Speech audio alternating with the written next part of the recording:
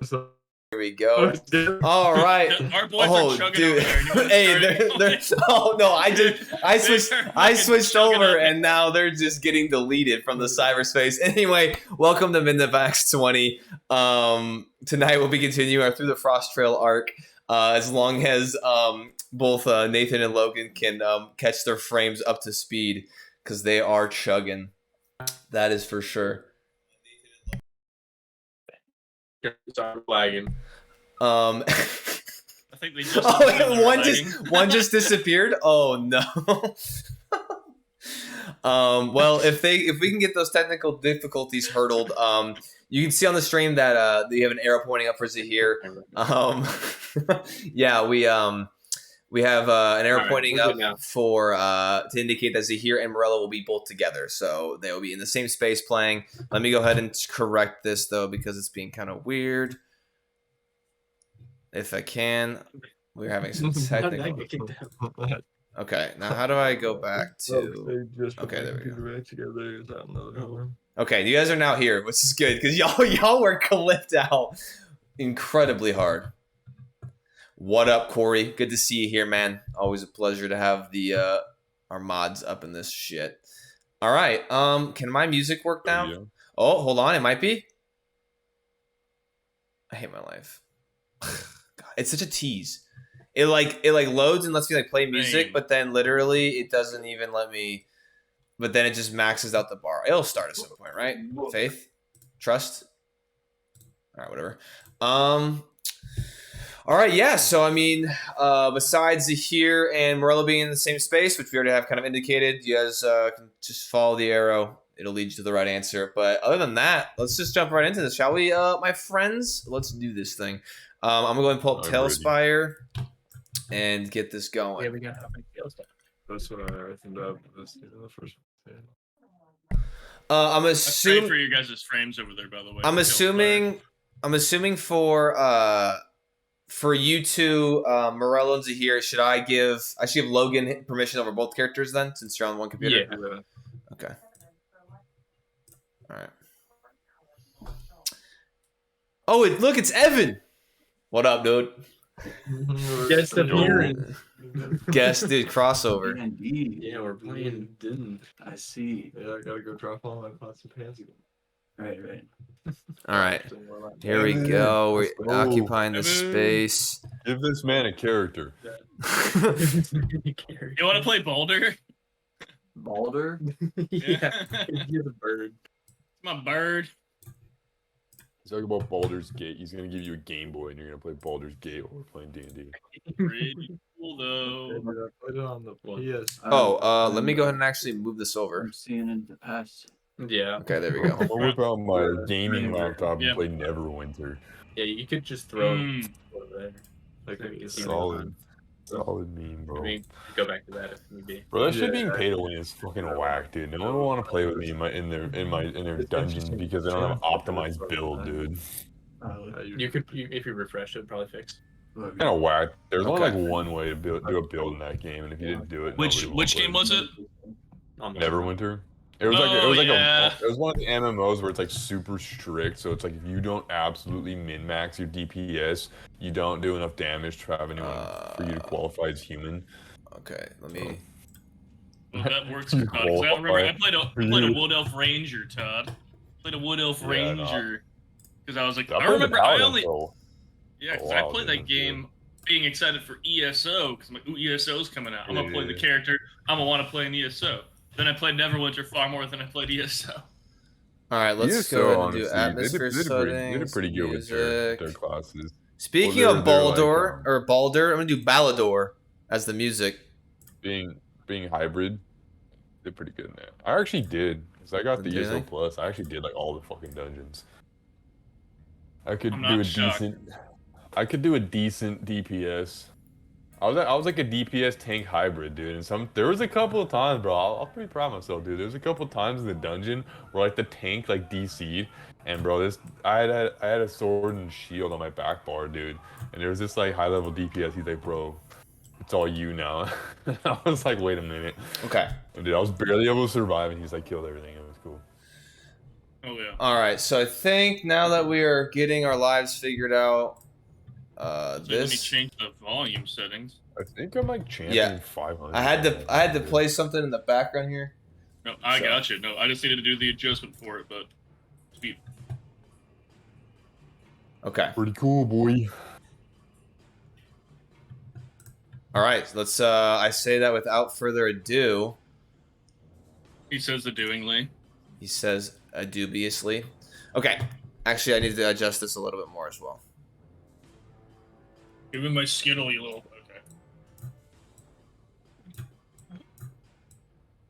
Okay, so to kind of quickly recap, considering that I've not done that yet, but we're kind of all loaded up as long as we're all good to go here.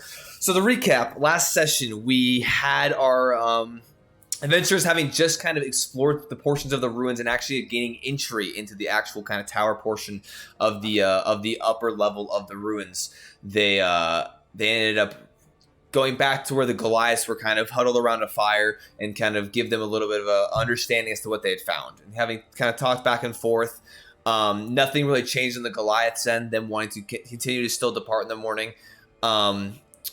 Almost convincing two brothers of the Goliath clan to accompany them into the descent, but sadly, they decided against joining you in your crew. As the following morning, as the sun kind of started to illuminate the kind of overcast clouds, you all kind of packed up your tents and your gear and moved your oxen into the actual interior space of the ruins. This music is throwing me off pretty hard. Hold up.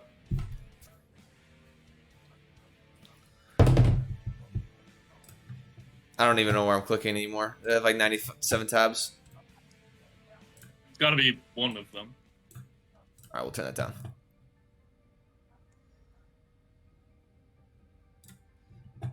Okay.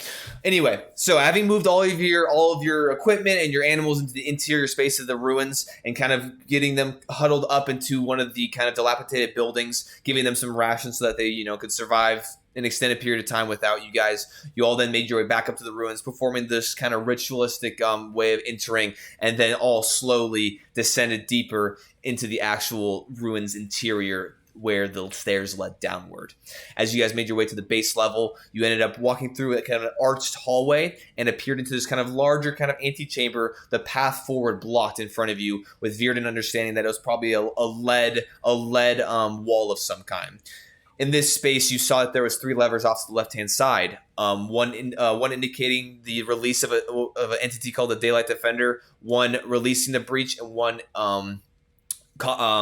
enabling the breach. As you did some investigating around, Virden ended up finding one key that was part of a 2-lock kind of mechanism on the release the breach section of the levering. However, that left it up to Aksov to have to lockpick the last mechanism, and sadly, even with advantage, the rolls were too low, and he did not manage to surpass the DC. Thus, as there was a moment of silence, the release the Daylight Defender lever slammed down, revealing a wall. A wall that was not known to you before kind of started to descend into the floor, and as it descended into the floor and locked in place, you heard loud kind of metal on metal clanking noises as an entity started to approach.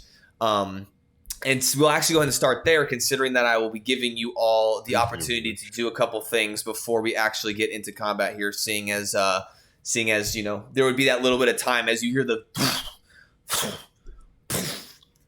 as you hear it making its way closer. So let me go ahead and give Zahir, and let me go give Morello Zahir's tools here, or permissions here. I'm going to give them to Toxic. Okay. All right. So with that being the case, this entity is not quite into the room. You can see the dim light kind of getting closer and closer to this doorway that has now become revealed. I'm giving you 15 feet of movement and an action. We'll just go ahead and go. We'll just go with you first, Morello. Oh, can I take my action first? It doesn't matter. Whoever wants to go first, go for it. Okay, I'm going first. I would like to lurch forward a bit and get almost online with the other people and shout, "Stop! We're supposed to be here." Okay. You want to fit? You're gonna have to move over a little bit, Morello. If you want to let him come into line. Okay. So as you step forward and you yell out into this space, as you hear this metallic entity making its way forward, it kind of reverberates off this kind of interior space. Also, one thing I didn't need to mention last time that I not mentioned, as the lever was dropped, the entrance kind of archway did end up sealing off, negating any sort of exit from this space.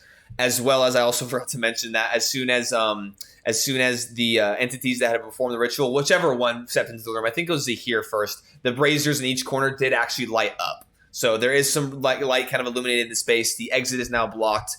Zahir, you step forward and you go and call this out. What is the next person doing?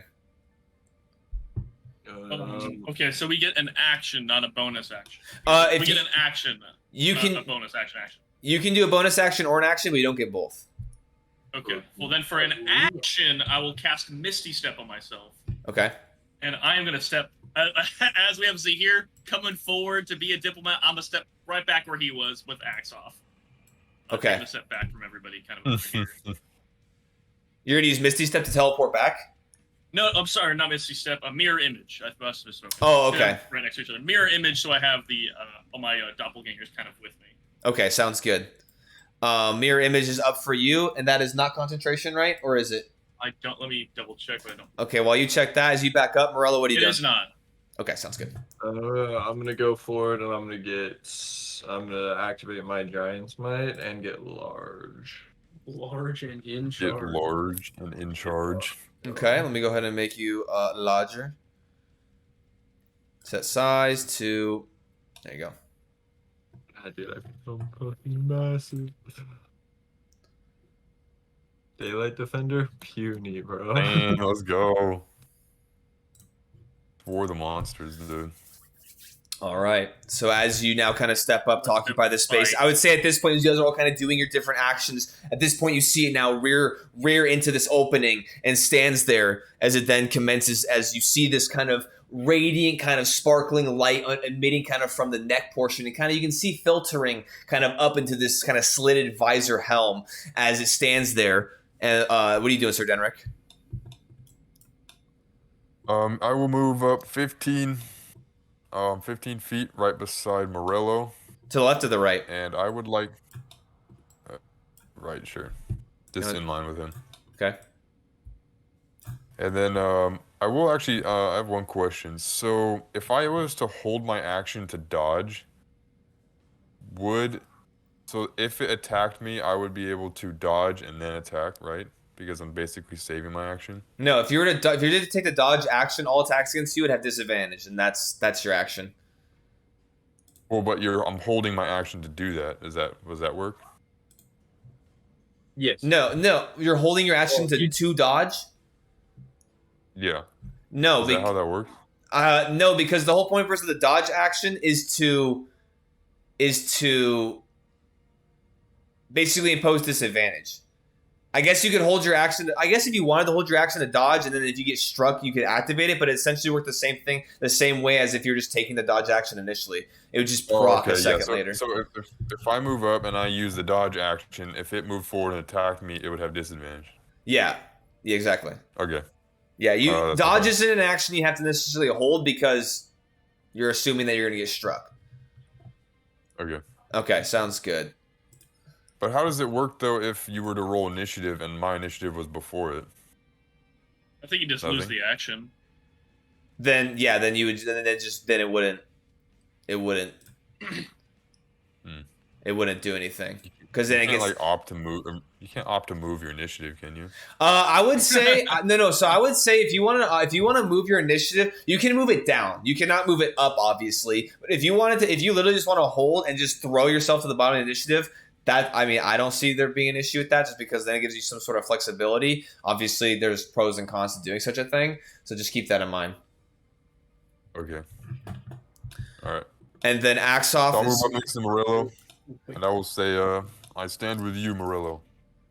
All All right, Aksov, you going next to Aksov, Fearden? He's just gonna go ahead and like kind of look at you, and then just kind of make his way to the corner area at this point. I know you probably mean that he's like scurrying over, getting ready for. I like to imagine I step back with him, and he just kind of goes, and then he just fucking moves away. Okay. Like, I'm hanging out with a weird kid. So as Aksov gets himself into position, as Sir Denric says this out to Morello, you now at this point with this entity standing before you, you see the kind of the flames licking up kind of into the actual visor. You see these kind of embers emitting. All of a sudden, you then see the furnace of this light within starts to burst forth into this intensity, shooting out of the visor kind of front portion of it, and it kind of reminds you of fire. However, it is like a bright golden kind of yellow. And as it kind of lights up and kind of sheds light across its body, you can see that this armored entity. Oh, did my music come on? Let's go, my music! It's back just in time. Dang, let's go. You can't make that shit up. You can't make that shit up. All right. Yeah, my music's so much better. Okay, hold on. Before we begin here, let me go ahead and adjust this a little bit. Turn that on. Turn Tailspire audio off. All right. Just in time. Okay. I will draw my weapon too. Why is this up? What the heck? Hold on. I am now struggling here. Oh, I must have just kept it up for some reason. Okay. No.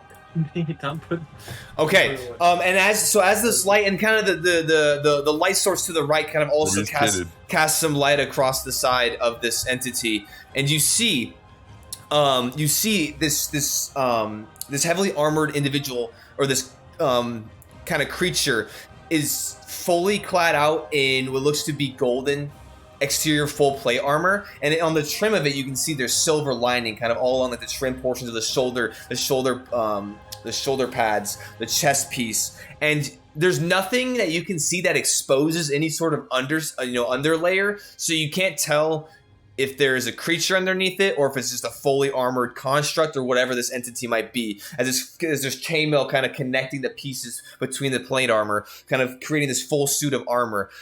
You can see in its right hand this massive long sword. You can see that it kind of has it has some sort of arcane like sigilling on it, but you can't really discern necessarily what the imbuement of it is on it. On the left hand side, kind of, when I was thinking about describing this, it kind of reminds me of the Infinity Gauntlet from the Avengers, where it's like this oversized large gauntlet. And you can see that on it, you can see these bright, illuminating kind of golden, kind of arcane sigilling all over it, and it looks disproportionate. Like it looks almost like a size and a half bigger than the right gauntlet holding the sword, as it is now just emitting this kind of energy across it as it steps into the space. As that's about the extent of the looking of the creature. And as this kind of radiant inferno kind of shoots out of the visor portion, it starts to step into the room. I'm gonna have everyone go ahead and roll initiative for me. We will go ahead and roll. I got a 1. I got a 1. All right. God. We'll go ahead and zoom out a little bit so we can kind of give an overview here. I got it. So to answer my own question, my initiative is 6. Oh, dude, mine's 4. Okay, we'll go ahead. Yeah, we'll go for Morello. What's your initiative? Actually, no, hold on. Sorry, here, I'll do it like how I normally do it. So initiative 20 to 25. Oh, sorry, hold on. I forgot to roll Aksov. Oh God. Okay, 15 to 20. I have 19. 19. Okay. Sounds good. You have 19. No one else. Okay. God. 10 to 15. Okay. 5 to 10. Okay. 6. Okay. Aksov. What? 3 all at once. Okay, 0 to 5. 4. Okay. 1. Oh my gosh. Hey, What did shout out to Aksov Evan. get? Did Aksov also get a 3? Aksov got a 5 plus his initiative, or plus his dex is gonna be 9 total. So. Yeah, don't worry, Shout boys. out to my boy Evan for rolling nat ones with me last. Yeah, shout out the other to D&D. the worst perception check ever made. All right, so at the top of the initiative order, as this creature, I will go ahead and say it moves in, not directly in space with you, Morello, but it does start to step into this room. Virden, you are up first. Wow, imagine that. First thing, bonus action, I'm going to begin my blade song. Okay. So, yeah, I'm going to begin that. That's not a concentration. That's not concentration, right? That is a concentration. Okay. Yeah, but it also boosts my concentration. So. Okay, I'm gonna write this down so I can remember these effects. Okay, so bonus action, you kind of pull out your rapier and you kind of get into your stance of your blade song as you prepare yourself. Sure. Yeah, we aren't gonna live, are we? 1 second. Let me see how long, because now I have. Yeah. So would the 25 feet of movement get me within range that I have here? Yeah, it would. Okay, so in that case, I will run up on him. I don't plan on using any words. I'm just gonna run up to him. I'm gonna use my, let me get back to my actual worded spells here. Go back to my booming blade and attack him with that. Okay, sounds good. Go ahead and make go ahead and make your attack. Okay, thank God for a bird. Okay, thank God for blade song. Let's see how. Hold on, just real quick. Does your blade song act with concentration, but you can have another spell? Oh, booming blade is not concentration. Okay, never mind.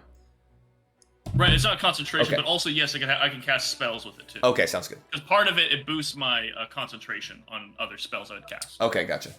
Sounds good. However, you're great. Thanks, buddy. Speaking of doing great, let me make sure. I'll take it back if you don't do. Well, I think does an 11 hit? An 11 does not hit. Yeah. Wow, wacky. However, I will say, because I made an attempted attack, well, it doesn't matter. I'll make a second attack at him. I'll just go swing. This one's just gonna be normal. You have two attacks because of your blade song, right? Yeah. Okay, sounds good. Go ahead. As long as one of them is a weapon attack as well as a cantrip. God. Oh, the dice are booty today. I have essentially double advantage with my elven accuracy, and I still got the same roll. The highest of those 3 die was 7. Oh my gosh. Unfortunate. Yeah. But thankfully, even though I didn't hit him with my mobile feat, I won't provoke opportunity of attack as I retreat backwards over to my boy over here. So you have 25 feet, and then you still have movement after the 25 feet? Yeah, because I have 40 feet of movement with mobile. With Blade Stinger, I also get another 10, so I have 50 feet of movement. Okay, sounds good, man.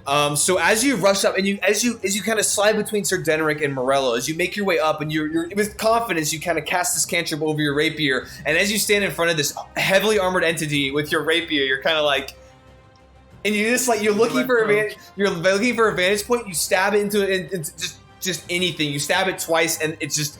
The rapier kind of bends slightly as you're trying to pierce its armor, and you're just like, okay, and you just turn around and you just run between them again. Yeah.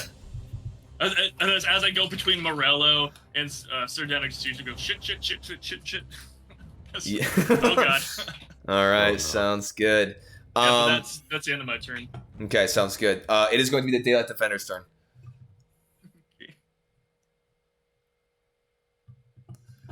Honestly, let's see. Hey, he doesn't listen to our boys here. He's pretty convincing. I will say to highlight that he did not seem to make any. Did not react at all. Did not react to that. I figured as much. So as it steps in, and as it steps in and kind of starts to rush in, you see that it scans it with its like fully armored helmet. It kind of you see it's turning on its axis as it looks, kind of scans the room. He's going to go ahead and sidestep over to the side here.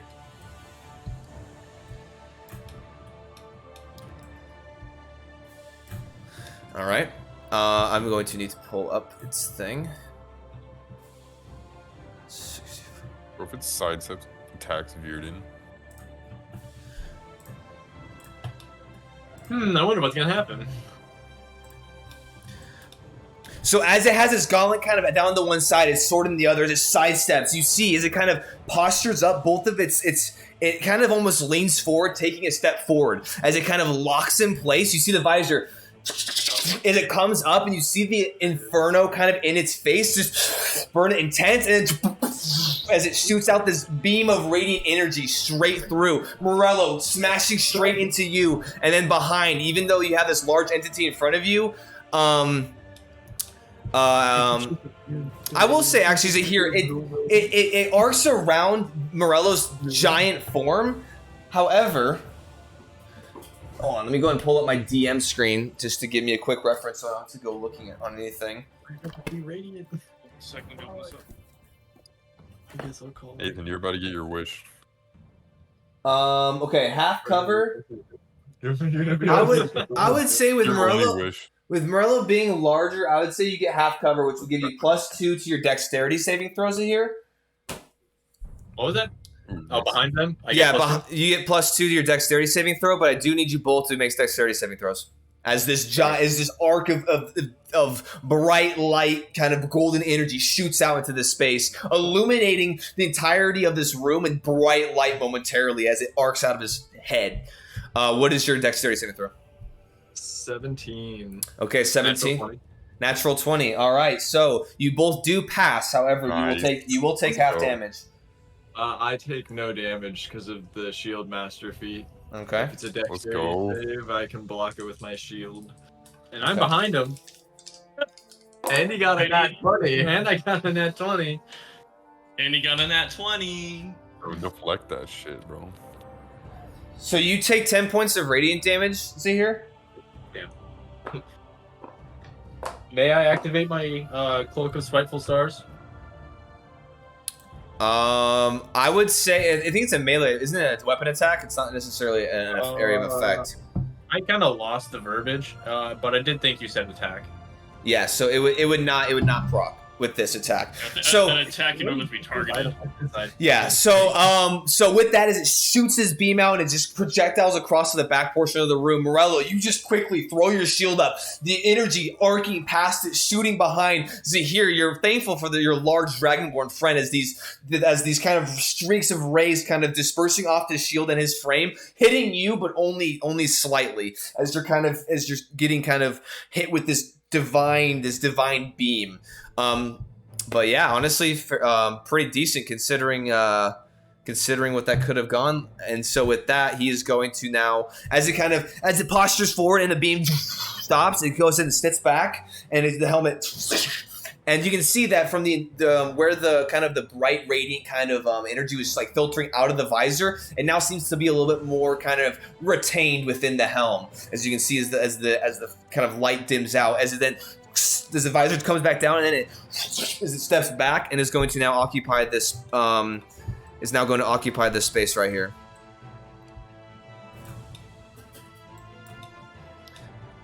But that is going to be the end of its turn, so that is now going to be Aksov's turn.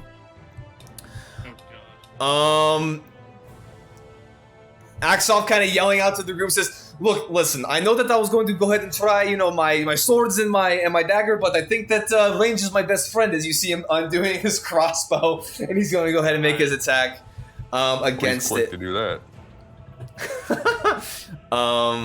Let me go ahead and pull up the. Absolutely. It's okay. I gave him proficiency with his crossbow. Don't worry. Oh yeah, dude. +4. Let's go. I like it.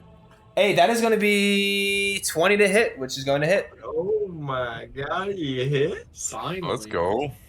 Off to a good start. Is it resistant to piercing? Is it resistant to...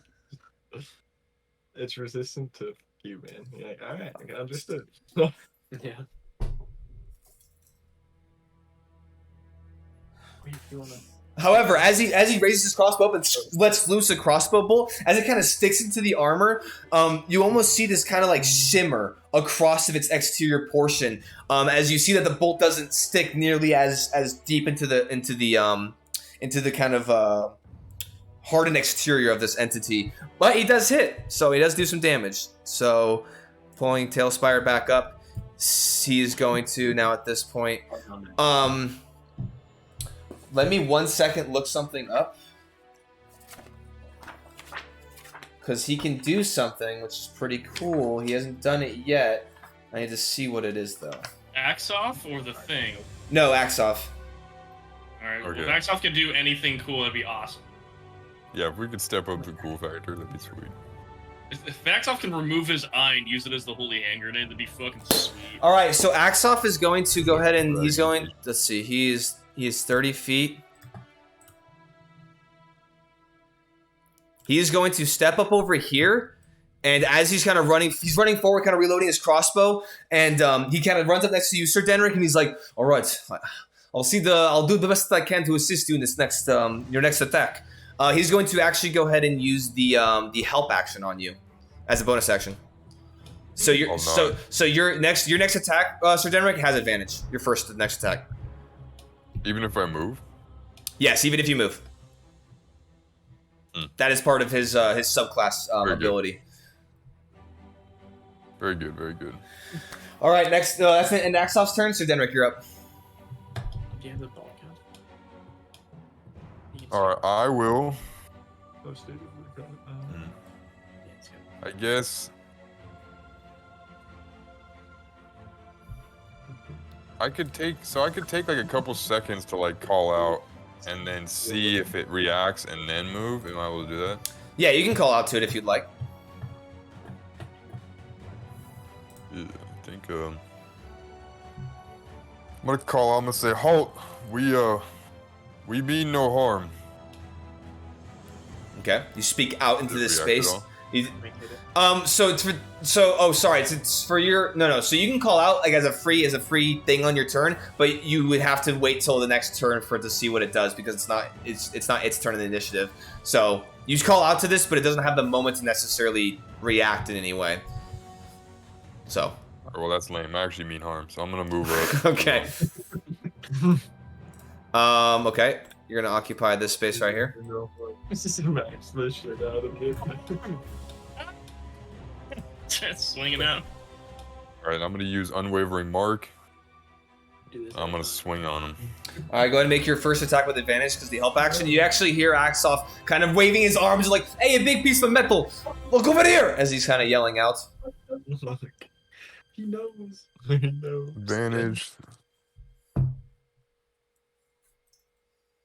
Let's see here. Cast daylight. That is a 20 to hit. That will hit. Is this a large creature? He is considered a large creature, yes. Christ. Alright, so I'm gonna roll damage for the first hit. Do you want me to roll both hits and then damage, or does it matter? You can roll both and then combine them if you want. Okay, so I'm gonna roll the second attack. That is a 13. That is going to miss. And then I will roll damage. Okay. So 6 plus 8, 14, 21. 21 points of damage. All right. 21 points of slashing damage. And it is a magic weapon. It is a magic weapon. Okay, sounds good. Yes. So as you step forward, you carve off to the kind of the front mid section of the chest plate of this entity. You slash it across this the kind of the chest. You can see that your blade does cause a decent dent or a decent kind of gash into the kind of slitting a slight kind of small portion across its armored exterior as your magical kind of blade manages to pierce through this kind of ward that it has. All right, and then as you reset and you kind of brace and you kind of do a downward slash, it does manage to kind of intercede its massive sword and kind of deflect yours off and then it kind of resets itself. Anything else you want to do? And then I applied an unwavering mark, Mm-hmm. and that will be it. Okay, next up is gonna be Morello. Can I And we do it. I'm gonna walk up to him.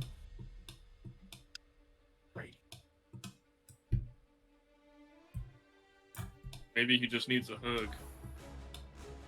Yeah, try hug. Next turn. I'll sacrifice one of my attacks to grapple. Said hug, Todd. Connor, go and grapple his legs.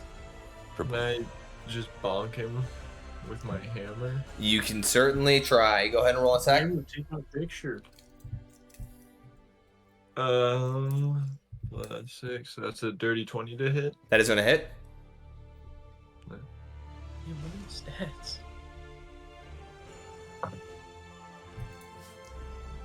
What the And fuck? then that'll be 15 damage. Okay. I was watching the streams, so I heard that twice. I was like, I thought he was rolling 2 attacks. And your weapon is not magical, correct? It's not magical. Okay. no. So as you open, you bonk him with your hammer. You kind of trying to, denting the kind of the front portion of it. And you in your large form, know that should have probably done more than it did. You see a slight dent in its armor, but it's not to the port it's not as effective as you thought it once would be. As you kind of see this almost like shimmer kind of emit off of the kind of the blow against it.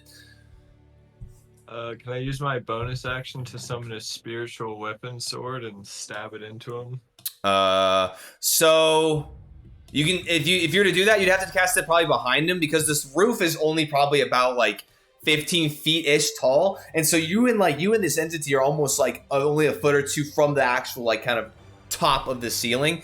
So to occupy its space to get it a sword in there or a weapon in there, you'd have to get it behind it, which you can see. I'll summon it behind him and have it stab him in the back. Okay, go ahead and make an attack with that. That's a natural 1. Nice. Okay. So as you summon the spiritual weapon, you see it kind of arc, and you can as it hears you kind of cast the spell and with the energy operate behind it, it kind of turns its head quickly and sidesteps as it kind of retracts into its spot. I'm just gonna go chops. Anything else you'd like to do? Nope. That's the end of my turn. All right, sounds good. That is going to be Zahir. You're up. With my bonus action, I will activate my starry form, have my form collapses into a point and explodes back out with the symbol of a chalice on my chest, Okay. or the constellation of a chalice on my chest. And with my action, I will cast Call Lightning. Can I do that in here? I don't think you can. I think it has a requirement of a ceiling.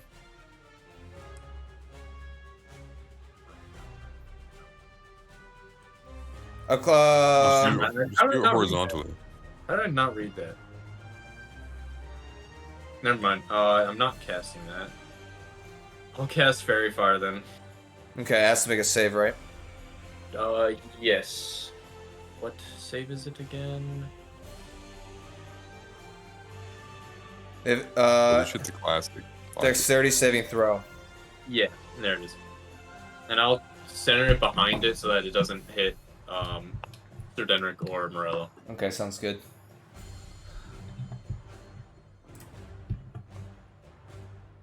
Okay. We hold the line. That is the question of this. So as you shoot this to the fairy fire, and you kind of create this spell kind of area of effect behind it. You see that it does recognize it. It turns its head again to behind it, but it doesn't manage to get. It kind of looks forward and kind of tries to shift, but cannot get out of the way. As you now see it kind of shimmering and exposed in this kind of these twinkling lights, kind of like constellations. Sick. Nice. And that will be the extent of my turn. Okay, sounds good.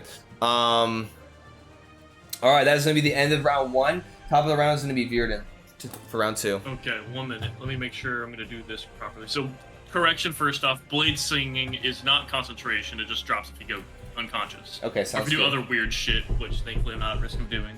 Okay, sounds good. But let's see, I need to get a little bit closer. So I'm going to try to do wait, cheeky thing here. I just need to feed him magic. Oh, I'm already within 30 feet of him.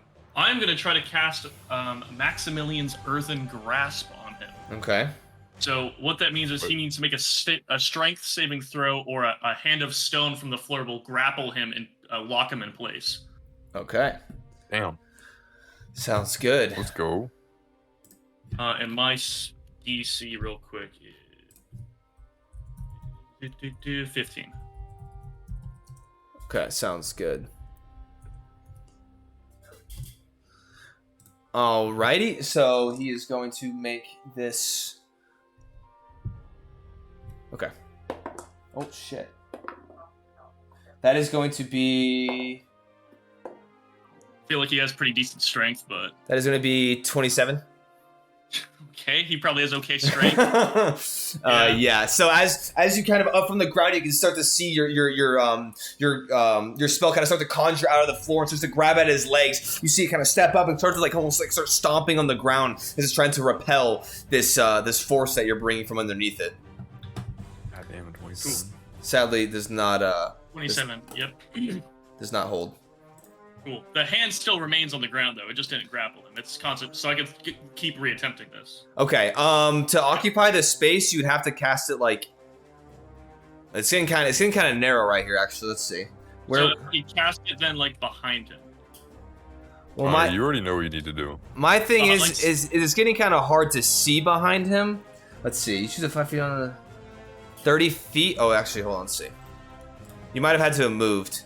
Yeah, you need to move up a little bit to get it behind him, because it's within 30 feet. So yeah, I was 30. I thought I had to target him, so that's why I thought I was fine. So you need to be. So you move 10 feet up. You can go ahead and cast it. A medium hand made for the. Okay. Okay. So yeah. So as it apparates, it tries to grab out his legs behind him. You see him kind of kick it off, but it does continue to kind of hang in the space behind him. Cool. All right. You know what you need that one is concentration. I'll write that down. That one is, yeah. Okay. Rabbit twisted. Earthen grasp. Veered in. Okay. Is that gonna end your turn? That's the end of it, yeah. Okay. Sounds good. All right. It is going to.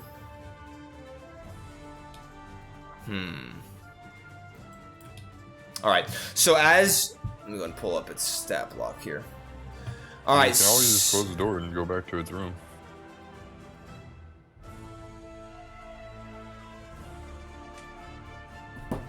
I need to write something down real quick.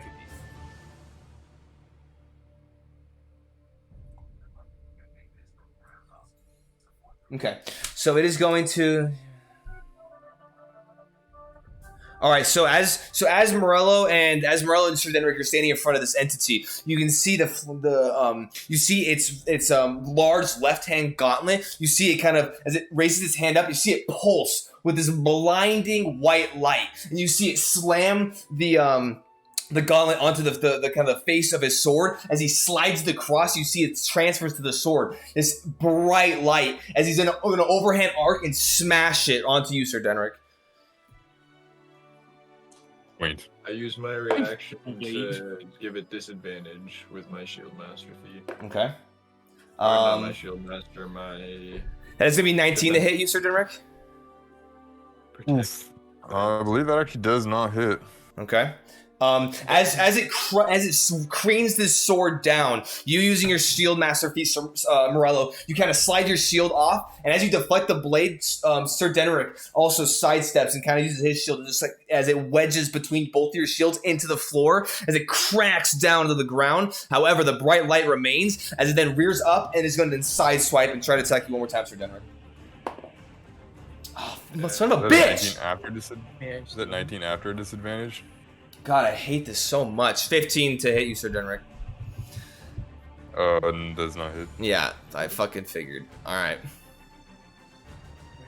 Oh, actually, it needs to roll. Okay. All right. So that is going to be its action. However, it's going to use its bonus action As the bright light that is on its blade, it still remains after both strikes. As it creates this second attack to you, you manage to just hunker up, and it streaks across your plate armor, Sir Denric. But your armor holds fast as it doesn't manage to pierce through. However, in its gauntlet kind of free hand now, you see that the runes, instead of them emitting kind of this golden energy, you see them pulse with this red hot kind of bright orange, as all of a sudden you see the whole gauntlet then transfer this energy now across its entire kind of surface area. As you see, it's just searing hot, kind of similar to what your armor looked like when you're fighting the Remoraz. And it's going to then reach out its hand and go to attempt to grapple you, Sir Denric. Damn. So I need you to make a contested grapple check, so either make an acrobatics or athletics against his. I will make athletics.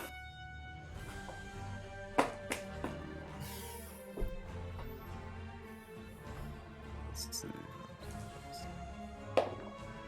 Let's hope this works.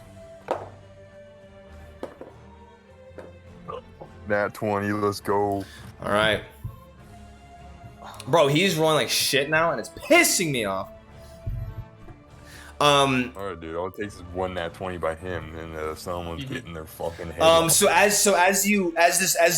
this red hot gauntlet just like goes out to grasp at you, you manage to sidestep, and as it kind of grasps into the air, and even the proximity as you sidestep this attack, you can feel the heat from it as it then recoils, and you see the gauntlet kind of as the runes kind of dissipate, and then it cools itself off, kind of emitting this kind of almost steam. Oh, that's the end of its turn. That's the way it goes. All right, I'm gonna go ahead and the way the gauntlet cooks. That's Bro, the way the Thanos cooks down here, bro. All right, I think Aksov is just gonna stay actually put. He's gonna make his attack against it. He's actually rolling really well for the first time ever. Hey man, this fight's for Aksov, man. He needs a confidence boost. Might need to feed him some magic stones. All right, that is going to be. He can feel the hostile energy directed towards him. 23 to hit, and he's going to roll his damage. Another, okay, fine.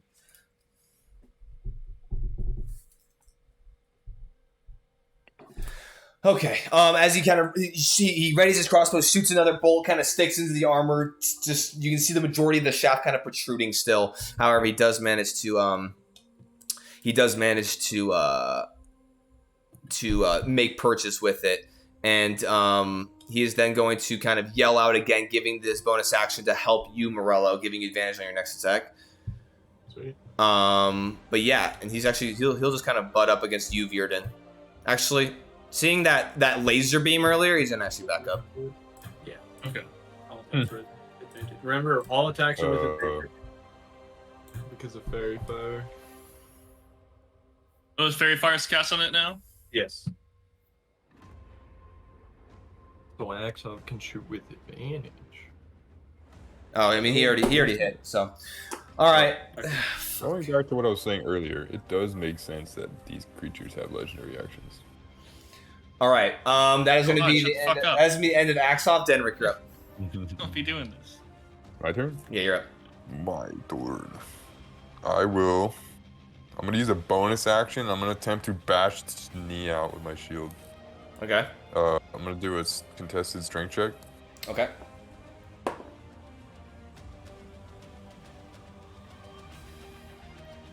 I rolled a 15 plus...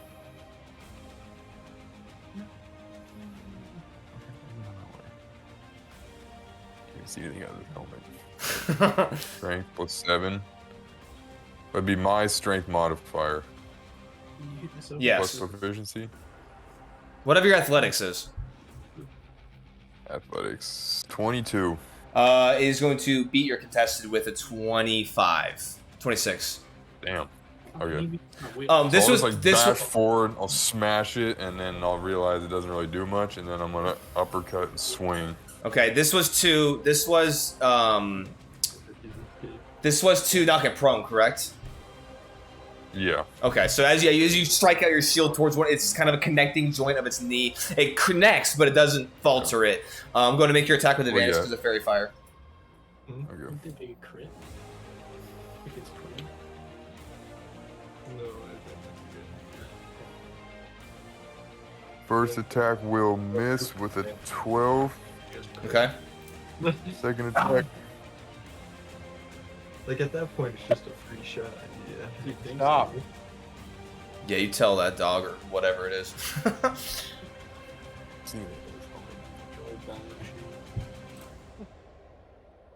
Just yelling, stop. 6. Nat 20. Let's go. Mm-hmm. Did you First roll? 6. Yeah. You roll? Oh, you rolled that 20. Okay, nice.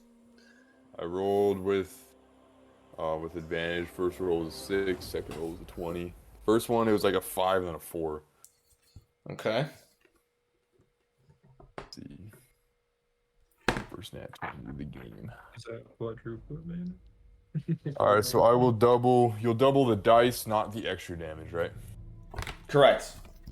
Okay, so 4d8, 7, 7, 6, 13.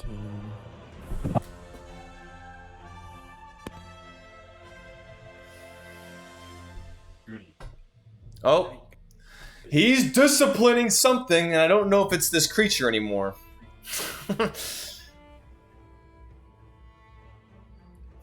Why is there a pocket? Why is there a bucket? Alright, so 13 plus 17. One more.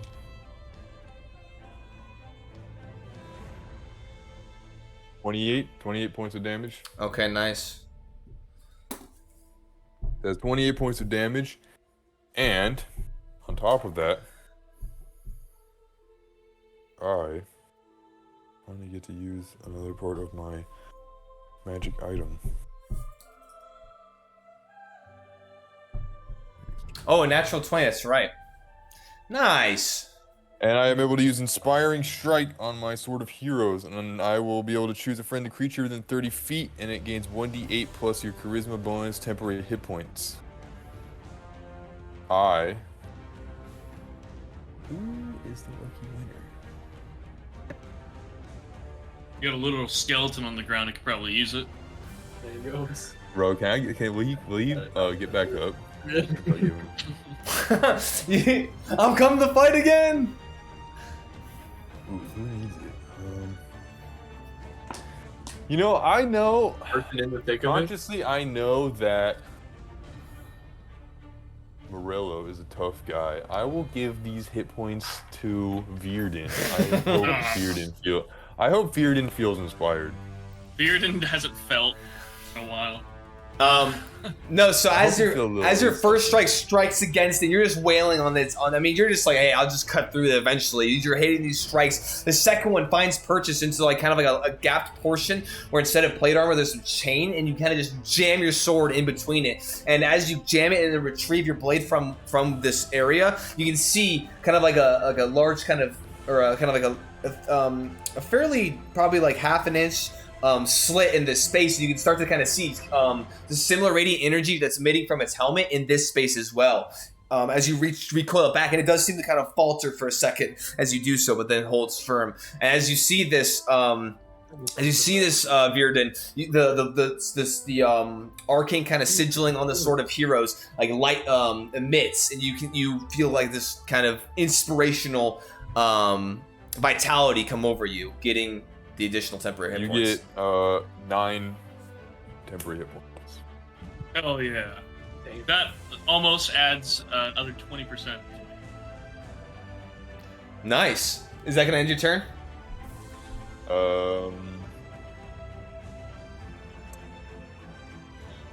Yes, I will. That will be unwavering mark as well.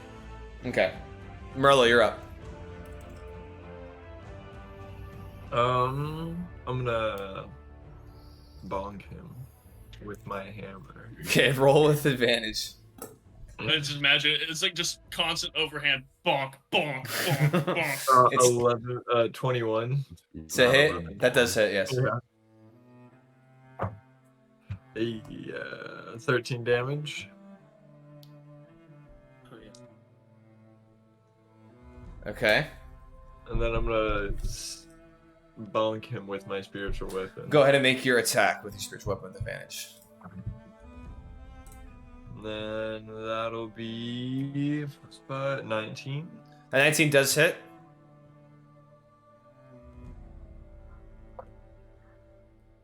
Does 6 radiant damage. 6 radiant damage. As you see, what's the weapon of your radiant of your blade or your? It's A farmer's scythe. So as you have this, is it like a long sword? Just like a long sword. Revolver. It's a gun. It's just a gun. Is it straight? It's like a giant like claymore. Okay. Much. So as it kind of arcs and kind of slams in the back of the Daylight Defender, you see as the radiant energy kind of strikes against the back. It has no effect. Yeah, that's what I thought. Son of a bitch. I'll just fucking dispel this one. I want it around. You just get rid of it. You're like, okay, and it dispels. All right. Thank God I didn't go archery. Yeah, I did. Okay, then that's my turn. Yeah. That's your turn. Okay, so here you're up. I would like to cast Magic Stone. Okay. I will walk over to Aksov, hand him one, say, if you need some magic. And then I walk over to Walk over to Virden and hand him one. Say, I will decline this, I will say. Okay, I'll toss I need to try something else first. Okay, I'll tuck it at it then.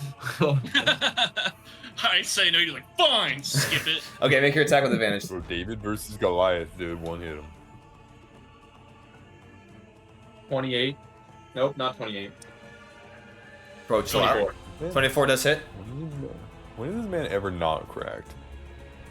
It says, do I perceive it? The stump? 27. 11 damage. What kind of damage is it? Should be bludgeoning. Should be or it is? Let me check. Yeah, I just want to make sure it It's either doesn't. bludgeoning or force. Magic Stone. Yeah, bludgeoning. Okay. You said how much? 11. 11. Okay. Is there anything else you want to do in your turn? Yeah, that's all I can do. All right, top of the round is going to be Bearden at round 3.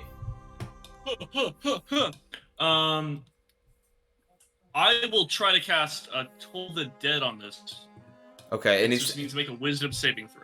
Wisdom saving throw. Sounds good. Let me pull up its stats. Oh shit. That'd be 12. 12 doesn't beat it. All right. It doesn't beat it. Yeah.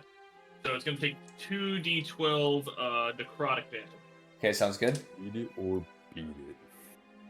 And I'm definitely searching for d12s. Oh, these have been d12s the whole time. Okay. That's an 8. Woo! 19. Do I add my spell attack to this one? I don't think so. I think Toll the Dead is a straight roll. Oh, you're right, because this is You're right, because it's a cantrip. So yeah, and that is 19 necrotic damage. Damn. Okay. Oh, that just means if they're it had to be wounded, right? Yeah, if be injured. D12s if they're wounded. Yeah. So as you hear, you chuck this magic stone and you see it dents off the side of it, kind of deflecting, and you see as it hits, makes impact. You see the magical kind of glowing of the stone that you kind of enhance, kind of flickers out and falls off to the side. And then as you kind of cast this incantation, you hear the boom of the gong as you see this necrotic kind of energy and shroud kind of go over it. You can see that as it kind of it envelops it and it dissipates. You can see that the radiant energy kind of in the helm kind of like darkens for a second and then lessens and then relights back up. Is there anything else you'd like to do? Yes, I'm gonna run up to it. Kind of how I plotted my course to Sir Denric and make a weapon attack as well. Okay. Let me. I'm a good guy. I would say if you're gonna make this attack, he does have half cover, only because you're stabbing in between the wall and Sir Denric. Sure. Yeah, I'll make the attack. Okay. Are you gonna like stab him and then go up against the wall and scoot away? Now I am. Yeah. Like Kronk in Emperor's New Groove, dude. Okay. So He's like sliding along the wall. come on, don't do me dirty now. Oh, thank God. Okay, so I'm doing the attack with this as well. I'm trying to do the +2 damage with my blade here. So, but total that's going to be 20 plus the 2. Math's hard. No, it's not. Oh yeah, so it's 22. That does it, yes. Yeah. 20 plus 2 is hard. 22. Well, I had to look around my spell sheet. I had to look around to make sure I wasn't adding a bunch of random other bullshit. But then just on top of that, it's just going to be just 5 damage, but my blade is magical. Okay, 5 points of damage. Nicely done. Daylight Defender, that's not a Hero Forge mini, is it? That is a Hero Forge mini. No, that is a Tailspire mini. Okay, I was wondering. I was like, that's. Is there anything else you would like to do? Just move. I'm just gonna move kind of back towards the here. Do you don't provoke opportunity attack? I don't because I made an attack on it. Okay. And I have the mobile feet. Okay. This is you're just signing off. Okay. I'm going back to the back lines. Be seen, you guys. And Unwavering Mark is in concentration, right? Actually, I will, if I can, I'm just going to change my movement back to what Todd said. I'll go against that wall towards the brazier instead. Okay. It's kind of out of sight, out of mind a little bit as you run up, you pierce. Doing my best. You kind of find this chink that Sir Denric created. You can kind of see where the light's emitting from it as you stab into this kind of vulnerable portion, and then just quickly recoil and then slide up against and kind of shimmy back on the kind of back wall that you butted up against. Okay. It is now going to be the Daylight Defender's turn. What's up? Unwavering Mark is... It must be within 5 feet of me.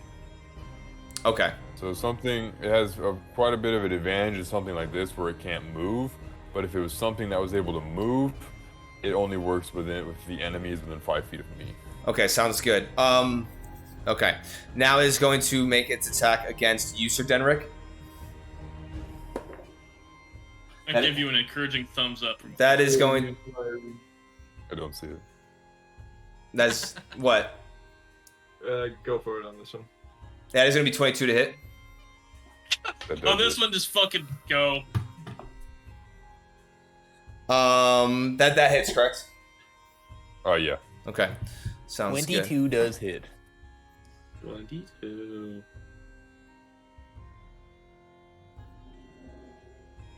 Now keep in mind that as it rears up and just overhand cleaves down upon you, the bright light still emitting off the sword, it is going to first deal its initial damage. That is going to be, let's see here. That is going to be 10 points of slashing damage against you. Okay. Sir Denric. 10 points of slashing. 38 points of poison for some reason. That is going to be 15 points of radiant damage as the blade screams down as you try to quickly raise your shield up and kind of get your sword to deflect this as it hits down, breaking through your defenses. You feel the blade smash onto your kind of like the kind of vulnerable bit of the from between like the shoulder blade and like the kind of chest piece. And as it strikes down, this bright light just detonates and emits. And I'm gonna need you to go ahead and make a Constitution saving throw for me.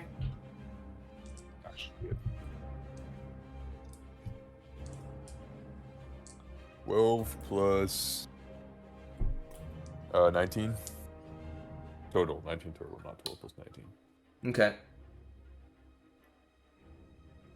Okay, sounds good. So as this blinding you quickly, as you take this hit, you kind of cry out and as it right before it detonates, you look away as this blinding light pulses throughout the room, and you manage to close your eyes. And as you look back, the blade recoiled out of your kind of shoulder area.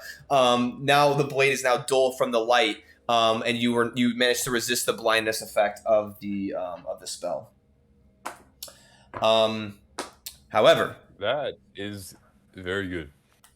It is now going to kind of sensing the source of fairy fire. It is going to, you see, as it recoils its sword, you see its hand kind of come out, almost like an Iron Man kind of gauntlet. You see the gauntlet outstretched over towards Yuzi here, and you see this kind of this bolt or this kind of like flame of radiant energy as it shoots out a guidance. Is this a spell? It is a spell. Counter spell. 3rd level. Okay, sounds good. Oh, so as it's looking as Zahir, you can kind of see its head turn back to you as it shoots this arc of radiant energy. You kind of go to like to flinch as it makes it halfway in the room. As then it's Virden kind of with a flourish. Virden kind of dispels it in the middle of the air. Hey, is that the first time we've used counterspell in our campaigns? Probably, yeah. Probably. I think that's the first time, bro. No, this is the first time for the dodge action, which didn't do anything. Any other spellcasters. Technically doesn't count. Okay. It is going to, once again, after shooting this and kind of resets its gauntlet, you once again see the bright orange ruins light up. The gauntlet kind of burning orange hot is going to grab out towards your throat, Morello. Honor, drink a whole beer for me. Go ahead and make a contested athletics check. I will use woe on because you use counterspell, bro. On me, bro. I will use I can't believe you're forcing me to do this, God.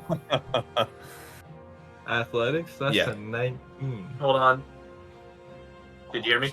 Yeah, go ahead and roll your woe. Yeah, -6. Okay. It rolled a 20, and then a -6 would be a 14.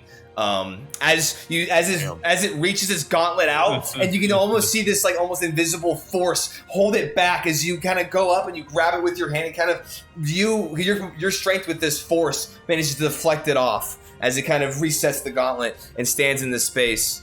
No,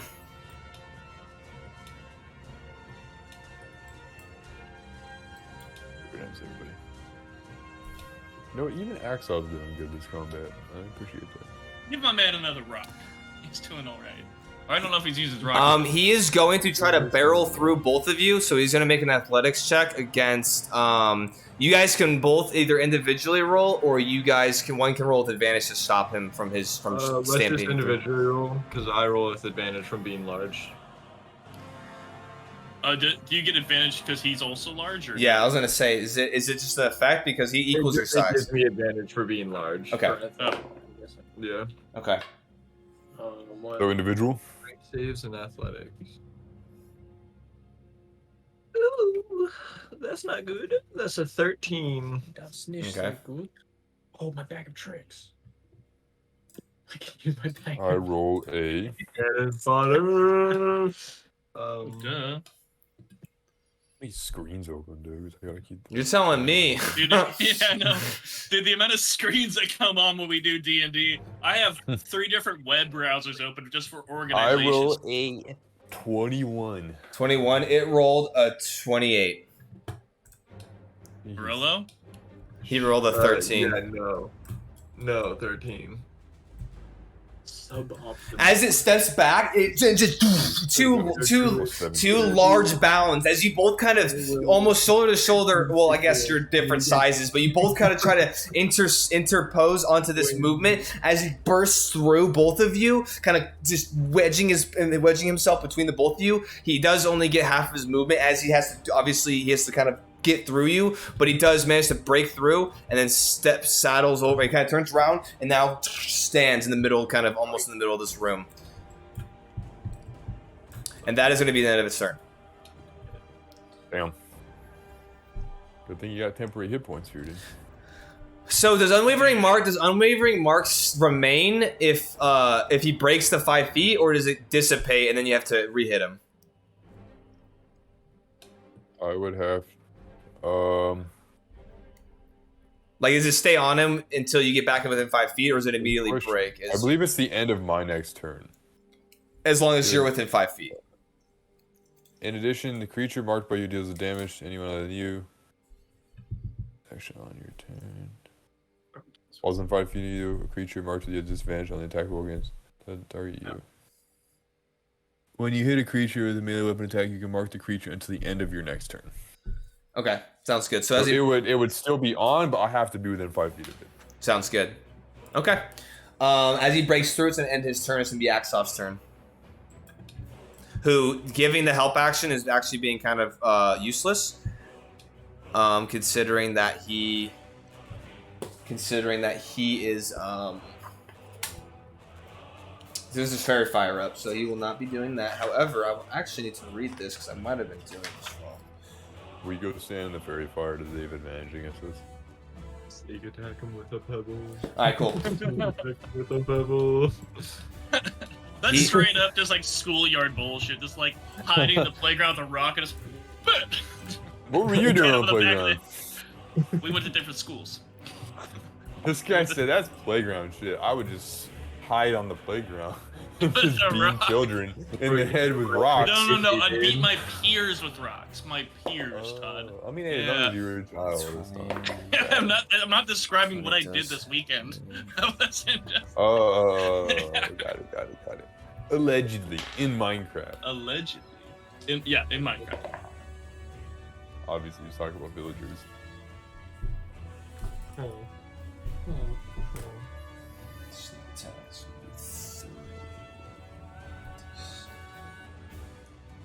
You know what you guys are, Nathan and Logan? You guys are the strong Johns. John and also John. And also John. Oh, strong John. You forgot about the other person who's in the house, and he's not here right now, but he's also John. We're the three. I'm also John. What's wrong? Bro, regular shows fucking dude. They just get like karate chop and they'd fly into the ceiling and just blow up. That shit was that's good. I like that. What was it? It was the giant duck. Oh, he's attacking. It would like it would karate chop. For Jared, I thought you were, for whatever reason, I heard you talk about Aksov, but I thought you were still doing the fucking Daylight Defender's turn. I'm like, hey man, how many attacks does it have? Hey, real quick, what the fuck? Alright, so that's gonna be 4, 8, 10 points of damage.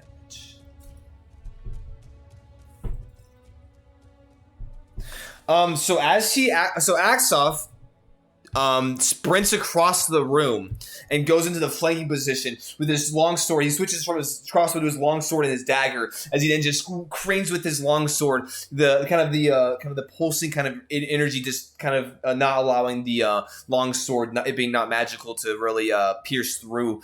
However, he jams the dagger kind of into the back portion. Let's see. So the way it was oriented, it would be on the opposite leg, kind of the back portion of where the armor kind of connects, where the leg kind of connects to the thigh area. As he jams his dagger into the back portion of that, and as it sticks in and it buries itself pretty deep, you see, I guess only Zahir, you would see this. As the dagger jams in, you see this kind of pulse of like dark, kind of black necrotic energy emit from the dagger, and then he recoils it back, and then kind of stands there.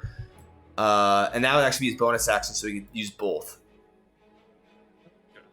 And actually, I would have to give him back some hit points, because with an offhand attack, you don't actually get your modifier for damage, so he actually gains that back.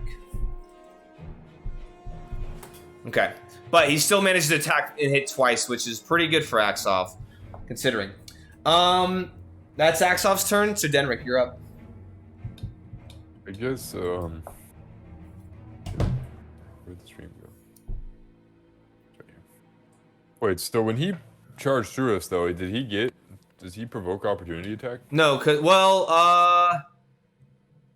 I guess in order for it not to have occurred, I'd say he right here, because he's still in proximity to you. The only reason why he's not in proximity is because of fucking Morello's giant ass base, but he pushed through you, so he's technically still within your proximity, making Morello or making Aksov right here. Yeah, he pushed through and turned around.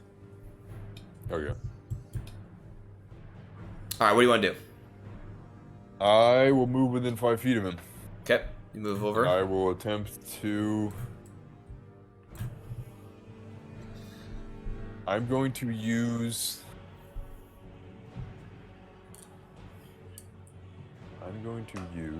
a bonus action to. On your, I will use the what do you call it? Fighting technique the Battle Master thing. Yeah. That you added to. Yeah. I will use Rally on your turn. You can use a bonus action to expend one superiority die to bolster the resolve of your companions. So I can give temporary hit points, D6 plus Charisma. I will give temporary hit points to Aksov. Okay. Go ahead and roll that. You're just giving all the hit points to the fucking scrubs out there in the back Nine. Nice. Temporary hit points. Hey, that's what you gave me too. There you go. Bro, shout out to the scrubs in the back line, dude. Nice. Back line. They're holding it down. Shadow Wizard Money Gang. So that is my bonus action, so I will not be able to use Shield Bash his kneecaps, and I will make weapon attacks against him. Go ahead and make your weapon attacks with advantage. with or without advantage? With advantage because of Fairy Fire. Fairy Fire is... what's crazy about Fairy Fire is a lot of spell attacks, they... a lot of spell attacks, or like spirit effects, they let you reroll the save, but Fairy Fire does not. At least I don't think so. Damn. I don't believe so. Right, Fairy Fire it's not like Thorns. It's not an AoE where he has to stand in it. No, it's like it's around him, so he's like kind of glowing a little bit. If I remember the spell description. Actually, hold on. Yeah, he's got a giant target on his forehead. No, actually, so 20-foot cube. So technically, it's within the radius of wherever he puts it. So a 20-foot cube, it would be. Yeah, that's ruining for everybody. Any creature in the area when the spell is cast. Yeah, we went over this last It's on cast, so it's an effect that remains. Yeah, so you could have cast it on a group of goblins, so they could spread out, and that group of goblins was all still affected by Fairy Fire.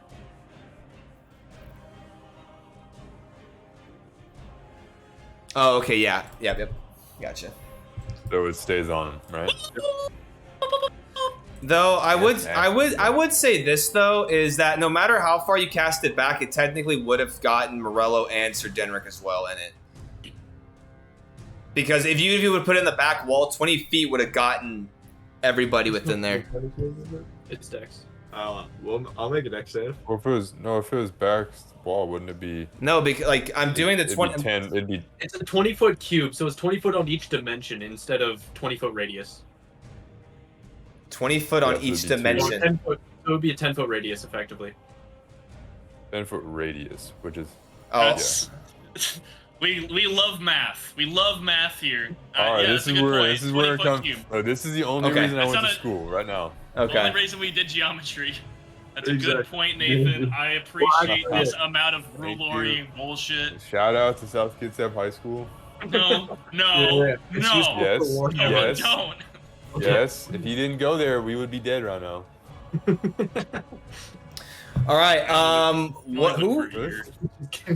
Whose turn is it? Anyway, it's mine. Dude. Okay, roll. I was debating the finer aspects. You were trying to figure out. Okay. Yeah. I was debating the finer aspects. Debate over. Continue. Things of life, 13 of our education. 13. The first attack is a unnatural 20. That hits. Dirty attack. 20. First roll 4. Second roll 2. All right, the first attack hits. Oh, the second. Okay, I see what you're saying. Damage. Roll me. 7, 8, 9. 16 damage. 16 damage, and that's just that first one. One attack hits, 16 damage. Okay. Wait.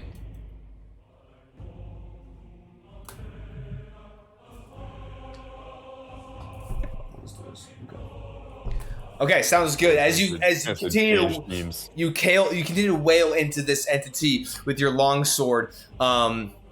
It tries to reach up its gauntlet and tries to deflect, and with its other sword tries to deflect, but you manage to just be quicker than its parrying maneuvers, as you continue to punch through its armor and its kind of defensive tactics that it's using to try to repel you, but it's to no avail. At least half of it, as you hit, as it deflects one and your other. Yeah, as your first one strikes, the other one gets deflected off. Anything else you're doing? I've used my bonus action and action, and I will not move to keep an unwavering mark. I will end my turn. Okay, Morello, you're up. Oh, Barlow's gone. Yell at him, Nathan. Yell at him. He's coming. Tell him he's. Oh, never mind. I'm gonna do something crazy. I'm not gonna bonk him. Oh my god. Hey, yo, this dude's nuts. Oh, This shit. dude's nuts. Okay, let me just say Sigmar does not approve. Wounds on him instead. You're gonna what? Second level inflict wounds. Okay, go ahead and make your attack. That's a Corey classic. Dude, I cast hurt. I go to shake his 17? hand. I cast inflict. Say again. 17. That does not hit. Wait, is Damn. inflict wounds an AC? It's a spell attack, yeah. Damn. As you turn and you kind of slide your hammer into your ring where it's held at your side, as you then cast this incantation, this kind of dark purplish energy on your hands. As you go and you step forward, it manages to using its gauntleted hand, it just grabs both of your grabs like grabs one of your arms, and using that one kind of uses the momentum and pushes both of your hands to the side as the spell dissipates. It flicks out, sadly unable to land it on its mark. Instead, can he use the gauntlet to give him a handshake, and it's the atomic handshake? It blows up the room. Yeah, dude, everything's just exploding as they're both fighting to maintain superiority. I don't like what I'm looking at here, bud. I don't like this. Why are you trying to cast your breath weapon from your hip, bro? My bad. Yeah, what do you think you're doing? He said I use my underslung grenade launcher. Go do it from vertical. Go vertical. I use my breath weapon. Yeah, from the. Hey, chill, bro. I'm right there. That's just stage lighting now. It's behind you. It doesn't attach to your head. It attaches to the ground. Yeah, I think it has to. Oh, dude, I was so far back. I think it attaches to the center of the mini if it attaches to the mini.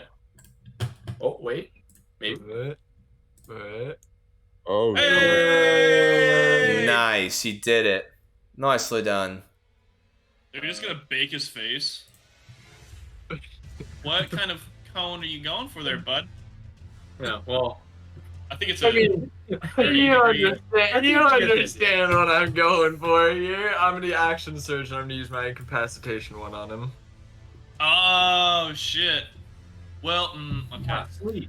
If it's in a 15-foot cone, it's gonna hit Aksov. Why would it hit Aksov? Because it's a breath weapon going out. It's not just gonna it's gonna encompass a space. It doesn't matter the distance in which it is. It's gonna occupy that space and hit Aksov. If you're gonna do it in that direction. Corners of him. I don't know. I'm gonna try and do it in this direction, in between. I just trying to get it to my face is a process, man. Yeah. It's a 15-foot cone. Just look straight down. What is the angle of it? I mean, your crotch is still pretty accurate for what it is. For a 15-foot cone, though, it goes, the first cone's 5 feet, the second one's 10 feet, then the third one's 15, like in a cone like that. Yeah, so no matter what, you're gonna hit somebody. Like a 45. Yeah, because it's not that narrow. It goes and it widens out, and so you would hit it. Yeah, you're hitting. If you did it there, you'd actually hit Zahir and Aksov. I see. Yeah, I literally was just googling to figure. I literally just googling to figure out the same thing. I didn't know that. I didn't know that a 15-foot cone goes 15 feet and a 30-foot cone goes 30 feet type deal. Yeah, because it starts at a point and then fans out. I was about to say change teams. Constitution saves, please. wait, you doing it? Constitution saves, please. Oh shit! I bet you one motherfucker passes and I know who he is. His name's Gilzop, the fucking. Okay. Have I used my reaction this turn already? I don't think so. No, not yet. No. No. Okay, so I will use Woe on the Daylight Defender for this. Okay, go ahead. What was me? And then, so his roll is subtracted by 2, and I got a 16. You got and Aksov had the fucking roll. That's right. the fuck? Y'all want to see some? Y'all want to see some low rolls? I'm gonna think about giving Aksov the help action and laugh. He actually rolled. For a con 19. Hey. Nice. How deep in the 20s did the Daily Defender get? DC 13. He rolled a 12. -2 is 10. Yeah. I got a 16. Everyone kick the shit out. Wait. So what occurs? He's incapacitated until my next turn. Incapacitated? You know what's hilarious? When my turn came up, I was gonna try to do a spell that did the same thing to him. So that works out so well, and that is so much cheaper. A good question. He said, "Damn." Big brain, please. Yeah, I was gonna turn off the light switch in his fucking brain. Is that in the PHP? Is that in the PHP? 1 second.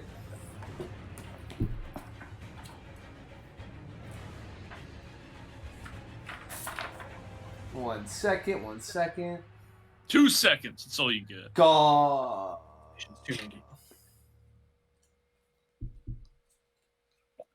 Are you preheating the oven? You're goddamn right I am. No, I've cut enough vegetables. Maybe. Oh, never mind. It's literally just can't take it. Okay. So. Paralyzed. Okay, so it is as you. He's gone. Hey, what's up, dude? So as he charges. Wait, hold on. Is his breath weapon a bonus action?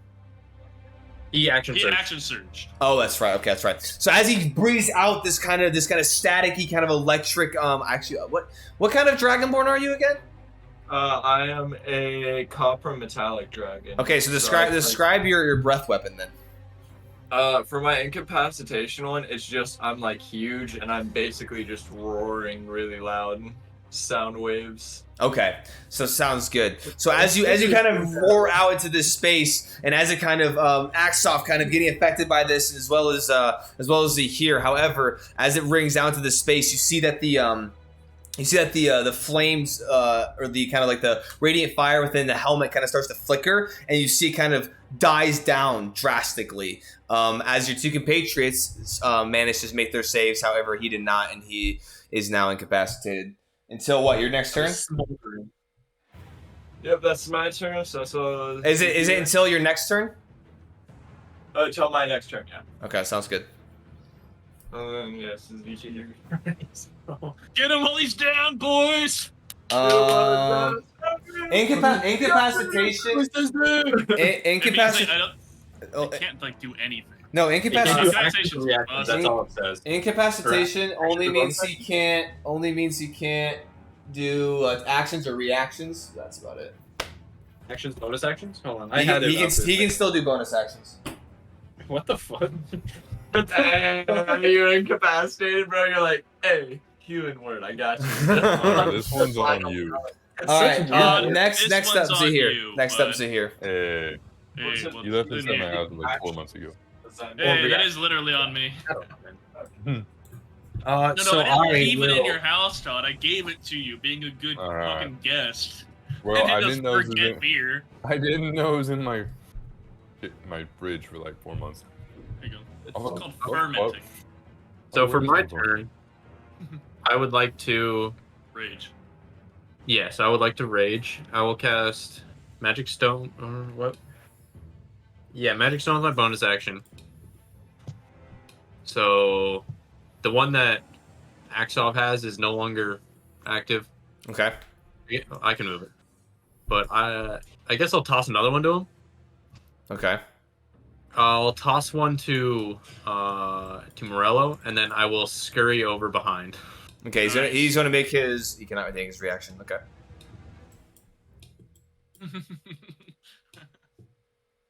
Yeah, right here. I'm sorry we're beating up your boss here, Jerry. I'm sorry, dude. It's got like 500 hit points. Well, I mean, still, sorry beating up your boy. I'm not. And then that's nice seeing it from the other side. I'll throw my stone at it. Go make your attack with advantage.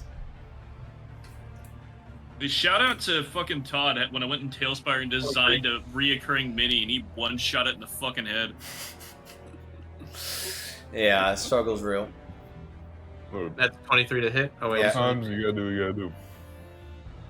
That is. We net 9 20 in a row, bro. You can't play for that. Sorry. What's up?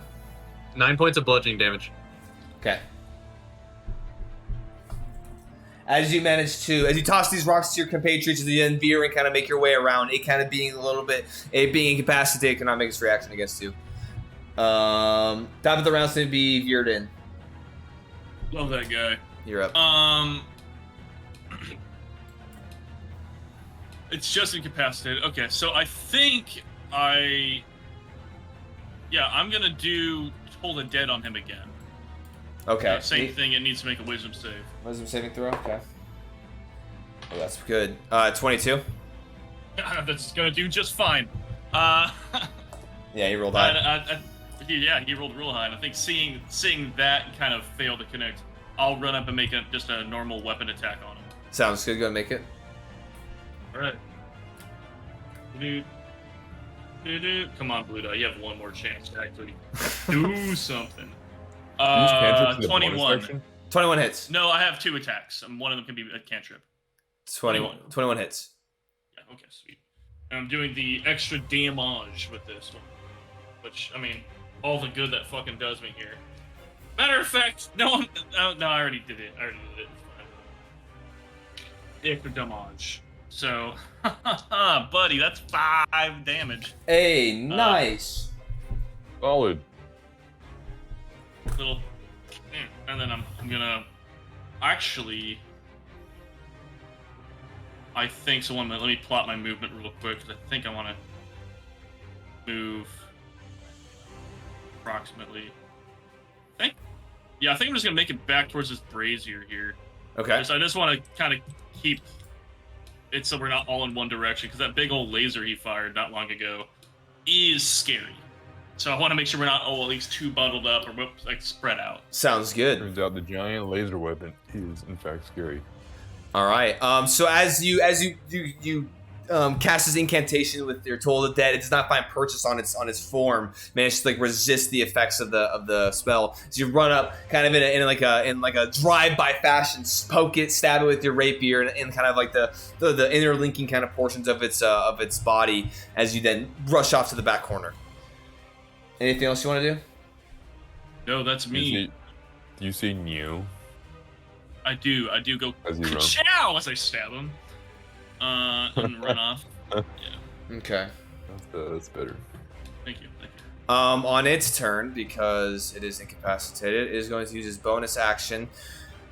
You see the gauntlet kind of flare up, and as it does different actions, as it ignites its gauntlet with the fire, you see certain runes kind of emit, and this one is a different kind of configuration. As all of a sudden you see this large circular kind of radiant shield emit from the gauntlet, and it's going to kind of hunker and just stay, and just be ready. Is it a spell though?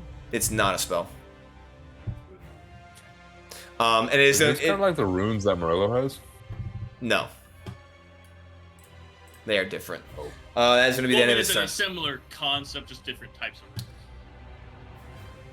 I mean, they're glowing. I mean, Morello's runes glow when things happen to him. So if you want to well, like in my mind, I'm like, is it like a rune type of magic that's going on? Maybe like different. Like he has giant magic. This has, I don't know. You just see like arcane sigils. I should say arcane sigils. They're not runes. Like, I mean, they look different in configuration. Yeah, the runes are different, whereas these are like arcane sigils. I dig it. Yeah. I was going to. Does Zahir recognize any of them as celestial? I guess we'll have to find out. Oh, that's right. Actually, Aksov. can I do one more thing on our? Zahir, I guess use your no, it eyes. already passed me. It's fine. I was just gonna ask about his condition. If I could interpret anything about his condition. You can see that it's starting to look kind of hurt. You can see that the flames in the helmet are starting to. Well, they were starting to kind of falter, and then with the incapacitation, you can see that they're kind of died down some, not at its kind of full strength. Gotcha. Okay, cool. And then it is going to be Aksov's turn, who is going to, with the flanked here, is going to make his attacks.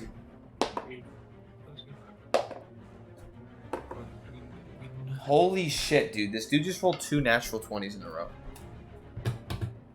Go.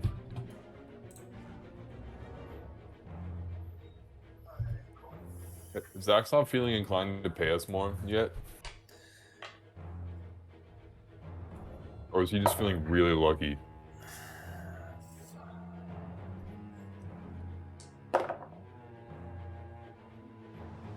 Ooh.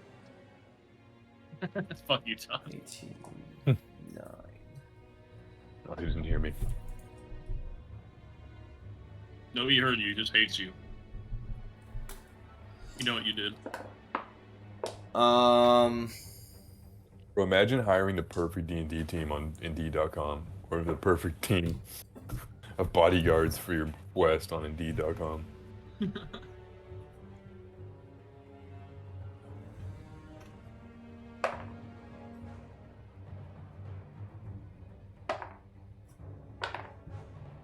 Oh, the perfect D&D party.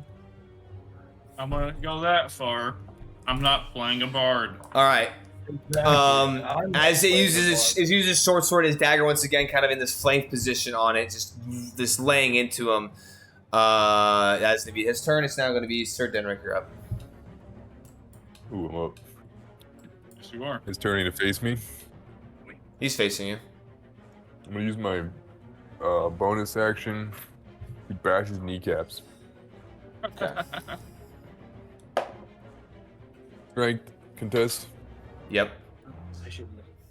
2. He got he got 16. Okay, well. And Shane, 9 does there's not a beat chance. that. I'll make weapon attacks against him. All right, go ahead and make your weapon attacks. First one, advantage, right? Let's sell advantage.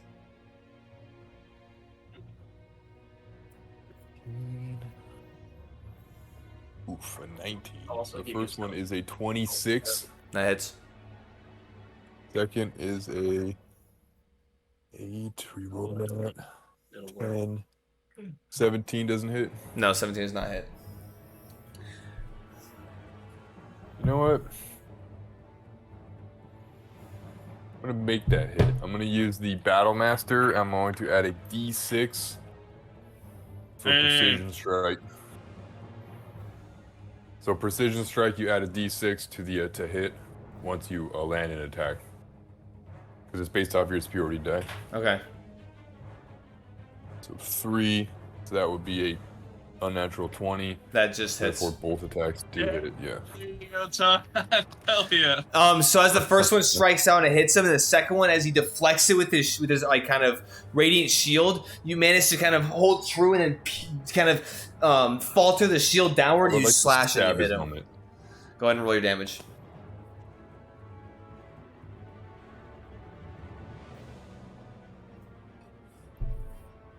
Base roll. Damn.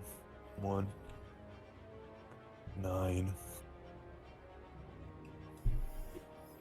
16.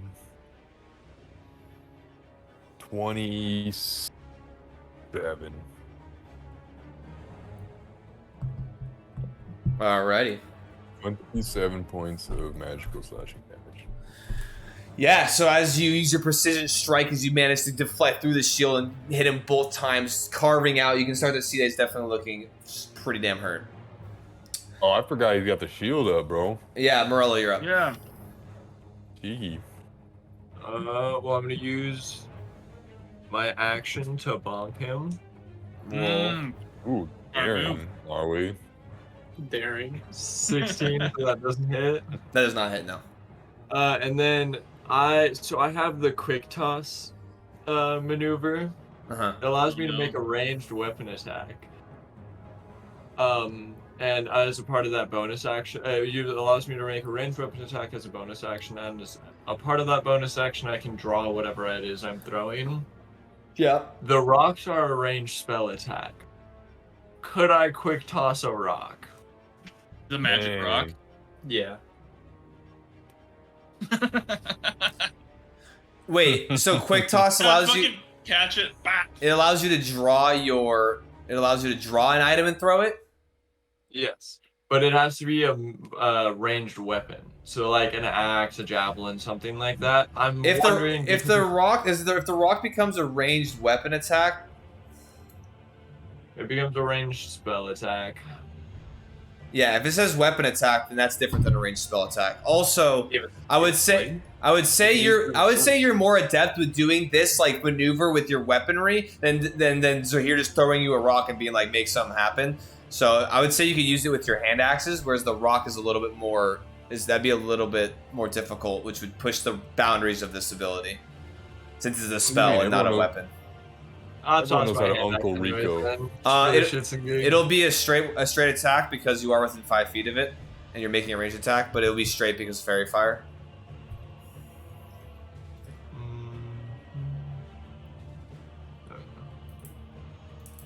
Kill him dead. Nope. No. Okay. Okay. Good guy. As you go to bonk, it brings up its shield that is created from this gauntlet, deflecting it off. And as you go ahead and as your hammer gets deflected off, you go you go for a quick draw of one of your hand axes and throw it upwards with quick reflex speed, drops the shield, deflects the hand axe off as it kind of careens off and hits and kind of scatters onto the floor. And then object interaction, just catch the hammer that fell down, or pick the hammer back up off the ground. Okay, sounds good. Leave my hand axe wherever it is. Yeah, it's just on the floor, kind of in the space. All right, so here you're up. At the end of Marilla's turn, the thing loses its stuff. It's no longer incapacitated. Yeah, so at the end of your turn, you see that the visor kind of starts to flare back up with this energy. So here you're up. Yeah, I got nothing. I'll just cast Magic Stone again. Look, all the damage with advantage counts as your damage. I just want you to know that. Yeah, that's a fair point. That's all your 90% of my arsenal is radiant damage. All I have is these rocks.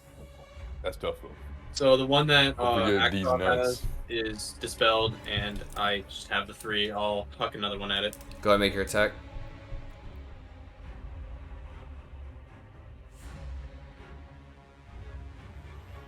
Oop.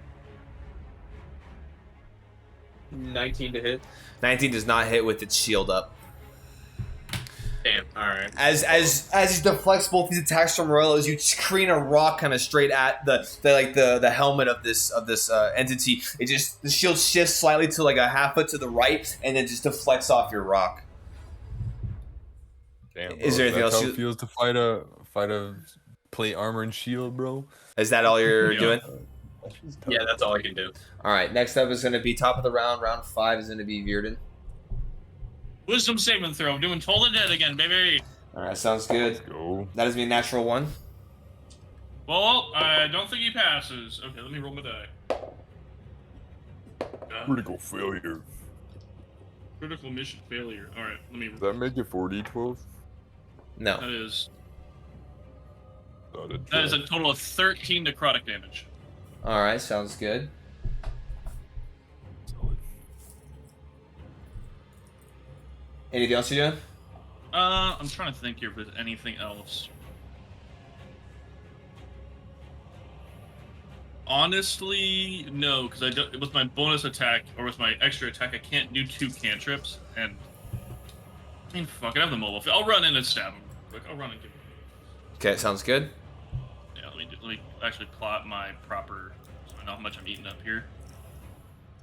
Damn, I'm all the way back there. I have 50 feet of movement. Just zooming around this 25 by 25 room. Dude, just zooming around it. Okay, so. I'm just imagining the whole battle. Come on, baby. Okay, sweet. That is 24 to hit. That does hit. Thank God. Something happened. Oh, I don't know why I was. That would have really sucked. I was thinking Morello was the enemy, so never mind. Alright, and then, that's... So that is, 11, piercing damage. 11, okay.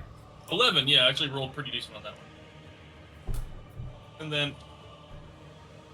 I'm gonna run right back, just for the simplicity of things, I'm just gonna run right back to that same spot. Because that's less than half my movement to get to him.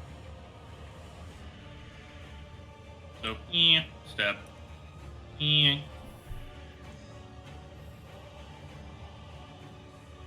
Don't forget you have temporary hit points. I do have temporary hit points. Thankfully, it's not come up yet.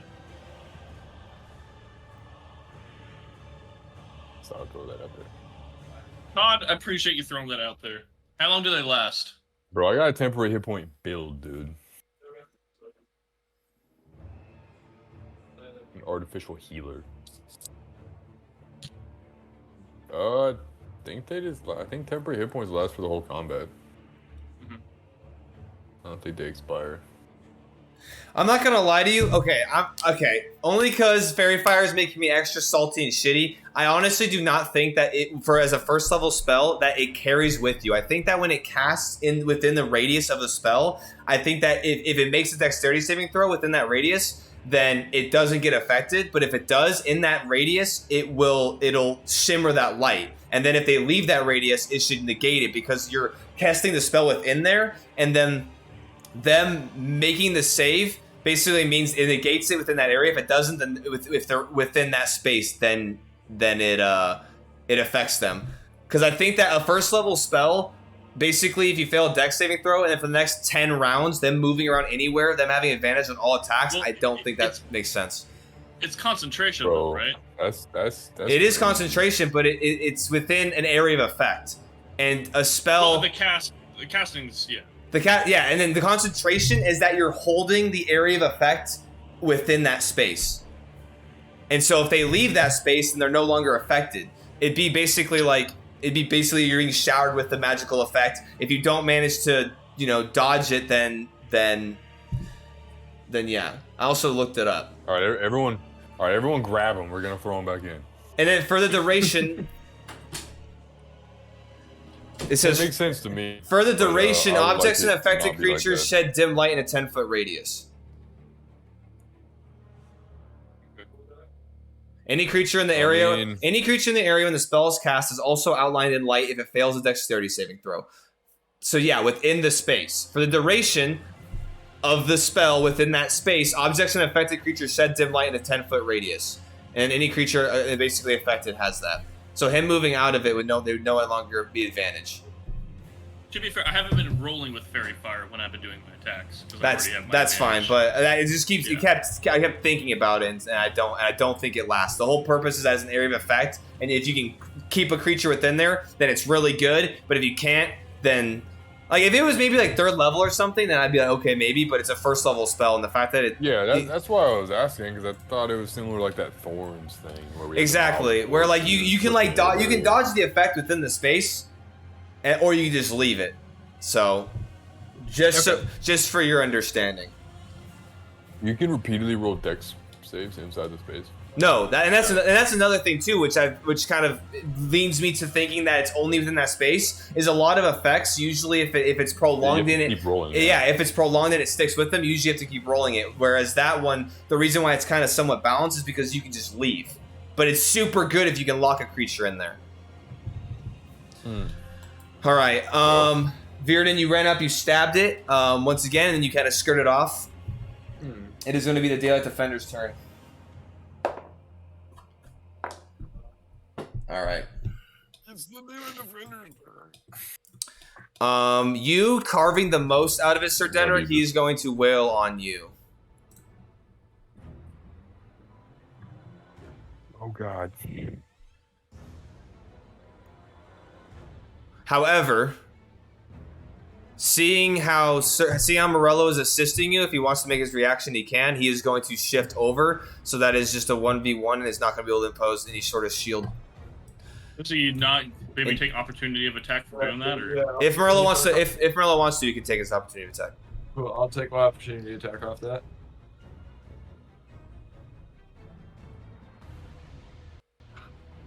$17. 17. At the top of his turn, the gauntlet does fade, and the sigils that were kind of emitting, keeping the shield up, do dissipate. However, as you're striking out, it does deflect off of his armor and does not manage to hit through.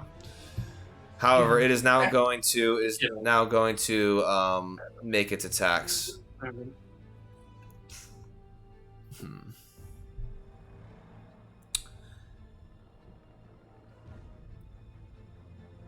It is going to just make its 2 attacks against you, Sir Denrick.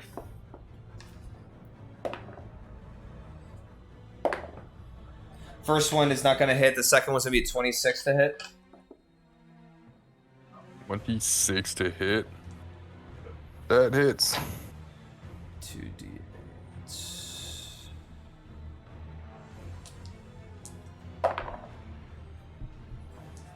That is going to be 8 points of slashing damage.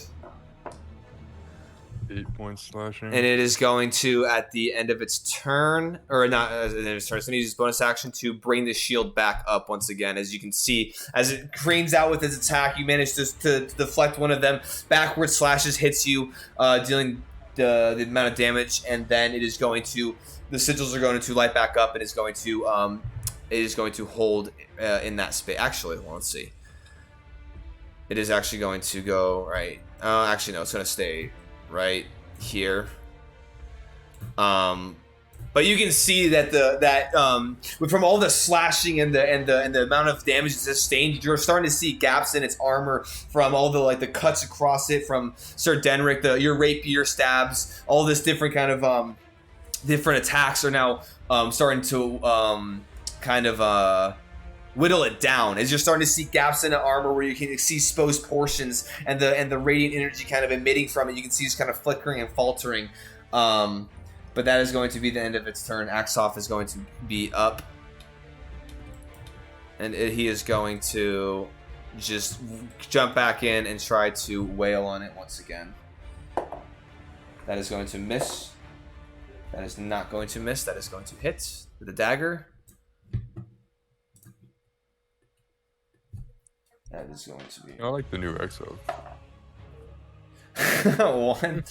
1 point of damage, and then 1 point of damage, and then it's going to be 3 points of damage for 4 points. You won. Nice. Nice one, bro. As he kind of rushes across the space. Oh, he actually does get sneak attack on that. Nice.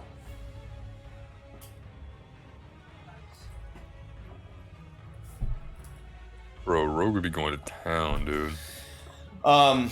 He as he rushes over the long sword, kind of being more telegraphed, as he arcs downward, the radiant shield kind of deflects it off, but then he kind of sneaks in the dagger into a sideways kind of jab at it as it punctures the armor, recoils, and you see another kind of flare of gap where the armors continue to just take this onslaught.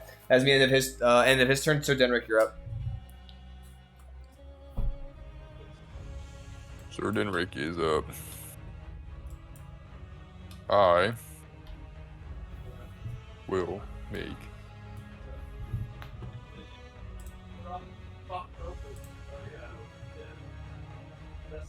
make weapon attacks against it. Go ahead. Oh yeah, that's what I'd recommend. Yo, where's Morello? Is he hanging out? He's making pie. Oh, nice. This guy's gone, dude. He said. He's back. Not with advantage, so first attack. Yeah. 17. Assume that does not hit. You pull out the Swiffer? Yeah, it does not hit. Sorry, there's flour all over the kitchen floor. Oh, did you drop your dice? Oh, I see why you get disadvantage in heavy armor, bro. This man has one piece of it. He's like, damn. I'm hitting everything, dude. Alright. Yeah. Nat 20, let's go. Alright. Although it's like good count. Nat 20 for the second attack. It's in the place in section. But it used to taste like the ones that we used to make. Which, yeah, not great, but alright. Nostalgia. So the first attack misses, the second attack is a natural 20. So therefore, I will deal damage. Let's go. Who is in proximity to me? I think everyone but me. Oh, actually, where's it here?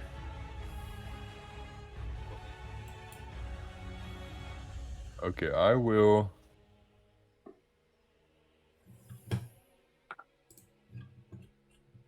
I will roll damage. 48. you're gonna go put it into flour? 6. My turn's next. Let's go Oh, 8.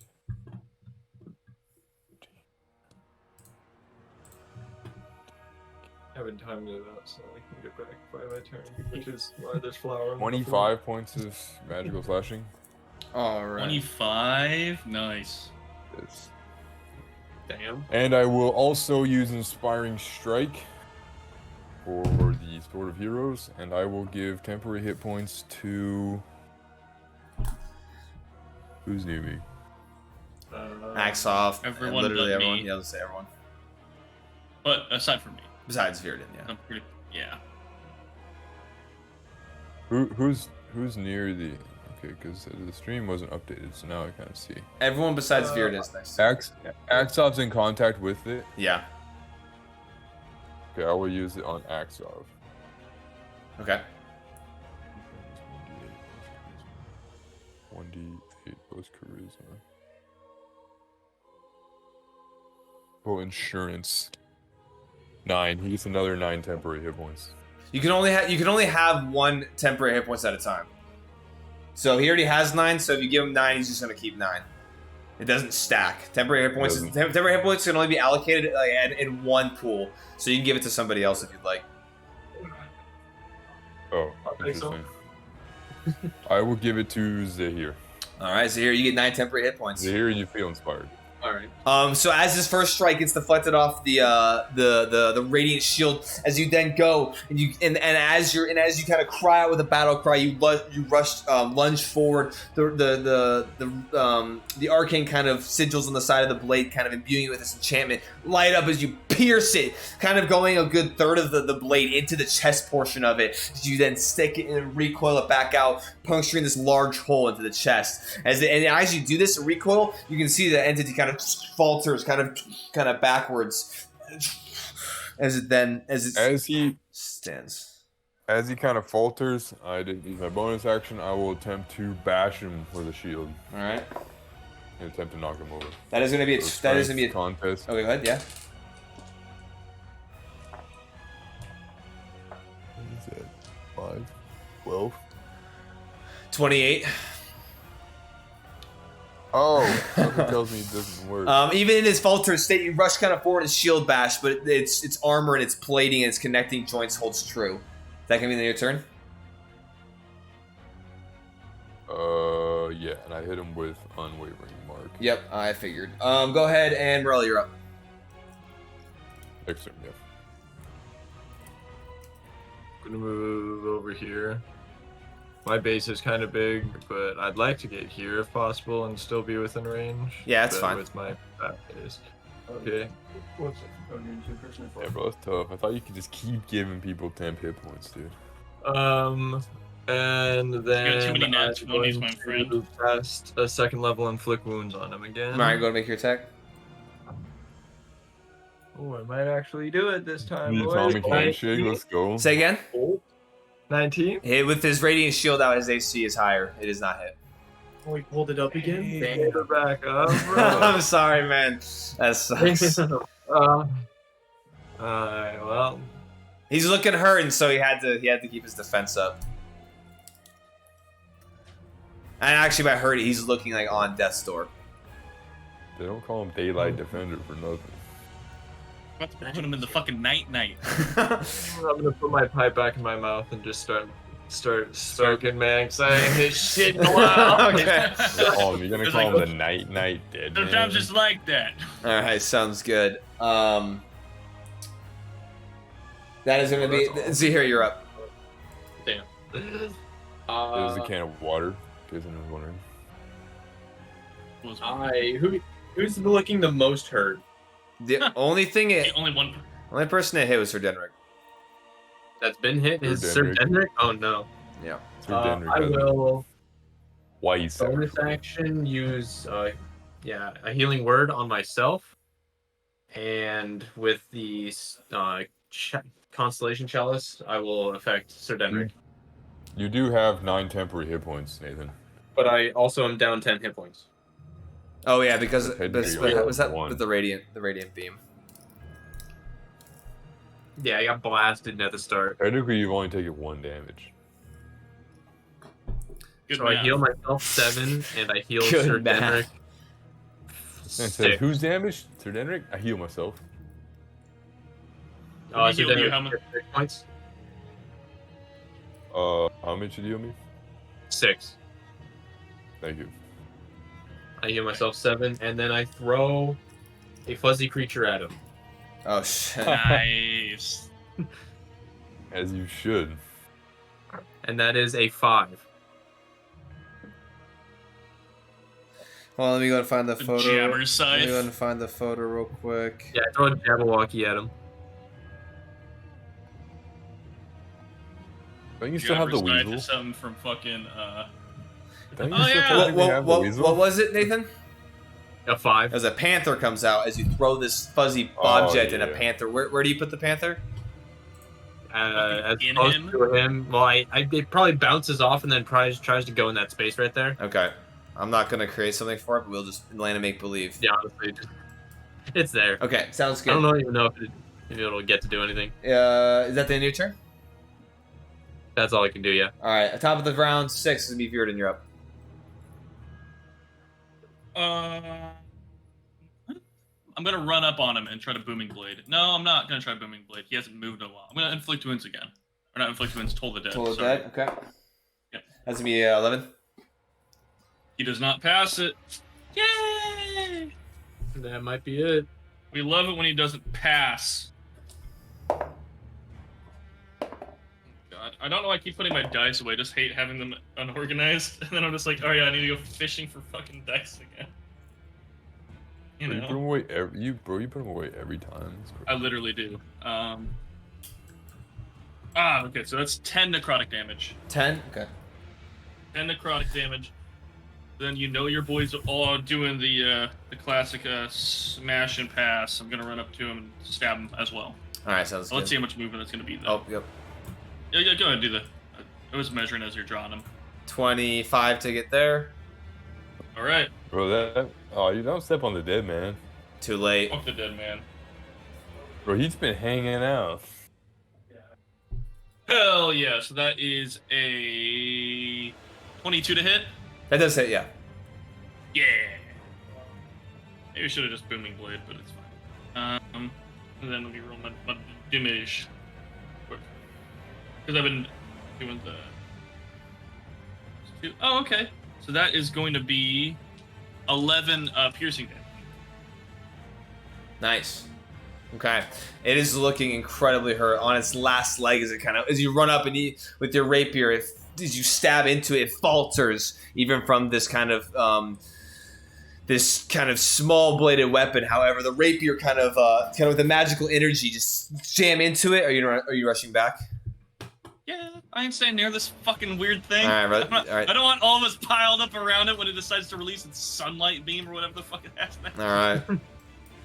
Is that gonna end your It turn? decides to gas off the energies of a solar flare. I don't want to be standing next to it. Is that gonna be the end of your turn? That, yeah, combat-wise, yeah. Okay. It kind of faltering at this point. You see that the radiant energy kind of starting to kind of fade and kind of burn low and then burn up in this faltering kind of fashion. It just turns down to you, Sir Denric, and it's going to just make all of its attacks against you, trying to eliminate the thing that has been wailing on it. That's going to be 27 to hit. That's going to be 28. Yeah. That is going to be 28 to hit. Oof. 27 and 28? Yeah. And I meant to say that he actually does the similar with his art with his giant gauntlet. You see some kind of some of the sigils light up as he hits the blade again, creating this blinding strike. The first one going to be hitting. With a 27 and a 28 to hit, I will use warding maneuver on one of them. If you or a creature you can see within 5 feet of you is hit with an attack, you can roll 1d8 as a reaction. If you're wielding a melee weapon or shield, roll a die, add number to the AC. If you attack still hits, you have resistance. That will be against one of them. So I'm going to roll a d8 to see if I can deflect one. Okay. I will need a 7 or an 8. Yeah. 2. All right. Damn. So I have resistance to one of the attacks. All right, you have resistance to one of the attacks. Okay. Oh no. All right. This first one is going to be your resistance to this one because, and it's going to be his blinding attack here. 2d. I assume, yeah. I guess that'll just be for whatever the first attack is. 12.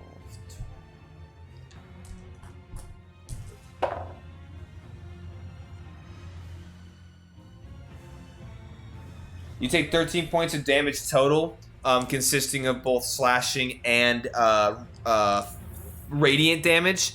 So First attack. I said 13. Yeah, 13 for the first one. And you need to make a Constitution saving throw, please.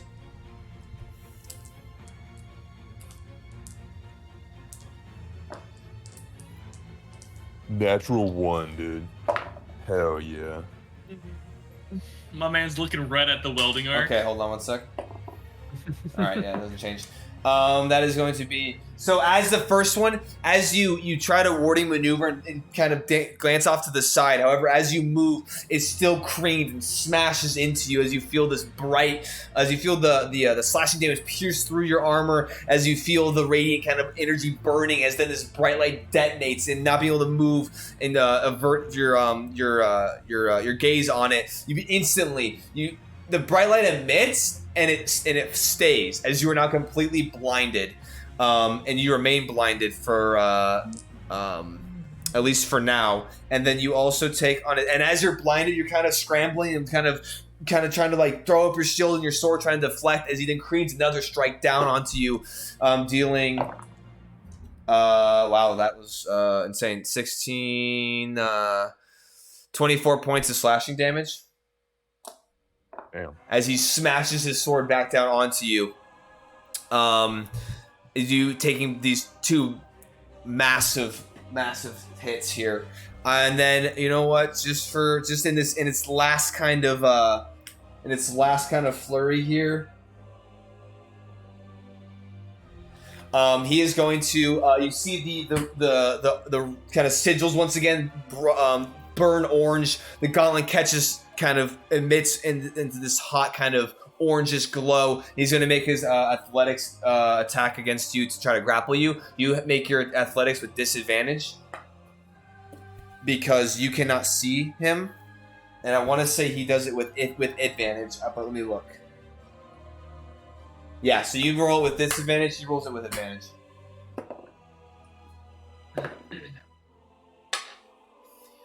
That would be a 12. Yeah, 27. You see this orange red hot gauntlet. Now at this point, as you're kind of faltering in this space, he grabs your torso and wraps around. You take an additional.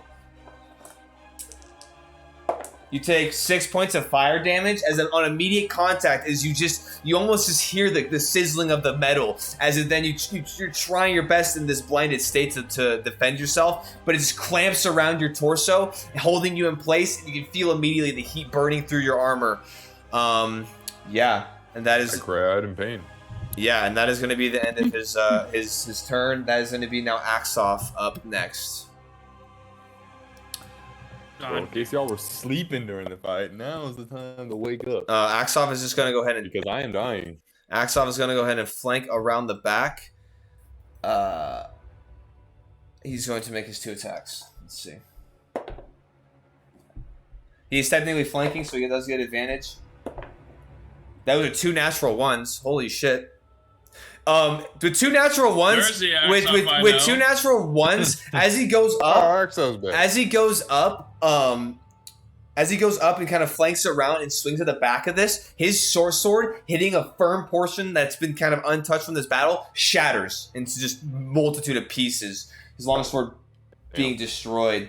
However, he does roll 22 for his dagger, and so he is going to. 2, 5.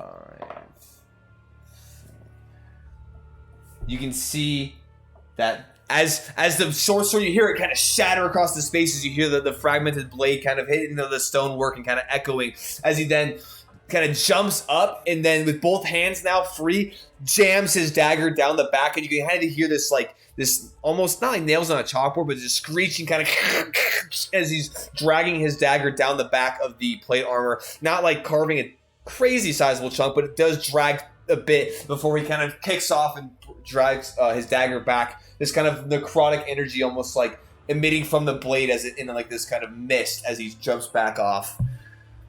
It's going to be Sir Denrick. You are up. It's not dead, right? It is like the flames are almost they're about the same, if not a little bit less, when he first initially came out before he roared to life. The flames are low. You can see that the flickering kind of portions on his exposed portions of his armor are heavily kind of faltering. He's close. All right, so I'm blinded, so I will attempt to be unblinded. Actually, hold on. Am I able to do that? Hold on. It might be. Am I able to? Is there anything you can roll? Yeah. You make another Constitution saving throw at the end of your turn, and so you have to roll. If you're going to make these attacks, you have to roll with disadvantage because you are blinded. Okay, I will. So first, what I will do is I will use my bonus action to use Second Wind. You regain hit points. All right. 1d10 plus level.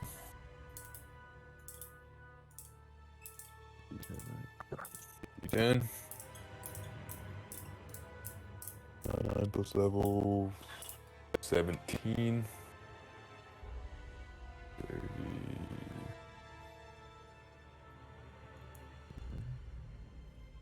Okay, and I will make 2 weapons. I will attempt to make 2 desperate weapon attacks against this creature. Okay, sounds good. So, first one is 7. I assume does not hit. Second attack is a 10. Wait, no, so that was 10. I have to re-roll. See if I get lower. So it's a 10. It's a 10 plus 7. It's 17. Does he have shield up? No, but his armor class is above 17. I will use my last precision attack. Okay. Go for it. I will use my last bit of luck against this creature. You need a roll. Yeah. I'm gonna say it. 4. So make it as a 21. Alright, that does hit. Go ahead and roll your damage. Oh, he might be down. Ooh, that was nice. That's cool. Oh, nice. And you added 2 damage too, right? No. Oh, okay. No, that's just add straight to the attack roll.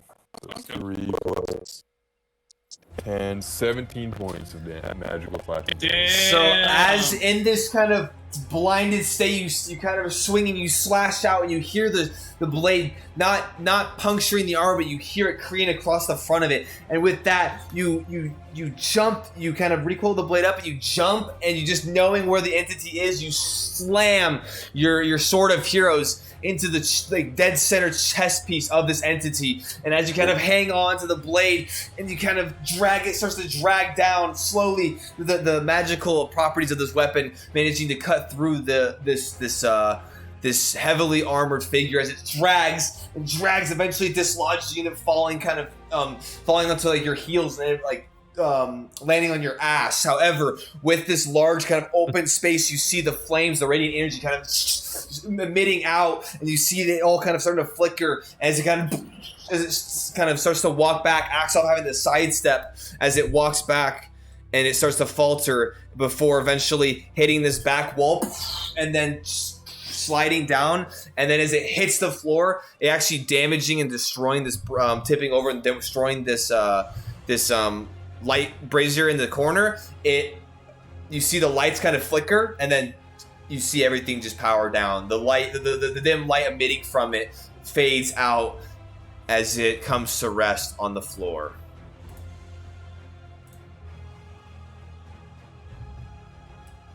And that'll be the end of our combat. Oh, Hey, yo. All right. Nice. And combat's more different when we're all in the same room, huh? Damn. There it is. That's what I was waiting for. He's not dead until the weird off the base shit happens. Anyway, as it falls, and the mini falls over, and as the last bits of radiant energy emit or dissipate from this metallic entity, you all stand there in the room, kind of all taking a breath. Is it still like a coherent suit of armor, or does it just like fall to pieces? It is still a coherent suit of armor. It just lays there slumped over as if it was, yeah, it's still all intact. It doesn't like fall apart by any means. How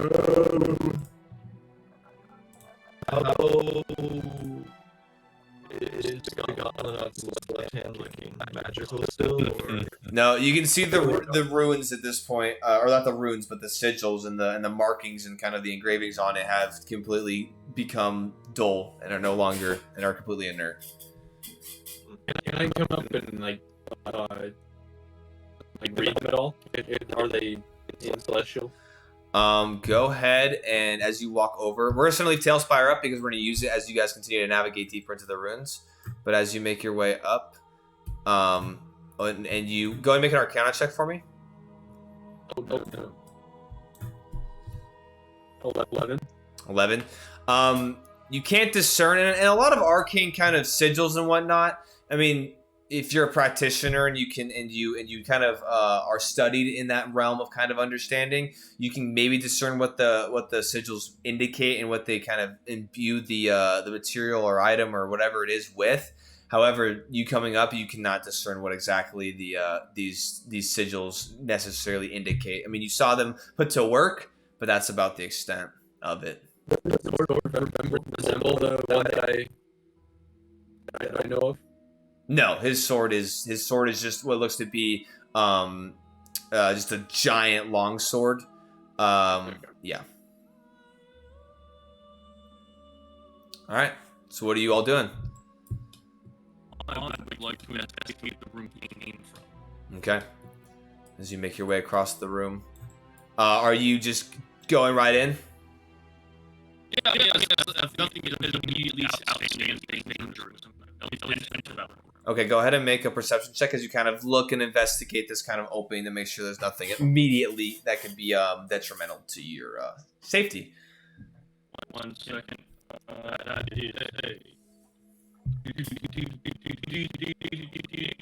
Oh, 30-20. As you're investigating kind of this, as you're investigating within this this kind of revealed entranceway, nothing seems to catch your eye when it comes to anything that could be particularly dangerous. In that case, I will kind of enter as I pass by Hendrik and Rill. I'm going to mention them. There's like maybe there's an answer to opening the door in here. Maybe there's a key or something on in here. We better check it out. And I'm going to make my way inside. Okay.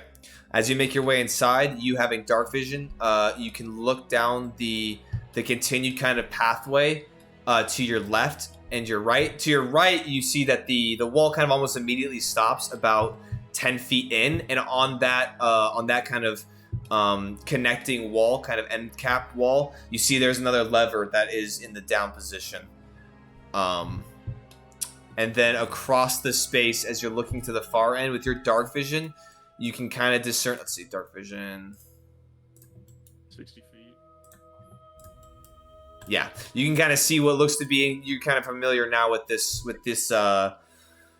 You're familiar now kind of with these construction of these levers. You can see there's another lever on the far side. However, it is in the up position. Okay. I definitely just watched that neat little animation there. Like Tailspire. It's got lever animations, but not torch animations. But hopefully soon. Yeah. Okay. Well, I think looking in there and seeing it's not like a little cubby hole that used to house a fucking big boy. I'll be like, yeah, this looks like a place we can actually venture into. This looks like a big area, so maybe we'll get together before we make our way through here. Big area? Oh, it's a hallway, goes down. There's more levers in here and shit. Who's investigating the body right now? Zahir is on it, looking at the gauntlet. Denrick and Morello, you guys haven't done anything while Virden's looking in the space. Would you like to do anything? I would just like to shout out. Go ahead.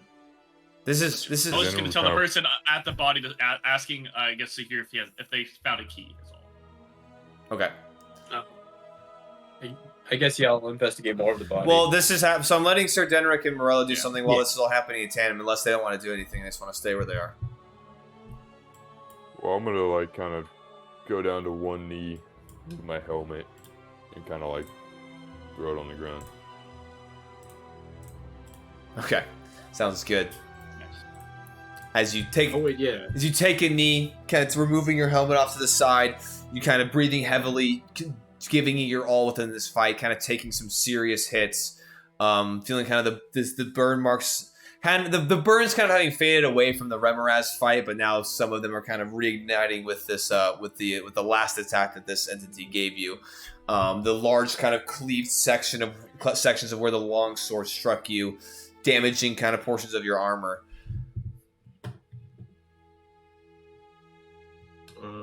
I went 86 down to 16. Shit. How are you currently doing, Sir Denrick? I would say at this point, you probably your it's a minute, right? For your giant size. Oh yeah, I'm small again. Yeah. Okay. Oh, I'm renaming you. Come on. Sir Denrick, would you like me to take care of some of these wounds of yours? You do not look to be doing super awesome. I mean, if you would, considering we got farther to go. Yeah, I will. Hold off on this. I am. Let me use my abilities because I'm still in my form. Story form. Yeah. And we established that I could use the additional healing on the same target. Yeah. Okay. Yeah, I'll cast a second level Cure Wounds. Let's go. Sir Denrick. Then I'll just walk down the hallway. Okay, so if you're gonna go over here and cast it, you have to walk over to this space and you cast this spell. Whoa, hold on there, Morello. That's 26 points. 26 points of healing to you, Sir Denrick. I'll kind of slowly stand back up.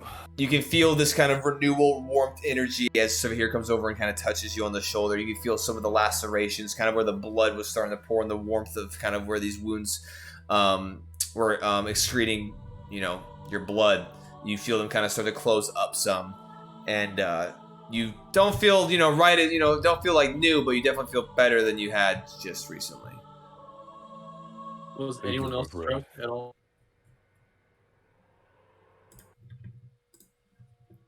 Aksov calls out and goes, honestly, no, I managed to somehow get nice and close and personal with this entity, and I managed to thankfully not suffer any injuries. But I would like to say, I think that I performed much better on this interaction than I have the last couple fights that we've got ourselves into, so I hope that maybe builds a little bit of credibility and also maybe lessens the fuck up that had, I guess, caused this entity to appear in the first place. But he kind of just shrugs his hands, or shrugs his shoulders. It was a group effort. If it was just any one of us down here, we would have not fared as well. I'm gonna walk over to the corpse. Okay, as you make your make your way over there, so you're having healed. All right, Virden and Morello. Virden, you yell out as you're walking over to Denrick. This is at this point, Virden yells out to look for a key or anything. As Morello steps over to you, Virden, as you now are looking both down the space. If you'd like to do anything further. I'll go down to the other end. Okay. Oh, sorry. You go and feel free. Oh, hold on. Let me go ahead and dude, I fucking hate this shit. Nope. There we go. Got rid of me. There we go. So as you make your way down the hallway, similar to the kind of little kind of nook that is immediately within that space that you kind of entered into this kind of back kind of long hallway, you see a lever with it standing the lever being in the up position. Yes. I'm gonna look back at Duden and be like, and fake pulling the lever. I think I'll look briefly to the room and see if anyone notices. Like if anyone else is paying attention to this, what can see him, I guess, is really it. I immediately misty steps to stop him. I would say Aksov's making his way over. Is he here? What are you doing? I will continue scouring over the construct with Sir Denrick. Okay, so Aksov's walking over. No one else sees Morello at this point. I'm gonna give him a little nod. Okay. Stop.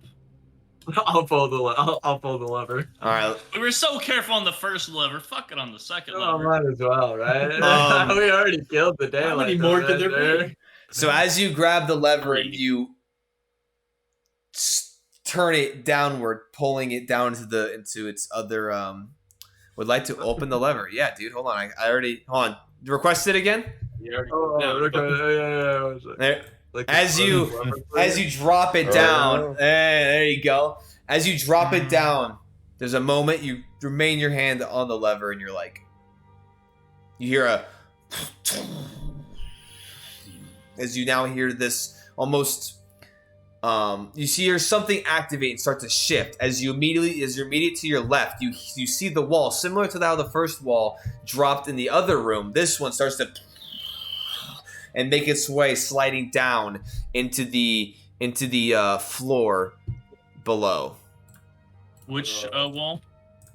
The wall right next to me. Yeah. Can I please? Please?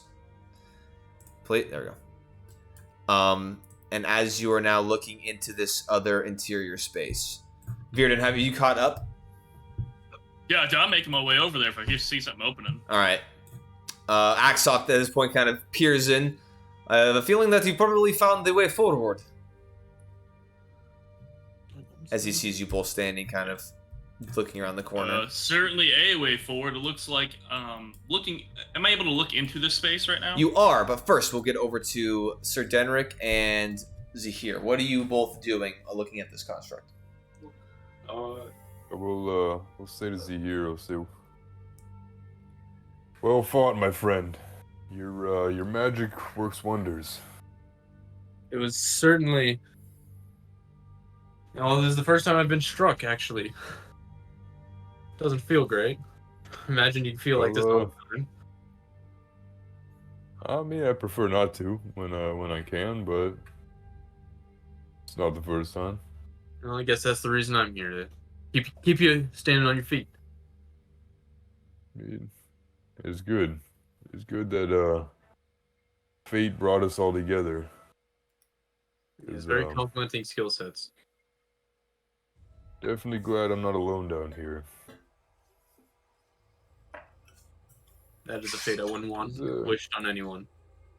And during this, I'll be poking around, like seeing like what's on the inside of all the armor. All right, go ahead. Go ahead and make an investigation check. Quite the suit of armor. Is it like super like ornate and? You can see. Are there like details all over it? You can see that there's definitely some details. There's definitely trim because it has like this kind of gold coloration to it. It has silver trim kind of on the exterior of the pieces. It's not like super decorated by any means, but it does have kind of similar construction and look to some of the armor that is on these skeletons that are kind of laid strewn throughout this kind of first area. But nothing like super insane when it comes to like decoration or anything. But what was your investigation check? 11. 11. As you're trying to peer through these gaps in its armor that was punctured by the various tacks that kind of were thrown at it, you can't discern if there's something in there or not. But it does appear to Like nothing immediately jumps out as you're trying to like look into these spaces, and you even kind of like shake it and check. And there, like besides like the shifting of the plates and the rattling of the armor against the stone, and then the moving of its actual pieces, you don't hear anything within it making any noise. Yeah, and I'm not very mechanically inclined, so I'll give up on that. Okay. So Derek, are you able to sense if anything is magical left over? Do I like feel anything? Because otherwise, I don't. Unless you have a spell to indicate anything, you do not feel anything. Not that I can tell. I think. Who was it? Virden. I think he can perceive magic on things. I kind of turn around and do I see Virden? You look back and you can see their lights illuminating from. Well, I guess they don't have light because they're dark vision.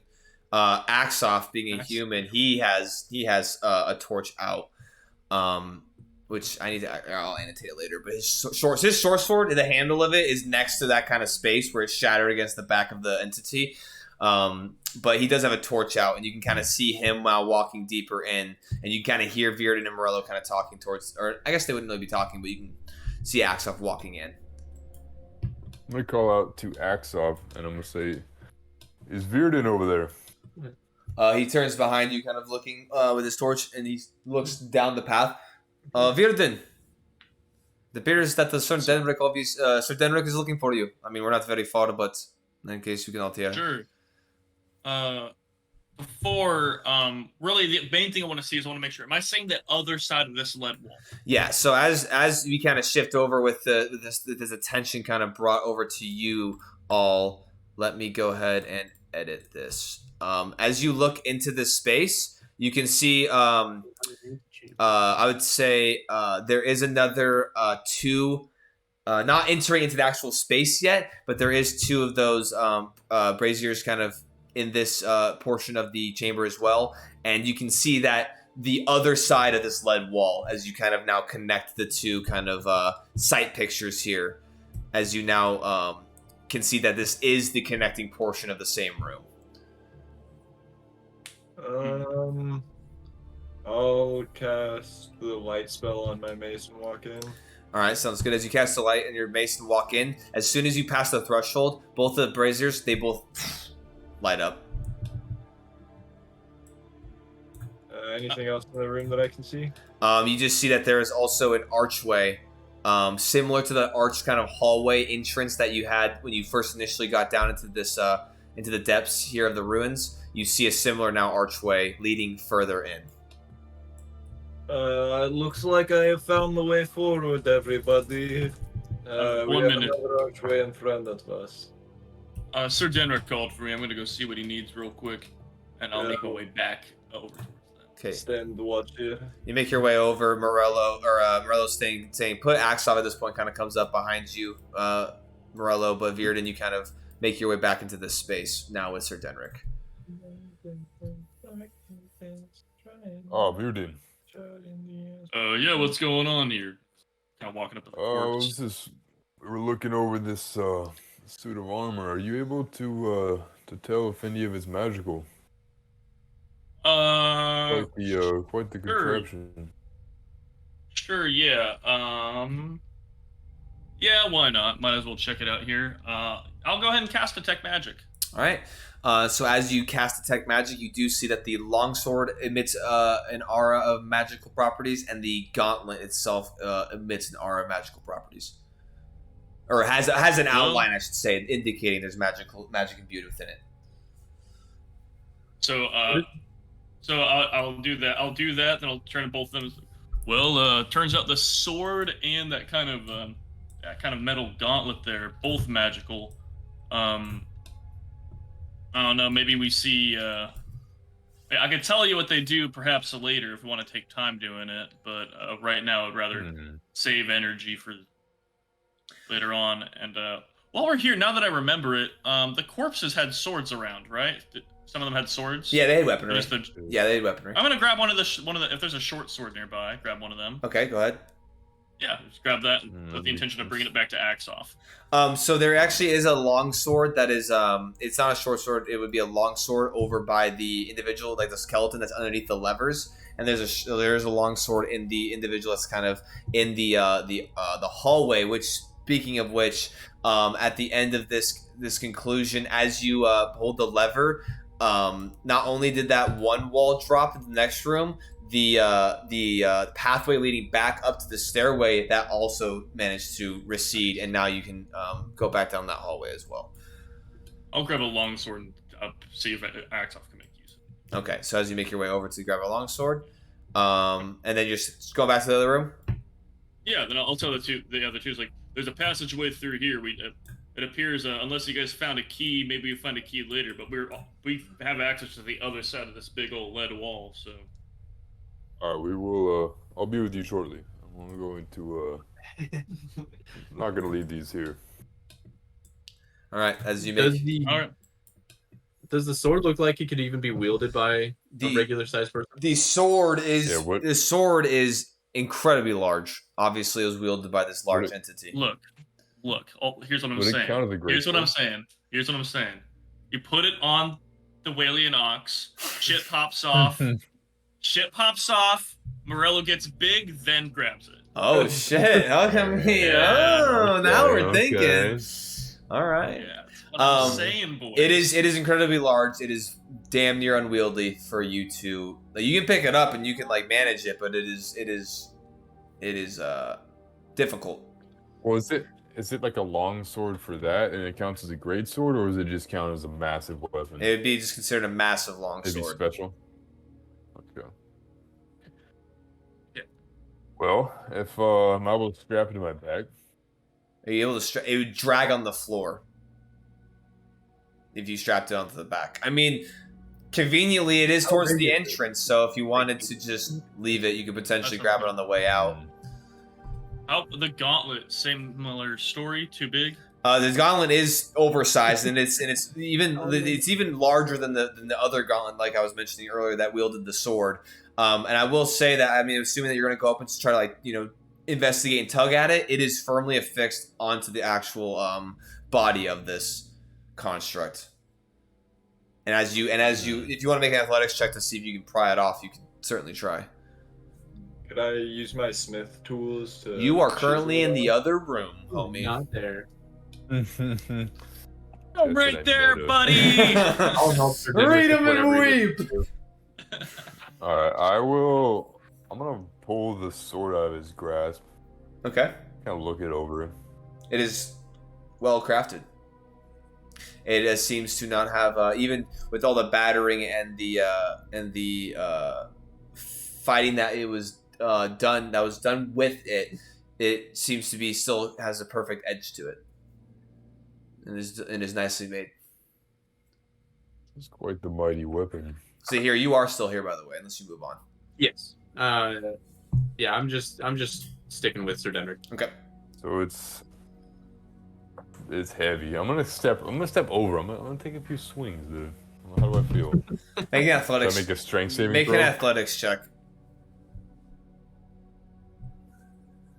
Natural 20. Let's go. Oh shit.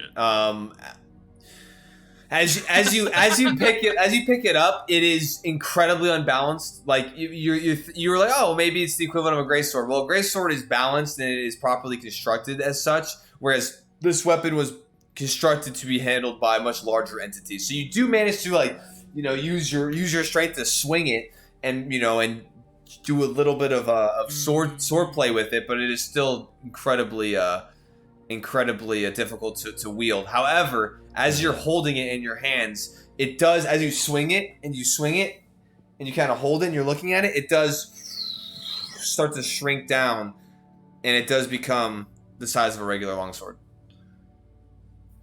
Oh shit. Like it magically shrinks and I watch it. You watch it, yeah. You start to watch it kind of warp and slowly just narrow out to its wielder as you now have, as it was this once heavy kind of difficult to wield blade now becomes a very nicely, it's similar in every way except for the size of it is now normal in proportion to you. kind of like look at Zahir and just when I thought I've seen everything. I think you've said that like 4 different times in gameplay. Bro, at different points, man, I'm like, I've seen everything. There's nothing more to see. Dude, And then you there keep is. passing the bucket. Yeah, it keeps moving. It keeps moving. I get it. Right, for now, I've seen everything. Should we try the same with the gauntlet? I'm in no proximity to this right now. Oh, You made your way back towards Morello and everyone, so like they're just kind of talking, so they're Yeah. not making a whole lot of noise. But we'll get to you guys in Sure. a second. I don't see why not. Here, Zahir, hold that elbow plating. Let's see if I can pull this off. Make an athletics check. Can I do guidance and help or no? That'd be a help action? Guidance. I want to say Pulling the lasts for like opposite a way. minute, right? Yeah, it's concentration, so I could cast it and then use the help action maybe. Well, I would say if you're just bracing the elbow, then you wouldn't be actually helping. I mean, yes, you're stabilizing it. So I mean, you can slap him with guidance, and you can hold it, and you can give advantage. It's fine. Okay. Well, if he's holding the elbow, he's pulling the opposite direction too. That's fine. If you want to give advantage, or if you want to make it a separate check, that's fine. I'll I rolled a provide 15. You're doing what? Roll 15 advantage. What? So Dan, or Zaire, are you giving him advantage? Yes. Okay, you can roll again. Okay, that went from a 15 to a 23. 23 with the D4. With the D4. Don't forget the D4, Oh Todd. shit! With the D4, Just in case the DC was 25. 27. Oh, Well, okay. this is for him rolling all those 27s against me. bro. Okay. That's it. Oh, Dude, the 3 times he hit in 6 rounds, yeah, dude, so good.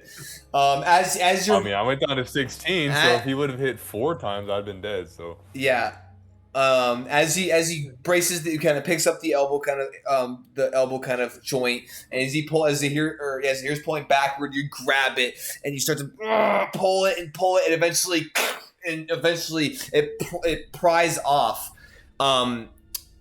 And as it pries off, you can see, as you're now holding this massive gauntlet, you can see within it, it is completely filled. Like, it is not hollow within the gauntlet itself. Fully solid. Put it on a stick. You got a warhammer, dude. Put it Dude, into like the finger, no, and then you're done. Just a middle finger up.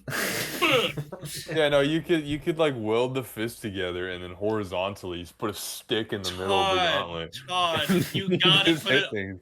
Todd, you gotta put it on the front of your fucking sled, then sled downhill and just smite somebody with it. Oh, dude, it's That's great. It's not like completely filled. There is like a little bit of portions of space within the gauntlet, but it appears that like when you detach this portion, you're rolling so high that you're even able to do this. It took a lot of effort, but it looks like there was some sort of hand of some sort affixed within the gauntlet in addition to. So it's not just hollowed out. There it was something. We need to pull that out. And as you is there like bone and stuff, or like what does it look like? No, it's like stone. It's like oddly filled with like a stone kind of esque looking material. Bring that shit over to me, man. I got chisels. Have you seen anything like this here? Looks What to be was some that sort of. I kind of like I'll gesture, like I'll point like the hole towards you, and I'm like, have you seen anything like this? Seems to be some sort of stone. Perhaps it's Nah. similar to the petrified people that we've seen around. Oh wait, this one was moving. I'm not entirely privy to what's going on down here. Strange. How heavy is it? Fucking heavy as shit. How many pounds? It's like 150 pounds.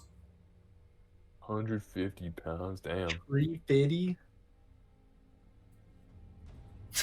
Tree fitting. Yeah, dude, this one gauntlet is just oversized as shit. You said how did you just say out? Did you say out loud? How do I get it to shrink? This guy new, bro. Yeah. This guy's new. Okay, well you can contemplate. Hold on. You guys can contemplate that. You guys can contemplate that as the other group at this point. As Veered and Morello, you just kind of. Is there anything you want to say to Aksov as Aksov kind of comes up, and you guys kind of have like a minute or two to chat as Veered went back and kind of assisted the other group. Yeah. Something tells me we can't make 150-pound Warhammer. I'll go check him. Morello, is it ready to eat? Morello. What's up? Did you want to have a discussion with Aksov as you are now standing in the space together, or no? Nah. All right, bet. Veered. There's not much. Just kind of waiting to go further into the thing. There's not much really. I know this. Okay. Veered eventually kind of quickly makes his way back in. I will say Aksov does, as he steps in, you're not really making conversation. Aksov does say, well, while we wait, I think that it'd probably be beneficial if I go ahead and investigate this archway and see to check to make sure there's no traps or anything going forward. Because obviously we've been, well, I don't want to say fortunate would be the right word, but in regards to actual traps, like detonating devices or anything along that nature, we've been relatively fortunate. As he makes his way over, and he will go ahead and make an investigation check. I'll move a little bit behind him as well to keep the light spell. Oh shit! My dice. Make it so that he can still see. All right, he rolled a solid 9. Just looking clear. Everything's good. I would expect, yeah. Ain't no traps here, friendos. Let me check. I don't see shit. Yeah, he also has his torch as well as you move up. As he's investigating Veered, and you do come back, and you now are all kind of in this space. Yeah, I'm gonna walk by him as he's investigating traps and just like hand him the longsword. Like, just like your other sword broke in battle. This isn't quite the same, but it's here. For a second, I've wondered how you got the magical sword. As he's looking at this kind of archway, you come up and you hand him the sword. He takes it. He goes. He looks at you. Honestly, that is very kind of you to think of me. However, my kind of specialty is more in the shorter variety of these kinds of swords, and so sadly, I will not be as effective with this long sword. But that's great. You still have another sword, man. I don't know what to tell you. I mean, I'm just on the ground. I'm just letting you know because obviously y'all like to give me a lot of shit, and so I just want to make sure that if you see things kind of going a little bit not as well as they could have been, then you understand. And as he goes ahead and look, if you end up throwing it at a guy, that works out for me. I look over, at least you have it. And I'll grab the hand axe off my back. I'll be like, did this work better for you for now? I have a few more on my axe. Honestly, I think that actually probably would, as he takes the hand axe from you. That's more than hand axe. You also picked up the other one from the ground, I'm assuming, so. But you... Yeah, that's the one I'm just gonna hand him. Fuck it, I'll pocket the fucking longsword then, that I also can't use. You snag it back sassily as he rejects your gift. I won't try to be rude about it, but like as he's stating, like I can't use it, so this works better. I was like, I'll just take it and put it away. Okay, sounds good. You can add a longsword to your inventory. Is it just a longsword from the? Just a longsword. If you want to put longsword, if you want to put longsword from the ruins, you can. From Balinbor, you certainly can, but that is the extent of it. Balinbor longsword. All right. Yeah, that's about all. However, as you now are turning your attention deeper within these ruins, you do see the path up ahead. Get sticky. Did I just turn off this one? I did. Fuck. Yeah, you turned off. Yeah. Okay. Like the floor is lava, but with much higher stakes. There you go. All right. So, as you now are looking into this space, further along down the path, you can see that the hallway does continue with your dark vision. You can see on the left and right side these torches that are being displayed in Tailspire, obviously, are not lit. But you can see that they still, similar to the torches you saw, they are torch holders, and they do have torches available to be lit if you wanted to light them. However, in the middle kind of section of this hallway, you can't really discern what it is, but there does seem to be a disruption of the normal kind of stone architecture on the left and the right in this in the middle of this hallway as it goes further in. And your dark vision only being at 60 feet, you can see this hallway goes down, but you cannot see where it, how far it goes. It's just kind of, as your dark vision kind of shows you what's within the space, it eventually just blackens out at the beyond your reach, or beyond your vision. I would say with seeing. Oh, go ahead. No, you go. Go ahead. I was just gonna say. I would say, seeing this, Virno probably goes like, I think it's best that we wait for the other two, because I don't know if you guys are able to see that there's something going on in the hallway. It might be nothing, but I don't want to find out being spread apart. Honestly, I cannot really see shit outside of my torchlight, so I'm just going to post up. That's okay. I mean, we can. There's torches going further down. We can start lighting around, so we just kind of mark our path. But okay, I would say at this point, so Denrick and here, what are you guys doing? You guys wrapped up, or are you still? I'm going to. We should probably deal with this later. Yes, that's I'm in no state to carry this all the way through here, so I'm gonna leave it here. I kind of set it down next to it. I imagine we'll be returning back through here. Hopefully. Let's go catch up with the others then. Yes. All right. Let's go. Okay, so as you both... I did have one question for you, Jared, real quick. Just if there's a number in my... How many stairs did we initially come down when we first went down into this level? Like, roughly how many feet down did we go? Roughly how many feet down? Let me go ahead and look.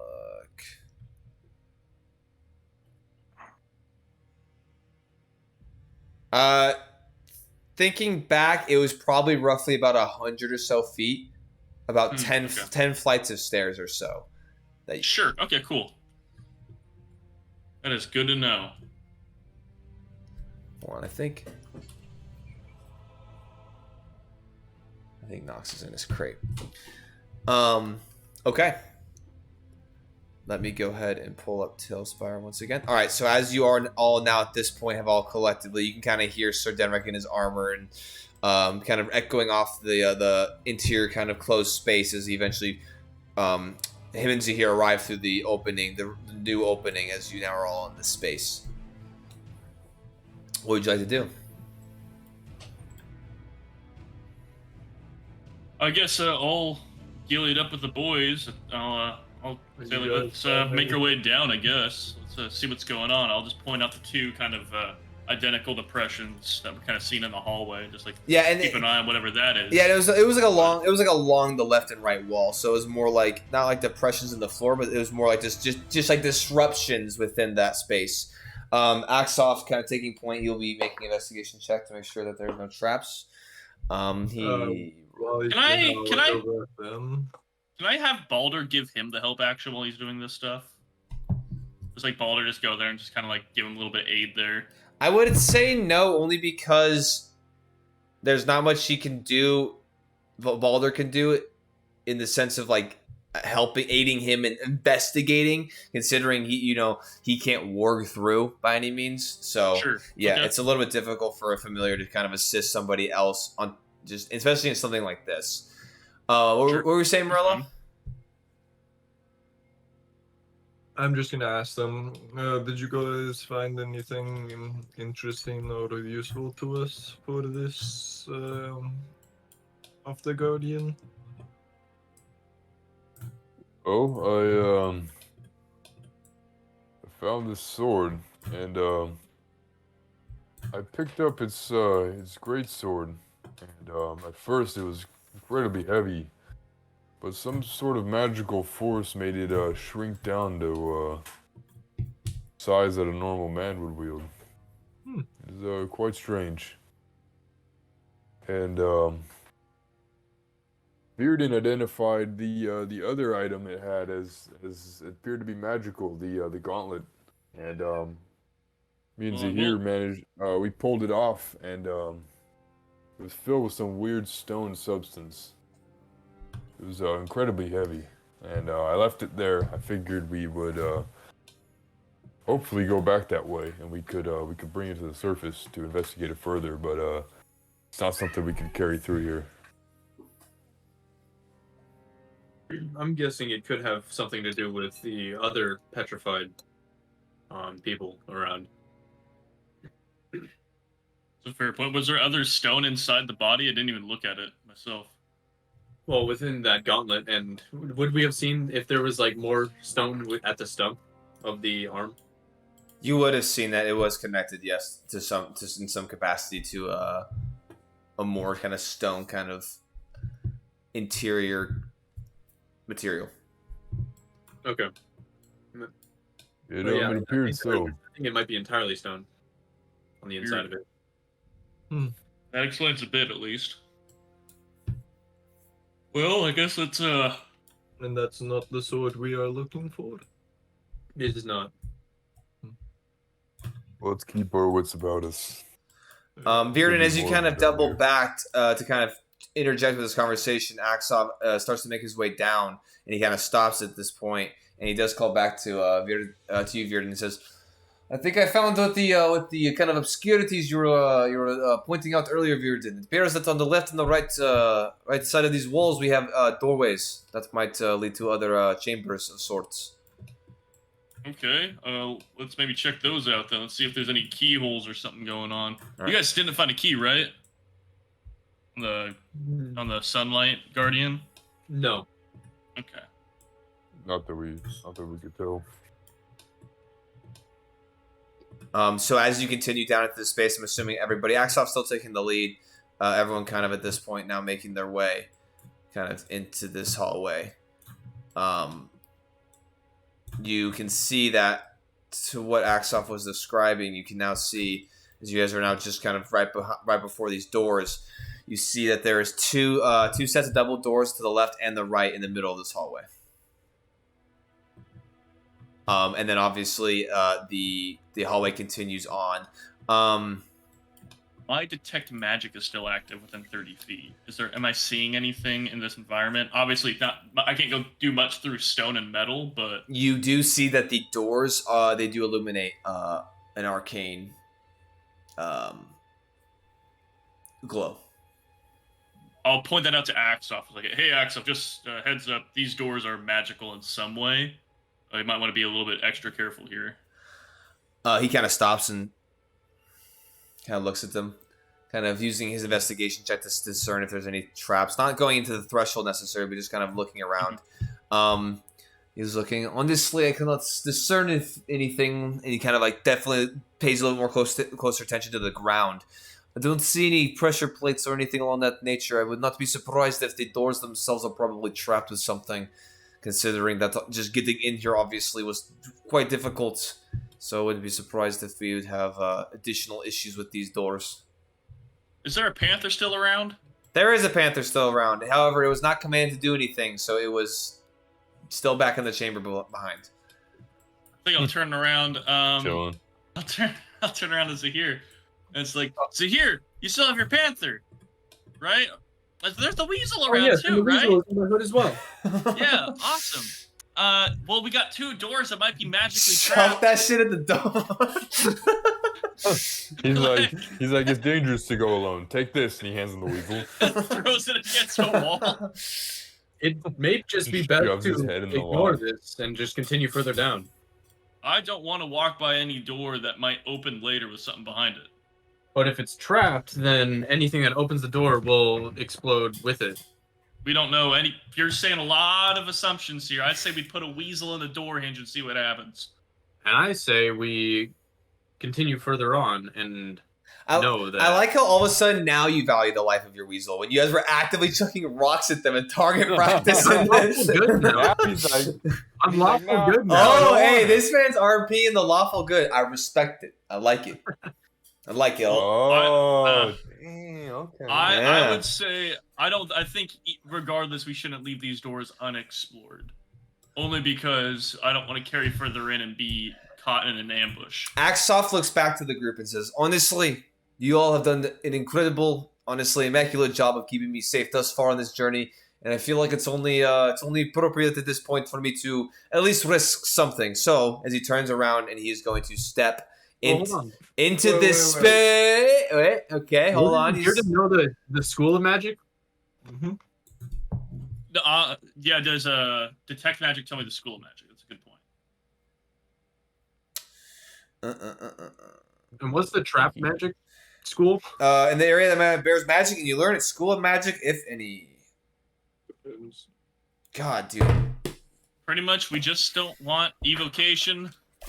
We do not want evocation. Conjuration would be pretty bad too.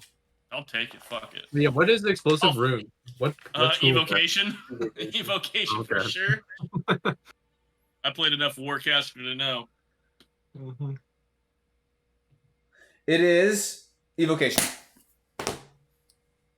Hey, man. Whoever goes in there is likely going to get very hurt. Axel, we need to make sure you are safe. Hold on. I'm not going to mess with the door. I'm just going to see if passing by the doors will actually activate any effect. And I'm going to investigate the door, not touching it, but I'm going to try to discern if there's anything additional. I'm not going to unnecessarily risk my life, but I'm going to, at the very least.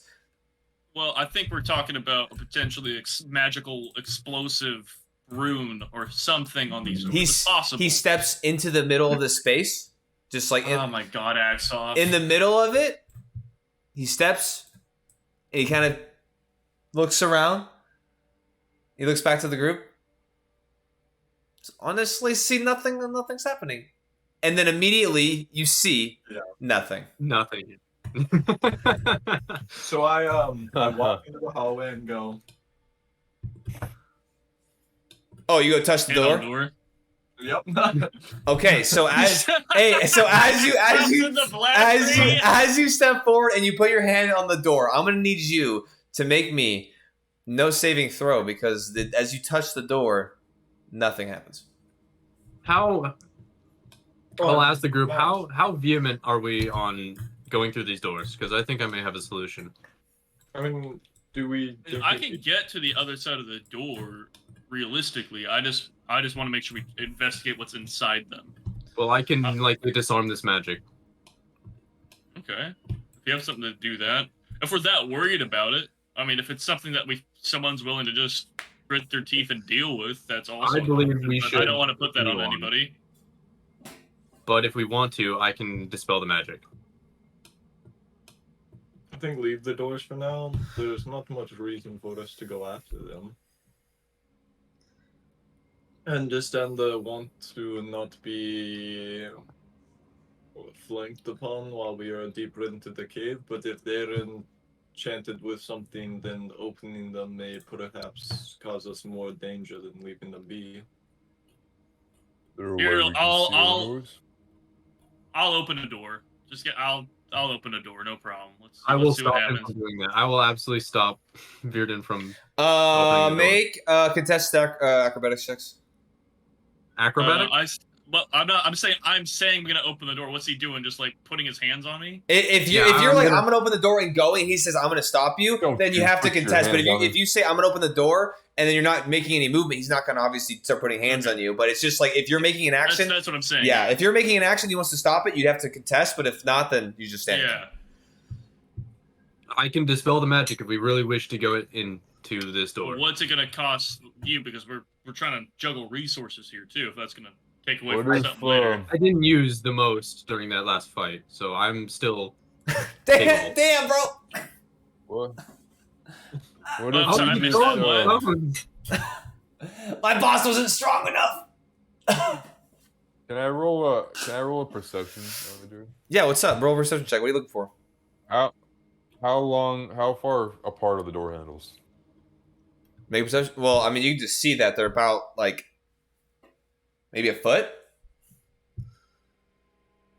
What if we just go back to those corpses and we jam some long swords in between the door handles? For the benefit of what? Can't get to have something come up. Them not opening. Don't explore the door. Well, that, but also we don't know. For one, the only things I've seen in this area are things that would break that sword in half. And then two, you know, we can't guarantee putting something inside the door handles doesn't detonate whatever we're worried about. I'll shrug. Sir Denner's just thinking about that gauntlet. Say the word, Bearden, and I will dispel the magic. I got a gold piece on me. We use the gauntlet as a battering ram. We can just dispel the magic. That way we're done with it. Either that or I'll just open a door. I will cast Dispel Magic, which is a 3rd level. All right, what door are you dispelling magic on? What was that? Which door are you dispel? Move your character in front of the door that you'd like to dispel, like a man. I can't even use magic. I know that's a good. You're wanting to open this one, or attempting to open this one? Okay. I'm attempting to dispel the magic on it. All right, let's go ahead and see what needs to happen here. The magic is dispelled. Is that 3rd level? Yeah. I'm gonna need you to make your so it is not you need to make a roll. So any spell of for each spell of 4th level or higher on the target, make an ability check using your spellcasting ability. The DC equals 10 plus the spell's level. So go ahead and make me a check with your spellcasting ability modifier. So we know one thing. Okay, I can add my spell mod. It's at least a level 4 spell on that door. Oh no, that's 10. 10? Yeah. Yeah, so as you kind of reach up you reach up your hands and you almost like draw this constellation of the spell magic, and you push it onto the door. As it hits the door, and like the constellation kind of scatters out, and then the magic kind of fades. Virden, you still detect a magical presence on the door. All right, everyone step back. I'm just gonna open the door. One second here. Axel's gonna step off to this side. He's at Ace. Axel's gonna move back with you, Sir Derek. I will cast Resistance on Morello and step back. Okay. How far? I mean, this. Yeah, I was gonna say, how far do you want to go back? Bro, this could be the treasure room. It could be miles and miles of gold. I'm fully expecting it to be an empty broom closet, or just either that, or just 2 Sunlight Guardians in the middle of just getting fucking swollen there. Just picks up the barbell, casts Smite on it, and swings. Hey, yeah, make a perception check. Yeah, you hear the grunting and the shifting of metal on metal as you hear the bench press being re-racked. 225 at a minimum. 225 at a minimum. 225, bro. That guy's got 400 kilograms. Hey, for reps. Morello, as you stand in between this world record for as reps. you stand in between these door handles and you go to open them. Oh. As you go to open them, they do not budge. It appears to be locked. Can I turn around and try the other doors? As you walk across this space, as you grab them and Open it. They appear to be locked as well. Damn. Well, down the hallway, boys. On this, does it look like it requires a key? Oh yes, there are keyholes. There are keys on these doors. No, just We got leave that the one door key, don't we? alone. We do not Did need anyone to grab it? research them that much. Let's just keep going for what we're already looking for. If they're locked, we're safe. We don't want to be spending that many days in here anyways. We're leaving the ox all alone up top, so... Did anyone grab the key back from the main lock? No, I don't believe we did. Well, we had that one key that we were trying. I don't know if someone retained that. I'm assuming you all step back up into the space. That's the one I mean. Oh my gosh. Yeah, that's the key. I mean, should we go back and grab it and try it real quick, or are we just gonna proceed? We might as well grab it to have it, and maybe not even just for this, but in general. So someone wants to run back and grab it? I'll drag back and grab it real quick and then run back. Morello's running back to grab it. What's the rest of the party doing? Did we try both doors? Yeah, he jostled both of them. I'm just gonna wait for Morello. Okay. What is this? God, I have a spell that can get me through the door. I just don't know if I want to do it. I don't think you should do it. Yeah, we don't need the door open doors spell? that much. It ain't that deep. But it is. It has. We know it at least has a 4th level spell on it. There's something in there. We could open it. The something in there literally could look like. Dude, you're hearing the dude literally could look re-rack like the smart. It's actually just a factorum where they're making daylight defenders, and then 13 of them turn on. I'm gonna roll a die to pick which door. It could be. It could be doing. Standing in between each door, standing in front of this door, I'm gonna cast Dimension Door 10 feet ahead of myself. I don't need to see where I'm going. Going in here? Yeah, 10 feet directly, like 90 degrees. But what do you mean? Only you go through. Yeah. You mean like in like? Well, I could bring someone else if they want to come with. Through the door, right? Yeah. Okay, so where I'm putting, correct? Just want to make just to verify. Yes. Okay. As you do so, wait, you immediately take. Second, nah, you already did it. I guess I'll halfway through saying. Hold on, Alt. Hold on. How do I do it? How do I do it? Is it Shift? Aha! Nice. There you are. As you dimension door 10 feet. As you dimension door 10 feet within this interior space. Let me go ahead and pull the notes up. Nice. I'm excited. I'm sure nothing bad will happen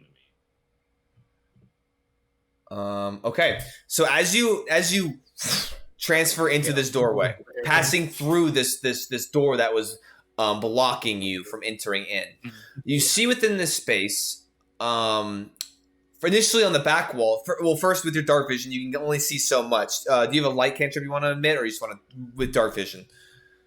I'll just go with dark vision for now. Yeah. Shit, hold on 1 second. I have to have me roll a new character. No, I have to move my thing, or else your guys' videos will not. I cannot wait till I have 3 monitors. That'll make my life so much easier. All right. I can't wait till I have 7. Why stop there? You're right. I should get 17. No. So did you say you're gonna cast? What the hell is happening?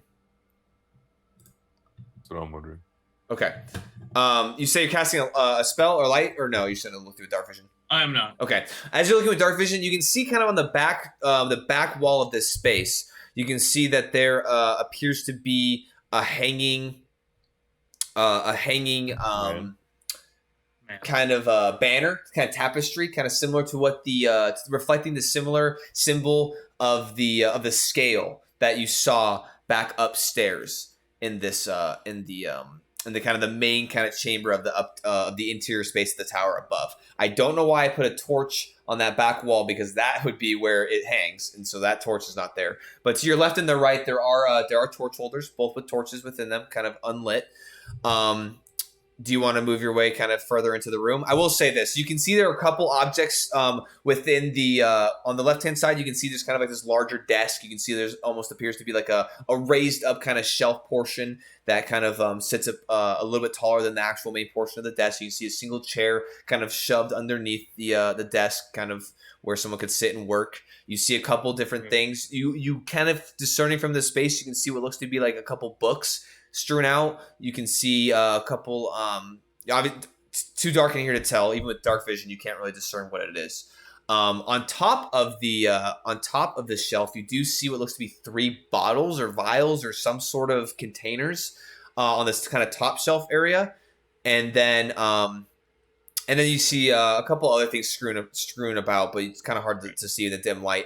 The right-hand side of this kind of small little chamber, you do see there appears to be kind of this kind of just small kind of end table, a rectangular kind of table, 4 chairs kind of sitting around it. You see a couple cylindrical kind of pieces of what's it called? Dishware, probably resembling cups or something.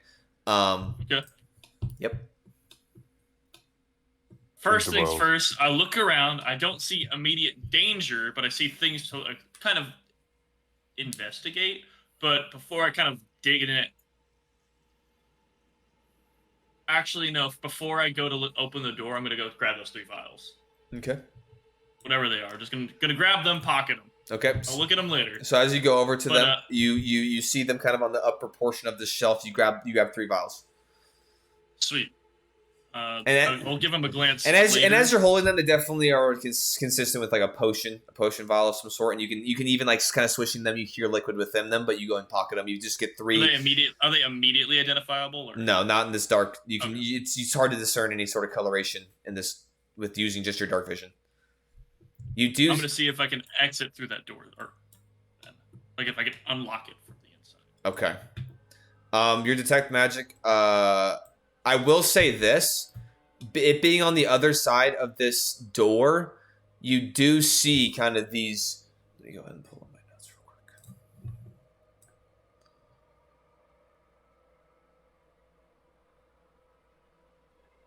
quick. Okay, so you'd be on the interior space, kind of outside of the normal, visual discernment of what these would be. You do see pulsing runes.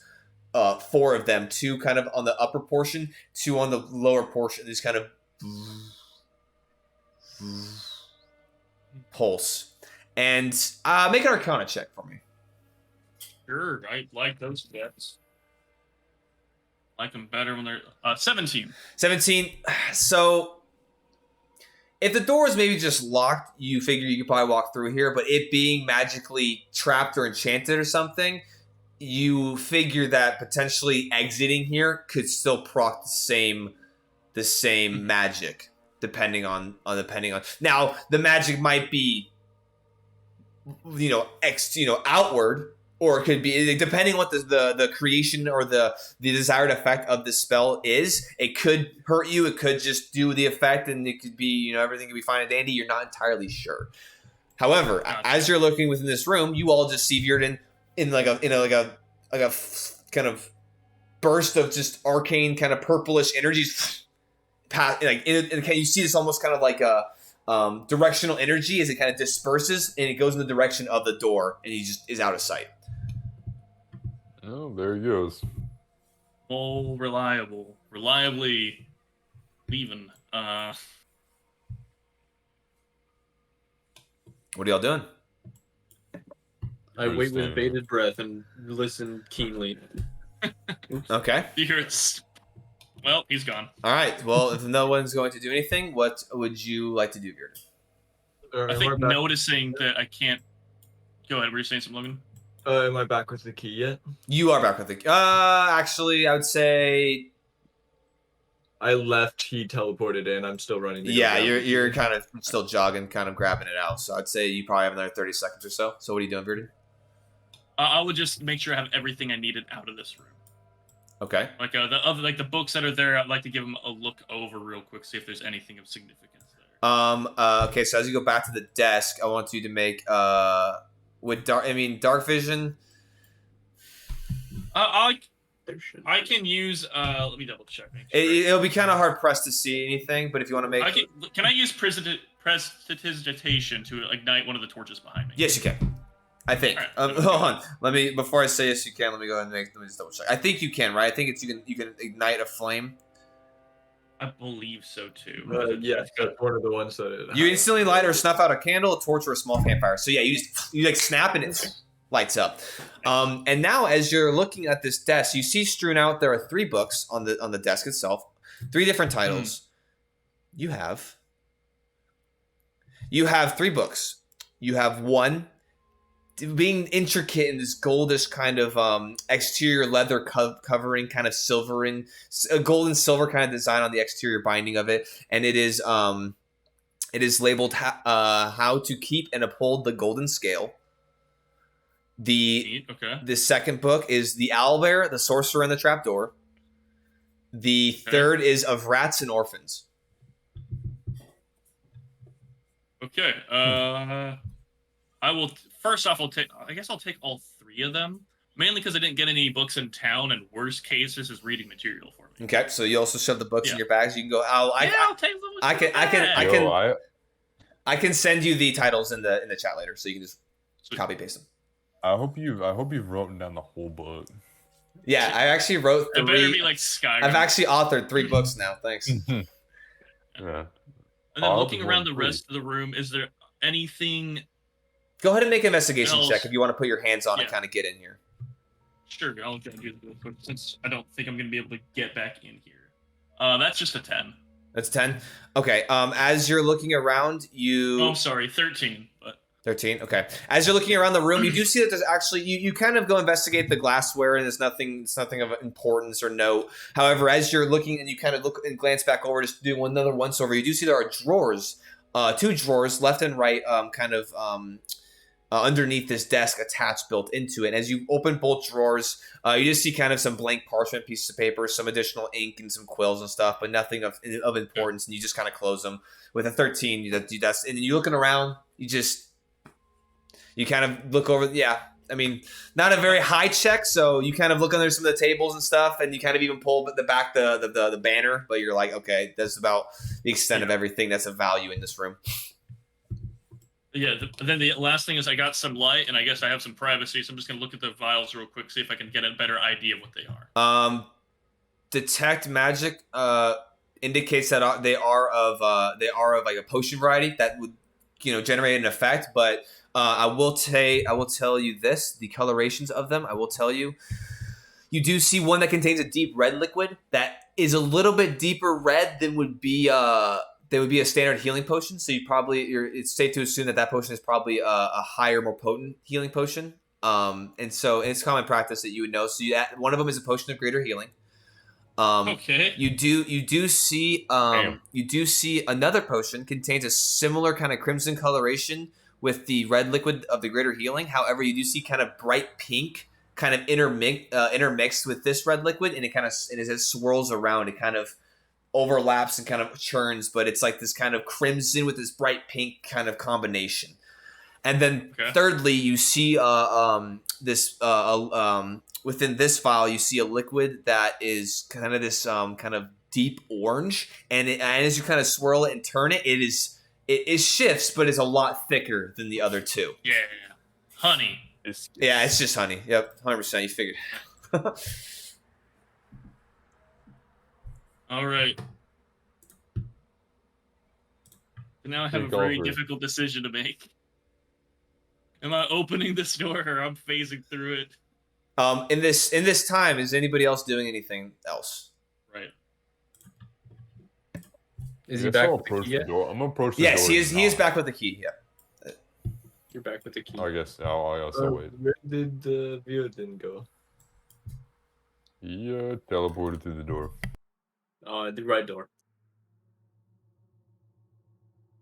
Should I try the key on the door, or do you think we should wait for him to get out?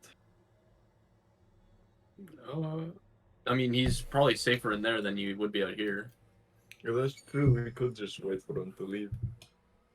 Well, if it's going to explode, he'll probably be fine. Viodin, are you in there? You kind of hear some. You can hear some muffled. Make a perception check to try to discern as you're investigating this room. Kind of. That is a 15.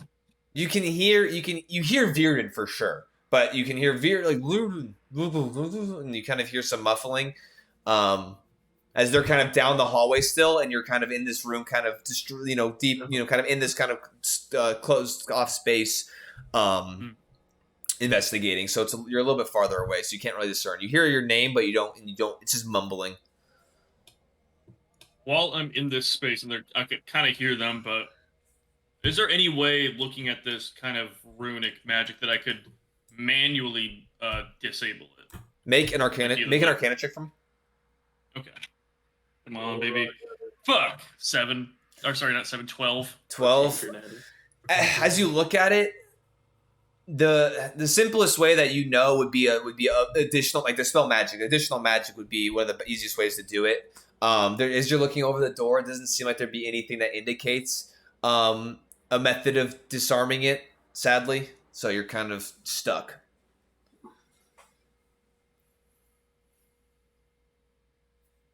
Open the door. Can I put the key in? Don't open the right one. Try the left one. Which door is he trying? I'm gonna go to the left door. I'm gonna put the key in. I'm gonna open it. Okay, sounds good. Left door. So as you just walk over with this key, very confidently assuming that this key will open this fucking door, you slam it in, you turn it, and as you do so, oh fuck! I didn't cast resistance on you. Well, maybe it'll blow up and open the other door too. I'm good. I just disintegrate. okay. So I like how you with confidence were just like, I opened the door, like you're like, it's for sure gonna work. So as you go in and you hear it and you hear something click, and all of a sudden you hear a, and you look up and you see the portion above you, like kind of above you in this space, a portion of the kind of the arched ceiling like reveals itself, and you just see these sigils just, and then an inferno of fire just emits and bursts forth from this ceiling kind of portion and just torches a 15-foot sphere. Oh, that's not it. I'm gonna need. Oh, this was right here. Yeah. So that is going to be Aksov is fine. Morello, I need Sir Denric, and I need Zahir to all make dexterity saving throws for me. It's safer inside my room. I will say, Bearden, as you're like sitting there, like, you hear you just hear like a cacophony of just flame, and just like you hear something activate, and you do hear the yells of your compatriots as they're all now engulfed in this fire. Go ahead and the door in front of me starts glowing red. I will.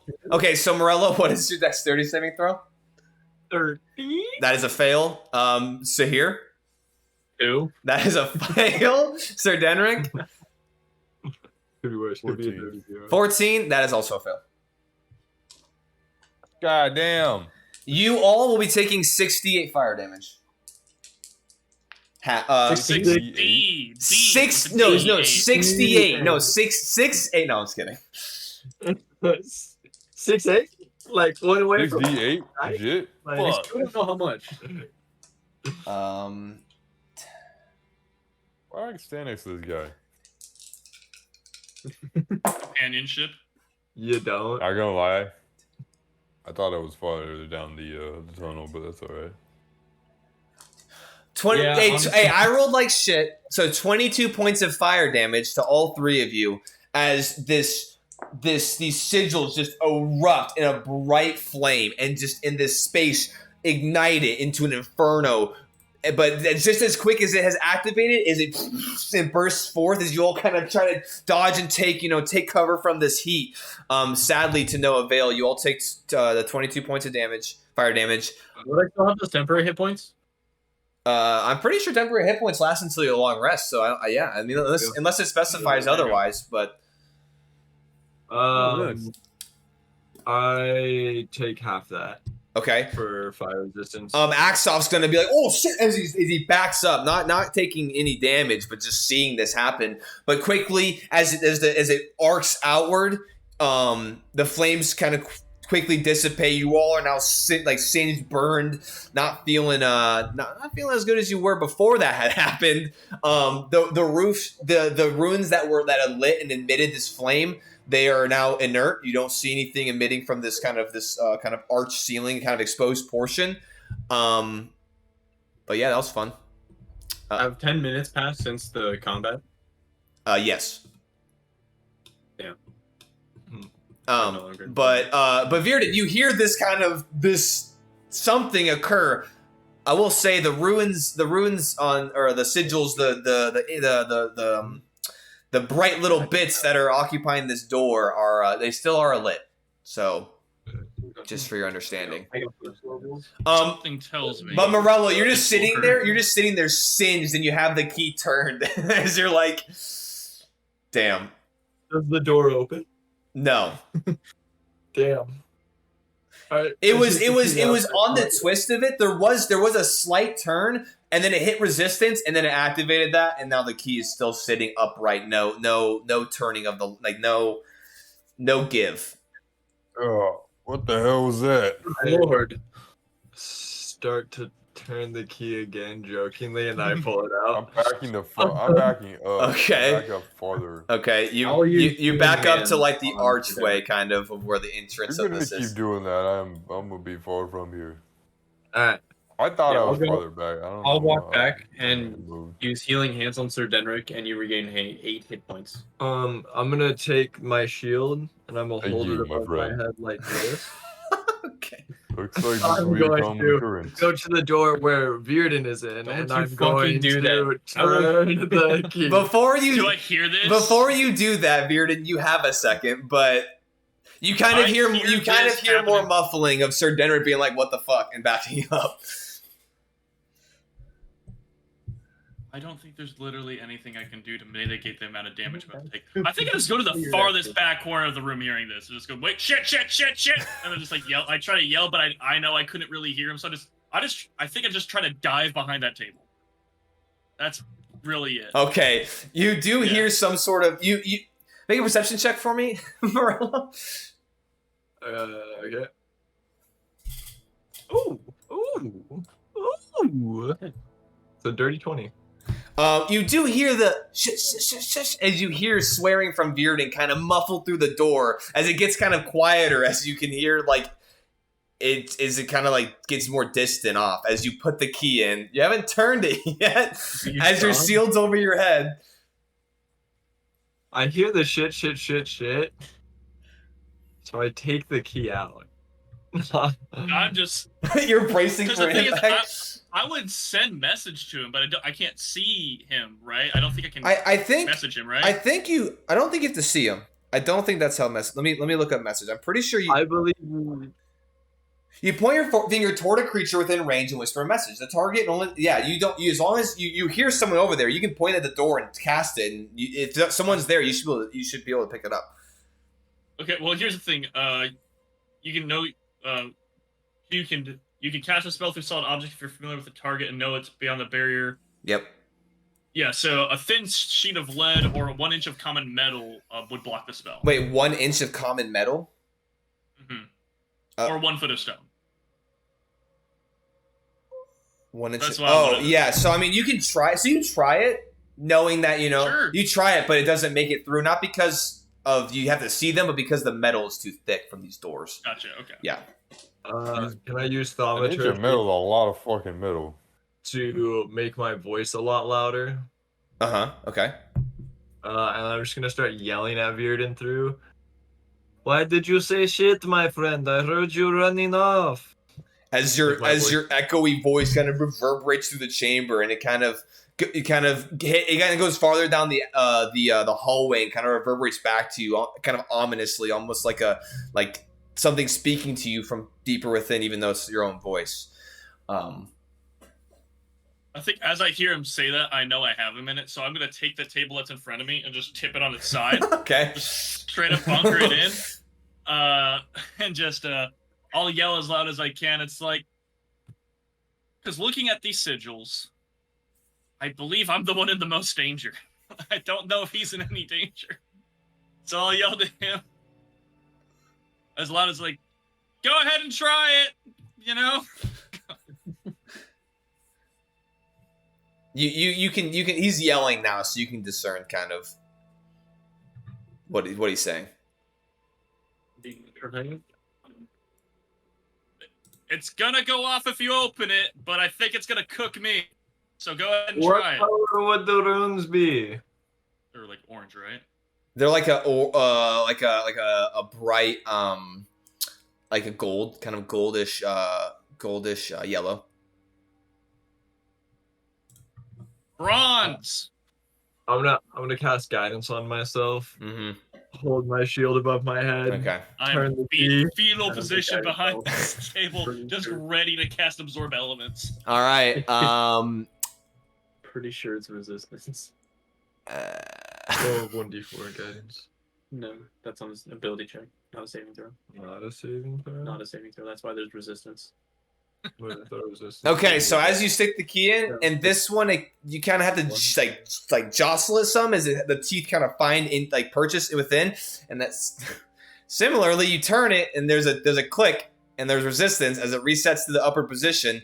As all of a sudden, you see this, Virden, as the runes pulse. However, Morello, you see now on this face of the door, as these runes now emit from the front, now being exposed on the front portion, as all of a sudden, a blinding light hits you as you're projected backwards. Go ahead and make a dexterity saving throw for me.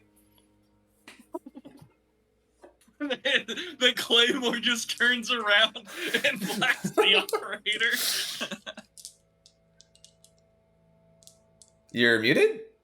So, oh, no. My shield's above my head, which means my shield master, I take it, doesn't do anything effective for me since I'm getting blasted from Yeah, you're like, I'll be smarter this time. And then the runes emit in front of you and just blast you from the front. So that's a dirty 0 with a natural 1.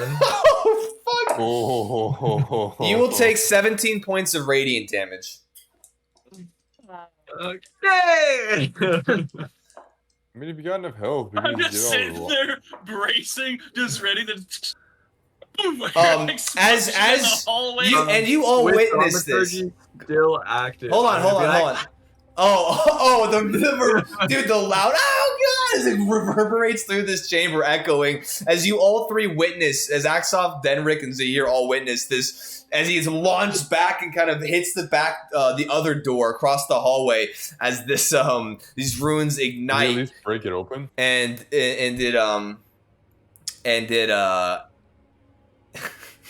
it smacks against you, this bright kind of radiant energy hitting into you. However, I mean, Virden, on your side, as you're looking over the table, you see that the runes kind of dissipate and just extinguish. Does Morello's body crack open the other door? No, it hits it, but it does. I mean, I wouldn't even say it hits it. It like projectile and back, it did like backpedal, but it wasn't like a off his feet smash it. Well, I guess actually with a natural one, you know what? With a natural one, that's unfortunate. You dirty 0. With the 0, you take 1 point of bludgeoning damage as you just get up off your feet and you do smash into the opposite door. Considering you rolled literal 0 all the way through. But the door hurts. The door holds firm. Look, man, I was expecting it to come from the ceiling. All right, it caught me off guard. So the runes are gone. The runes are gone. Yeah. I'm gonna try to open the door from the inside. All right. As you go up to the doors, and you now see as you're a little bit closer. You didn't get too close because there's runes. You do see that there are some latches that you can undo. You can do some different latches that would unlock the door.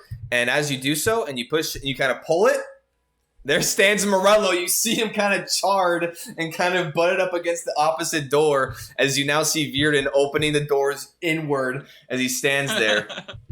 I'm like, see, guys, it's as easy as that. That's nothing but a thing. with detect magic. Wait, hold on. Both of them, dipshit. I don't think as easy as that. Holding my asses. It's just a different kind of lockpicking. What HP are you at right now? I'm at half HP, 23. To be fair, he did half. He halved the fire damage, which helped. Yeah. Or else he'd be a little bit lower. It's just a different version of Dispel Magic. / lockpicking. Aksov kind of walks up and says, "Well, obviously, I feel like the other door is probably at least it's not trapped. As long as the device, as he looks up to the ceiling, does not reignite. I could try lockpicking now. It seems a little bit safer if you want to." That's on you. That's absolutely. I'm not touching any of the door. I'm gonna cast my channel divinity on me. Heal myself 15. Okay. I will cast resistance on Aksov before he attempts the lockpick. I'm going down this way. you kind of like sidestep and kind of like falter a little bit as you just got beat the shit as you were as you were basically being the spell magic for the group more in a Renaissance kind of way. Do y'all want me to try to attempt to open this door? Yeah, I'll guidance him. Sure. Yeah. I mean, I guide him, and he guides him, and I cast resistance. And then I, you know what?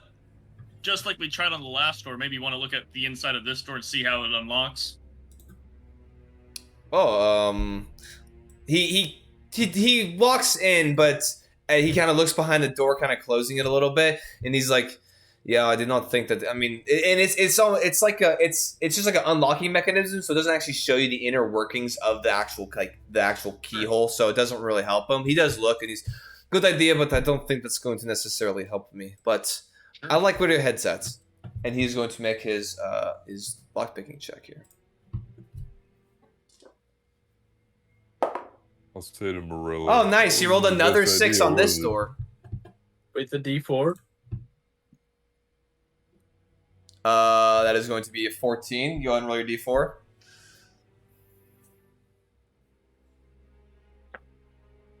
It's going to be a 15 total with that +1 from guidance. Nice. As he's kind of gets his lockpicks kind of in the door and starts to work on it, you hear him. Oh shit! He kind of pulls the lockpicks out after a second. Honestly, I could potentially try again, but it's not budging.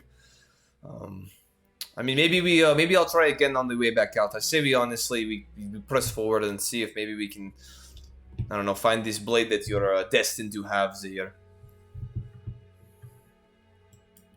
Finally, a good idea. I'm not pushing any more doors. That's anyone else at this point. As you say that, he's Aksov's going to take the point and rolls investigation to proceed down the pathway. I think that's a good idea. As you all at this point. Another spell slot. I have another spell slot. I'm going to drink I'm going to drink a minor healing potion. Oh yeah, you all that do. Oh, to Morello, I will offer the greater healing potion I got. Yes, I would not mind touching this. But one of the things I found in that room there. Well, I'll park that for if I ever run out of magic. This will be very nice to have. I like to picture that you handed it to him like uncorked, like, "Hey, for your troubles," and he just corks it and says thanks and pockets it. Yeah, that's exactly what just happened. I'm like, "Here you go, so you don't have to use magic." And he's just like, "Go fuck yourself." This is useful, but in that spell. So, actually, what is a greater healing potion? 44 plus 4. Oh shit! I popped that. Okay. I go to put it away, and I'm like, "No, you right. I re-uncork it and then I drink it." Greater. Let me make sure that sounds right, but let me go ahead and make sure. 44 plus 4. That isn't that much. Hey, it's better than dying. No, I prefer dying. Okay. I'd rather die than waste my potions. You can hear the clicking on my keyboard. Can these? Come on, load. Clicking of the pressure plate. Load. I'm trying to get to where I could see what these are, but it is not wanting to load my shit. All right, here we go. Fuck with my mic. Yeah, 44 plus 4. All right, glad that we got that figured out. There's a minor healing potion though. 2d4 plus 2. 4, 2, 8, 9. All right, so as you all continue on your way, you immediately see, kind of with the torchlight from Aksov, your dark vision kind of occupying this space. Are we good? Hello? I can hear you, yes. Yeah. No, Morello and Zaire are talking, so I just want to make sure that they're resolving whatever they need to resolve before I continue. No, we're good. He was correcting my mark. Hey, that doesn't look good, gang. So as you make your way, you see finally the end of this arched hallway. As you see another skeletal armored corpse laying prone, kind of outstretched in a fallen position. As Aksov's investigating, kind of all the way up to this actual archway. As you all kind of now look into this space. Now, Aksov I honestly cannot see very well, so I'm going to sidestep. It does not look to be trapped, so if anyone else wants to take a step forward. Anyone in the front two kind of ranks want to make a perception check, they certainly can to investigate this room. I'd like to cast light on a rock and then toss it in. Sounds good. As light emits from this rock and you throw it in, go ahead and do that. And if you want to make a perception check, or whoever wants to step up. I have Baldur, dude. I'll look in. Okay. It's cocked. That's a 22 from my bird. Okay. As he makes his, are you warging? It fucking goes up. Okay. Well, yeah, I'll warg into him. Sure, I'll just fucking. Well, to make perception with him, you have to see through him, or else he's just looking around, just flying around, and you're not really actually. Well, I'm still telepathic communicated to him, but yeah, I'll warg into him. Okay. Kind of how we've been doing it this whole time. So. Okay, so as you throw the stone, and make perception checks are here. 22. All right. Yeah, okay. So as you look into the space, so here and with your warg and kind of this light rock in the middle of it, you do see additionally 3 additional bodies. You see 2 skeletal bodies kind of laying in the middle of this kind of floor space, kind of chest down. You see another body kind of farther along, kind of chest up, kind of sprawled out. You do see another stone statue, kind of this one kind of bladed up with this shield. With their shield kind of upright, kind of trying to negate or ward off an attack of some sort. And then on the far side of this room, you do... Did my music go out? Hold on. No, it's just quiet as shit. Hold on, let me... Been meaning to tell you.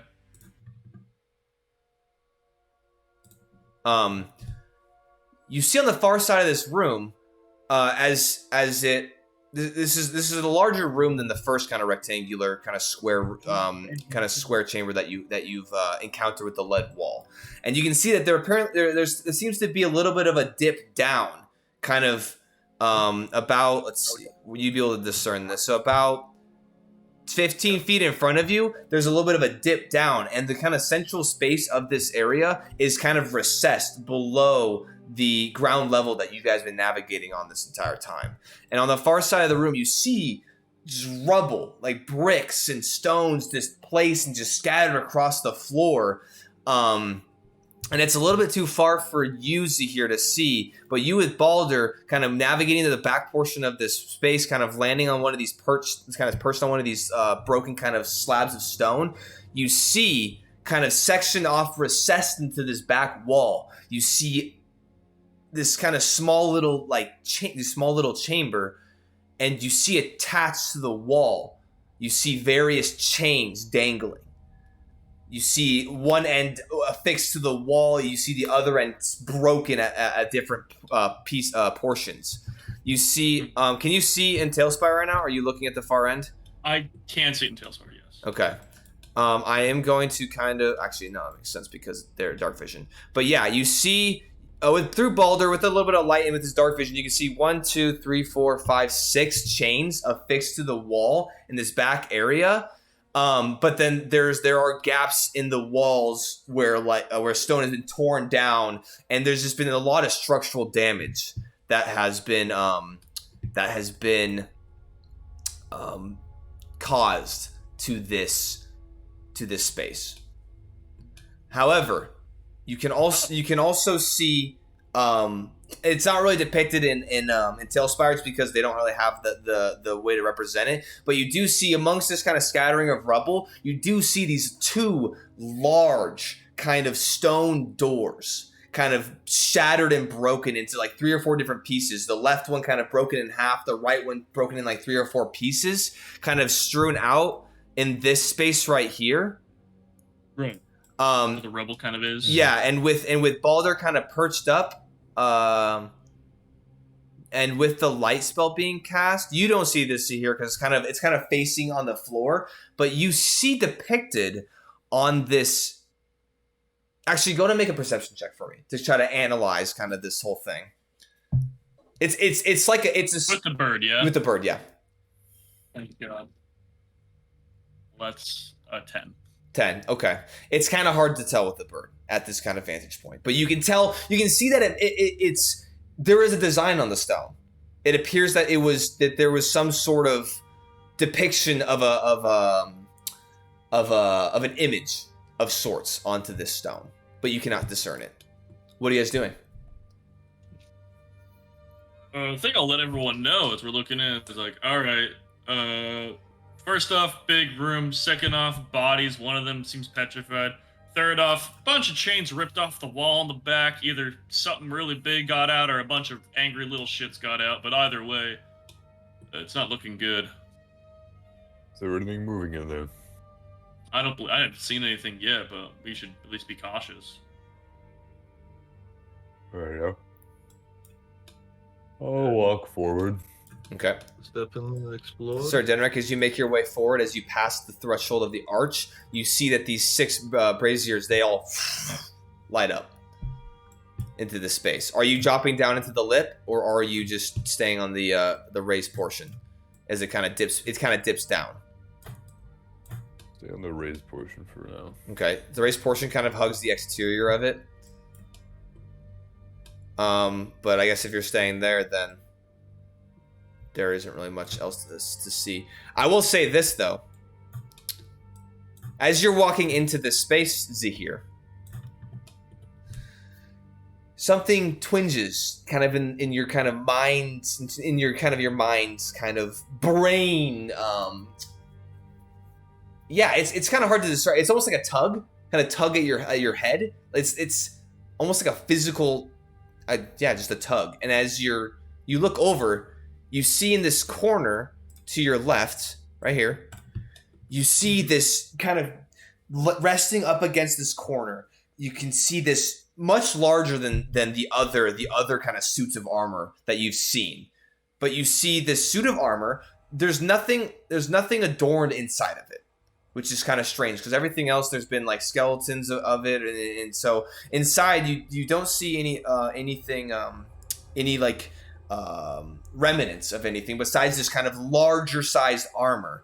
And as you kind of make your way and start to step over to it, you can see in this corner, kind of buried underneath some of the kind of right arm gauntleted portions and kind of armor pieces, you see the sword that you've been looking for, resting there in this kind of corner. You see the angelic blade, the kind of dark onyx and kind of silvered white kind of lining, kind of bladed kind of long sword end. You can see the guard being that kind of angelic figure, kind of depicted with the wings jutting out. You can see the hands of the figure kind of doubling up over, and you can see a flame emitting out from it as the actual handle of it is kind of this body.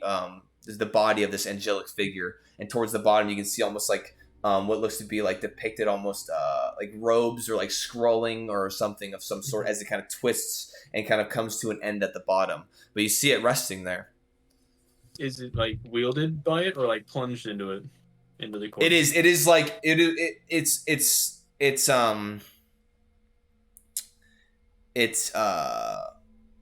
what its dominant hand, kind of where the plate armor is kind of situated, it looked like it would have been wielded by it as it's dropped into the space. Okay. I will go over and I will pick it up and inspect it.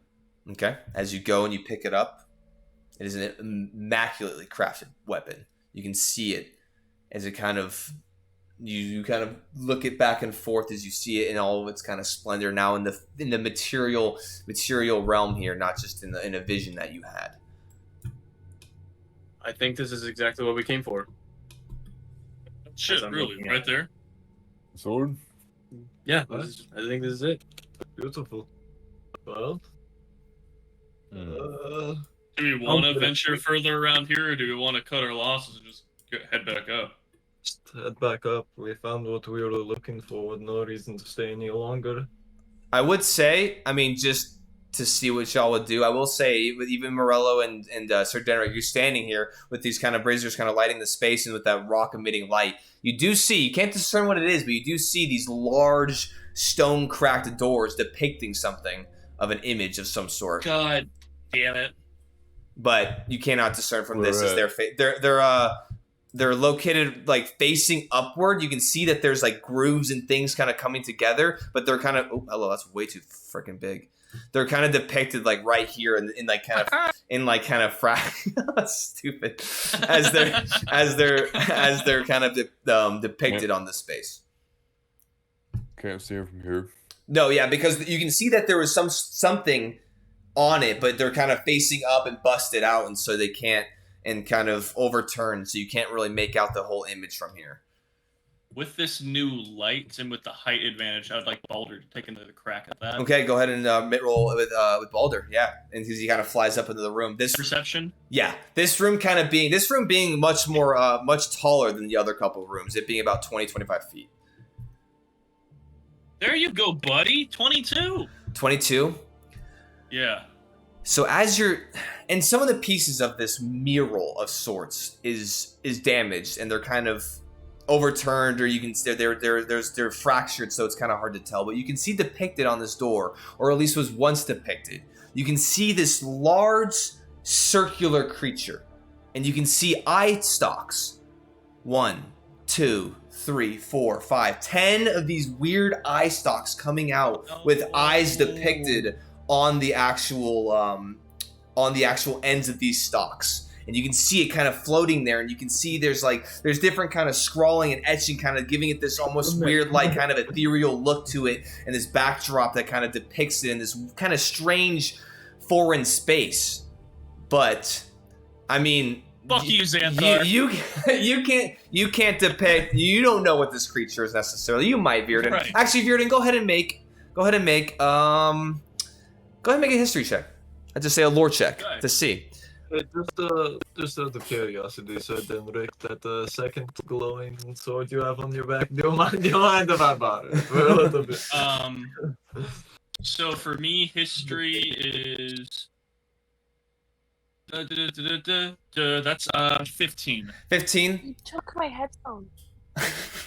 Nice. You actually hear this in your mind, and you're like, "Oh shit!" What's a headphone? You took my headphones, and then it bursts out of the ceiling. Roll initiative. No. So I'll give it to you. I'll give you mainly because, are you proficient in lore history? I am not proficient in history. Okay, but I would say in intelligence, and I have a lot of that. With your character's just kind of traversal of the realms, I would say that you don't know a lot about these kinds of creatures, but you have heard of these kind of cylindrical, kind of round creatures with these mini eyes and eye stalks, and you can also see, I meant to mention, on this stone, you can see the large central eye and the big toothy mouth kind of on this round bulbous kind of body that is suspended in the air by just pure will alone. And you've heard of something like this, and you recall, you're trying to think of the name, and you're like, Bjonger? And then the word comes to you, and it's beholder. And you've heard that entities like this are beholders, and that you don't know much, but you do know that they're extremely deadly, extremely paranoid, and extremely lethal if given the opportunity. And it's a little off-putting considering. I will say, with Balder, you do see that there is you don't know. You do see there is celestial kind of written, fractured at the top portion of where this whole picture was together. You see that there is celestial etching on the top of it. You can obviously not read it, but you do have someone in your party that can.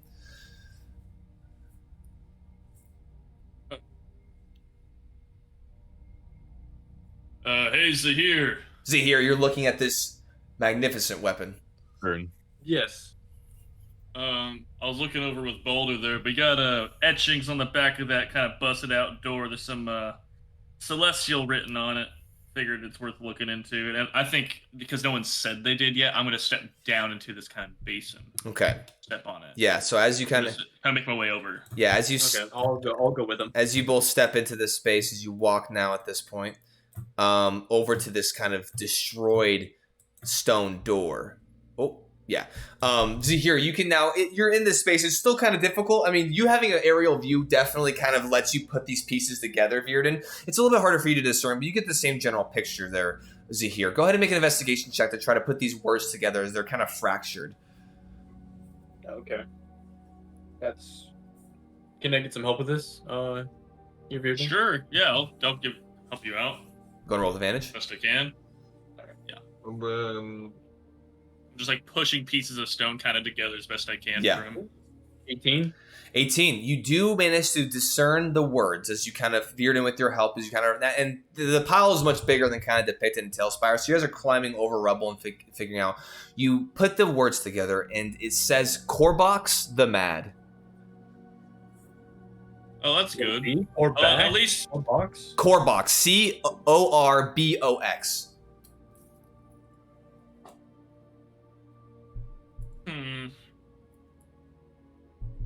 It's a name and a title. Corbox the Mad. Corbox the Mad, a beholder. Yeah, that seems to have escaped an ancient tomb. So. Well, it would be a prison, wouldn't it? If it is. Well, it depends on how long you tend to keep him there, I guess. But yeah, I guess you're right. It was a prison more than a tomb. But well, I guess that explains a good amount of the lead lining they put in here. And all the good it did. And the hole in the roof of the tower. Well, there's that, but then also the Daylight Guardian wasn't. Looking through here, how would it... am I seeing an obvious way out for a larger entity? Make a... Yeah, Corbox. Make a perception check. I'll just do it myself here, which is a bad idea. I've got a 13. Looking around, the only way you can see that would be noticeably out would be back where you came. Strange. I'm not really seeing a way for something this large, it would appear, to get out. And also, and I say that kind of gesturing to the chains. Because initially I thought maybe it was many things attached to this, but if it was one creature attached and held down by all that, then... Huh. I'm going to walk over and I'm going to check that out. I'm going to walk in there. Okay. As you make your way kind of... I'll be right behind him. Okay. As you make your way into this space, now with your kind of light kind of illuminating, you can see now a little more clearly. You can see that there appears to have been more chains attached to this wall, but you can see now, looking in, you can see that the portions of them where maybe some more chains were fixed were torn down and now lie on the ground, kind of affixed, kind of to pieces of stone that now lay on the ground in this rubble, kind of underneath. As you're looking, you can count what would probably be a total of 1, 2, 3. You count them, 10-ish chains, and these 10 chains immediately correlates to the 10 kind of eye stalks that you counted on this mural. Chain your damn eyes down. Kind of brutal. I will say, as you step in, make an Arcana check for me. Oh, there you go. Hell yeah. That's what we want to see. So we want to see that is a, pardon me, 22. 22. You step in, you kind of investigate these chains, and you can see that there are sigils and arcane etchings on the base of these chains that are like with the plating that's actually affixed to the brick is where these are kind of etched into it, and even following them they kind of almost run, and they're a little bit more distance in space, but you can see them on the chain links that connect, and you see them etched, and so you can assume that they were imbued with some sort of magical properties at some point. But no longer are. I mean, your detect magic spell went down a little while ago, but I mean, you're assuming as much. Okay, well, shit. Looking around, there's nothing else, anything deeper to look into over here, right? No, you're looking around, and honestly, no. Like, I mean, you can see there are obviously like cracks in the wall and large chunks out of it, but you look up and around, and there's no way that it leads any further or goes anywhere else. This seems to be about the back end of this what you're now assuming is a prison of some sort, or was. All right, well, I think I'll walk back over to everyone else. Okay. I'll tell Sahir, of course, on the way. It's like, it looks like there is sigils and such and all those chains. Whatever the creature in here is called a beholder. And now saying it to everyone else, it's like, yeah, it's like I only know about them in passing, but it's like a big old, I don't know, like floating, like almost like reptile eye with a bunch of like tentacles that also have eyes on them. They're very strange, but also very strong and deadly creatures. Very intelligent too, but whichever one was in here certainly left a long while ago, and I say that gesturing to the bodies all around. The signs of decay we've seen. But I don't know how it necessarily got out, though, just because clearly it was a large beast, but... Does it turn creatures to stone? I I don't see why it wouldn't be capable of it, but I don't know for sure. Or at least would I know for sure? Based off your lore and your roll that you made, I mean, it could. I mean, shit, you never know. Yeah. Like the mystery of it, you're like, I mean, very well. Like it very well could have. I don't know for sure. Aksov kind of chiming in. Well, as you're now holding the swords here, honestly, it seems that we've got what we came here for. So I feel like unless we have anything more to investigate, we should probably get back to the Ox and make sure that they are still alive, and hopefully continue on our venture to Snowstone. And I mean, hopefully the weather holds out. But I have a feeling that we'll probably be unpleasantly surprised as we get back to the surface, but because there's only one way to find out. Well, I guess I'll have to divin my next steps, because I'm not sure where... Was this my destination, or was this, like... You'll have to find out. Like, when you slept last night, your like, the star kind of guidance, and then your star map, it indicates kind of and leads you kind of to areas, and it was directly over the ruins.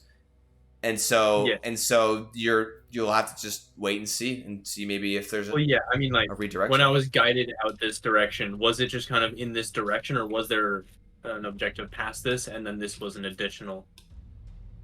Oh, so when you first set out, there was you were being guided east, and then when you got closer is when they kind of pinpointed this. Okay. And so this is as far as you have an understanding thus far. Okay. But I say, unless there's anything pressing last minute, I say is this collective, as you guys all kind of gather, now having this sword in your possession, you guys all kind of collectively turn back and start heading your way back outside of the ruins, kind of navigating. I will do one thing before we leave. Okay, go ahead. I have one last 4th level spell slot. I'm going to dimension door into that other room. Okay. Do you want to do this tonight? Because I was going to kind of... We can do it tomorrow. That's no problem. Okay. Or tomorrow. Next session. Actually, no. How about this? It won't... Knowing what's in there, as you guys are kind of going in, Virden without a word kind of just kind of bamps over to this... I'll probably just like walk behind the group and just fucking... Yeah. As you bamf into this space, and you kind of start to investigate with your dark vision, you see in this space nothing of necessarily incredible note. You do see that there are two cages and prison kind of confinement spaces off to the right, and you do see on the far end as you're kind of walking in here, you do see a table, and there are more similarly looking chains that were affixed to the wall back in the other room. And go ahead and make a perception check for me real quick. Yeah. Wow. 21. 21. You do see that there are similar chains, except for these ones you see in the left cell. I mean, I'm actually going to bamf you in there just so you can kind of get illuminated. You see on this wall, there's a much larger kind of chain that could be probably affixed to a large creature's neck of sorts. And then in this one, you see, similar to the other ones, you see 3 chains that kind of just dangle, not broken like they were in the other room. They are just like clasped shut and have no purpose at this time. Okay. But honestly, and there's no way to bring them with me. There are chains on this table as you're standing in front of it. You see kind of a bunch of different manacles. Shackles for like a person. Yeah. All right. Do any of them seem to have runes or anything? Make an Arcana check. Arcana check real quick. Absolutely. I'd love to make an Arcana check. Come on, don't fucking fail me now. Why'd you do that? That's 13. 13? I mean, since you've already discerned and kind of saw where they were on the other one, you look and you can see there are similar etchings on these ones. Sure, I'll take 2 pairs. Fuck it. Okay. You go and snag up two sets. Go. You can type. You can write down. Might get kinky later. I don't know. You can write down Valen Vor shackles or whatever you want to do. Valen Vor shackles. Yeah. But with that that's it. With that perception check, I would like to say, as you entered into this room and you stepped into this space, the braziers did not light. They remained inert. I kind of was waiting for that too. Yeah. All right. But with that, you go ahead and kind of you similarly unlatch the door, pulling it outward, and you rush. Oh, did I also get keys for those? There's a key or any kind for those? Oh yeah. There's like a key ring too. Yeah. You're good. That's an important thing to know. Yeah. And as your party, as you kind of just mentioned, doored in, as your party continues trekking their way back towards the front, you kind of really quickly kind of. One thing I did want to do, kind of as everyone's wandering off, I do want to look at that armor. Which armor? The one where Zahir was looking at. Okay, you go over to it and you just take a quick glance at it. It is very nicely well done. It is adorned. You can see that there is kind of like angelic wing kind of crests and stuff adorned on the shoulder pads. What are they? Shoulder guards? Whatever the fuck they call them. Pauldrons? Yeah, pauldrons. Pauldron. And as you're looking at this armor. As you're looking at this kind of armor, and you can see the kind of not heavily torn but damaged kind of tabard of depicting this golden kind of scale. You do kind of hear twinge in the back of your mind. You hear, Sir Denric, I have a feeling you seek something more than just chivalry and good deeds. I'll turn around. The rest of your party's kind of departed already, kind of headed down as you kind of this voice echoes into your head. And then as you kind of look at the armor again, you said, "So, will you be my champion? Do you desire to pursue something greater than yourself? If so, the Marines, Todd, don't fall for it. If so, make your choice known, and I'll guide you." And then just kind of, that's it, as it's left. Who would you be? No response. Kind of look over the armor. What size is it? Is it like normal person size? It looks like it's upscaled some. Like it definitely looks like it'd be on a bigger entity, larger than the armors that you've seen kind of throughout this area. But you're a stockier individual, and it's probably be a little bit like a smidge big on you, but you could probably adorn it. Did it seem to the voice seem to appear when I touched the armor? Yeah, when you kind of kneeled down and kind of looked at the kind of angelic kind of portions on the pauldrons on the side, is it kind of in the etchings of you're just kind of running your fingers along the silver kind of lining of the actual kind of trim of the armor. And then you kind of and it's kind of when you kind of ran your hand along the depiction of the golden scale, you kind of felt it, kind of feeling the tears in the tabard, not super distinct, but you kind of felt the disruption of the material from battle or whatever caused this damage, and that's when it kind of came to you. I'll reach down, and I'm going to start kind of collecting the armor, and I'll say, "Just when I thought I've seen it all." And that's where we're going to end tonight's session. That was for you, Connor. I appreciate that. I appreciate that greatly. Oh, nice. All right. Okay, I'm going to exit at Tailsfire. Damn. All right. Hey, I appreciate you all, both my players and the audience, for sticking around for us for a little bit longer. I really wanted to get through all of Valenvor, the ruins, tonight, so that way we didn't have to keep any, come back and have anything unfinished. So I appreciate y'all sticking around a little bit longer of an episode, but yeah, we'll just go ahead and do a quick kind of signing off here. So we appreciate it. Yeah, if you stuck around with us, we will be next week, Thursday, same time. We will be continuing this, hopefully getting these brave adventurers, the Aksovs, Jakovs, hopefully continuing their trek eastward bound. There it is. And there it is. Hopefully we'll make it to their destination sooner rather than later. But y'all have a wonderful night, and we'll catch you hopefully next time. Take it easy.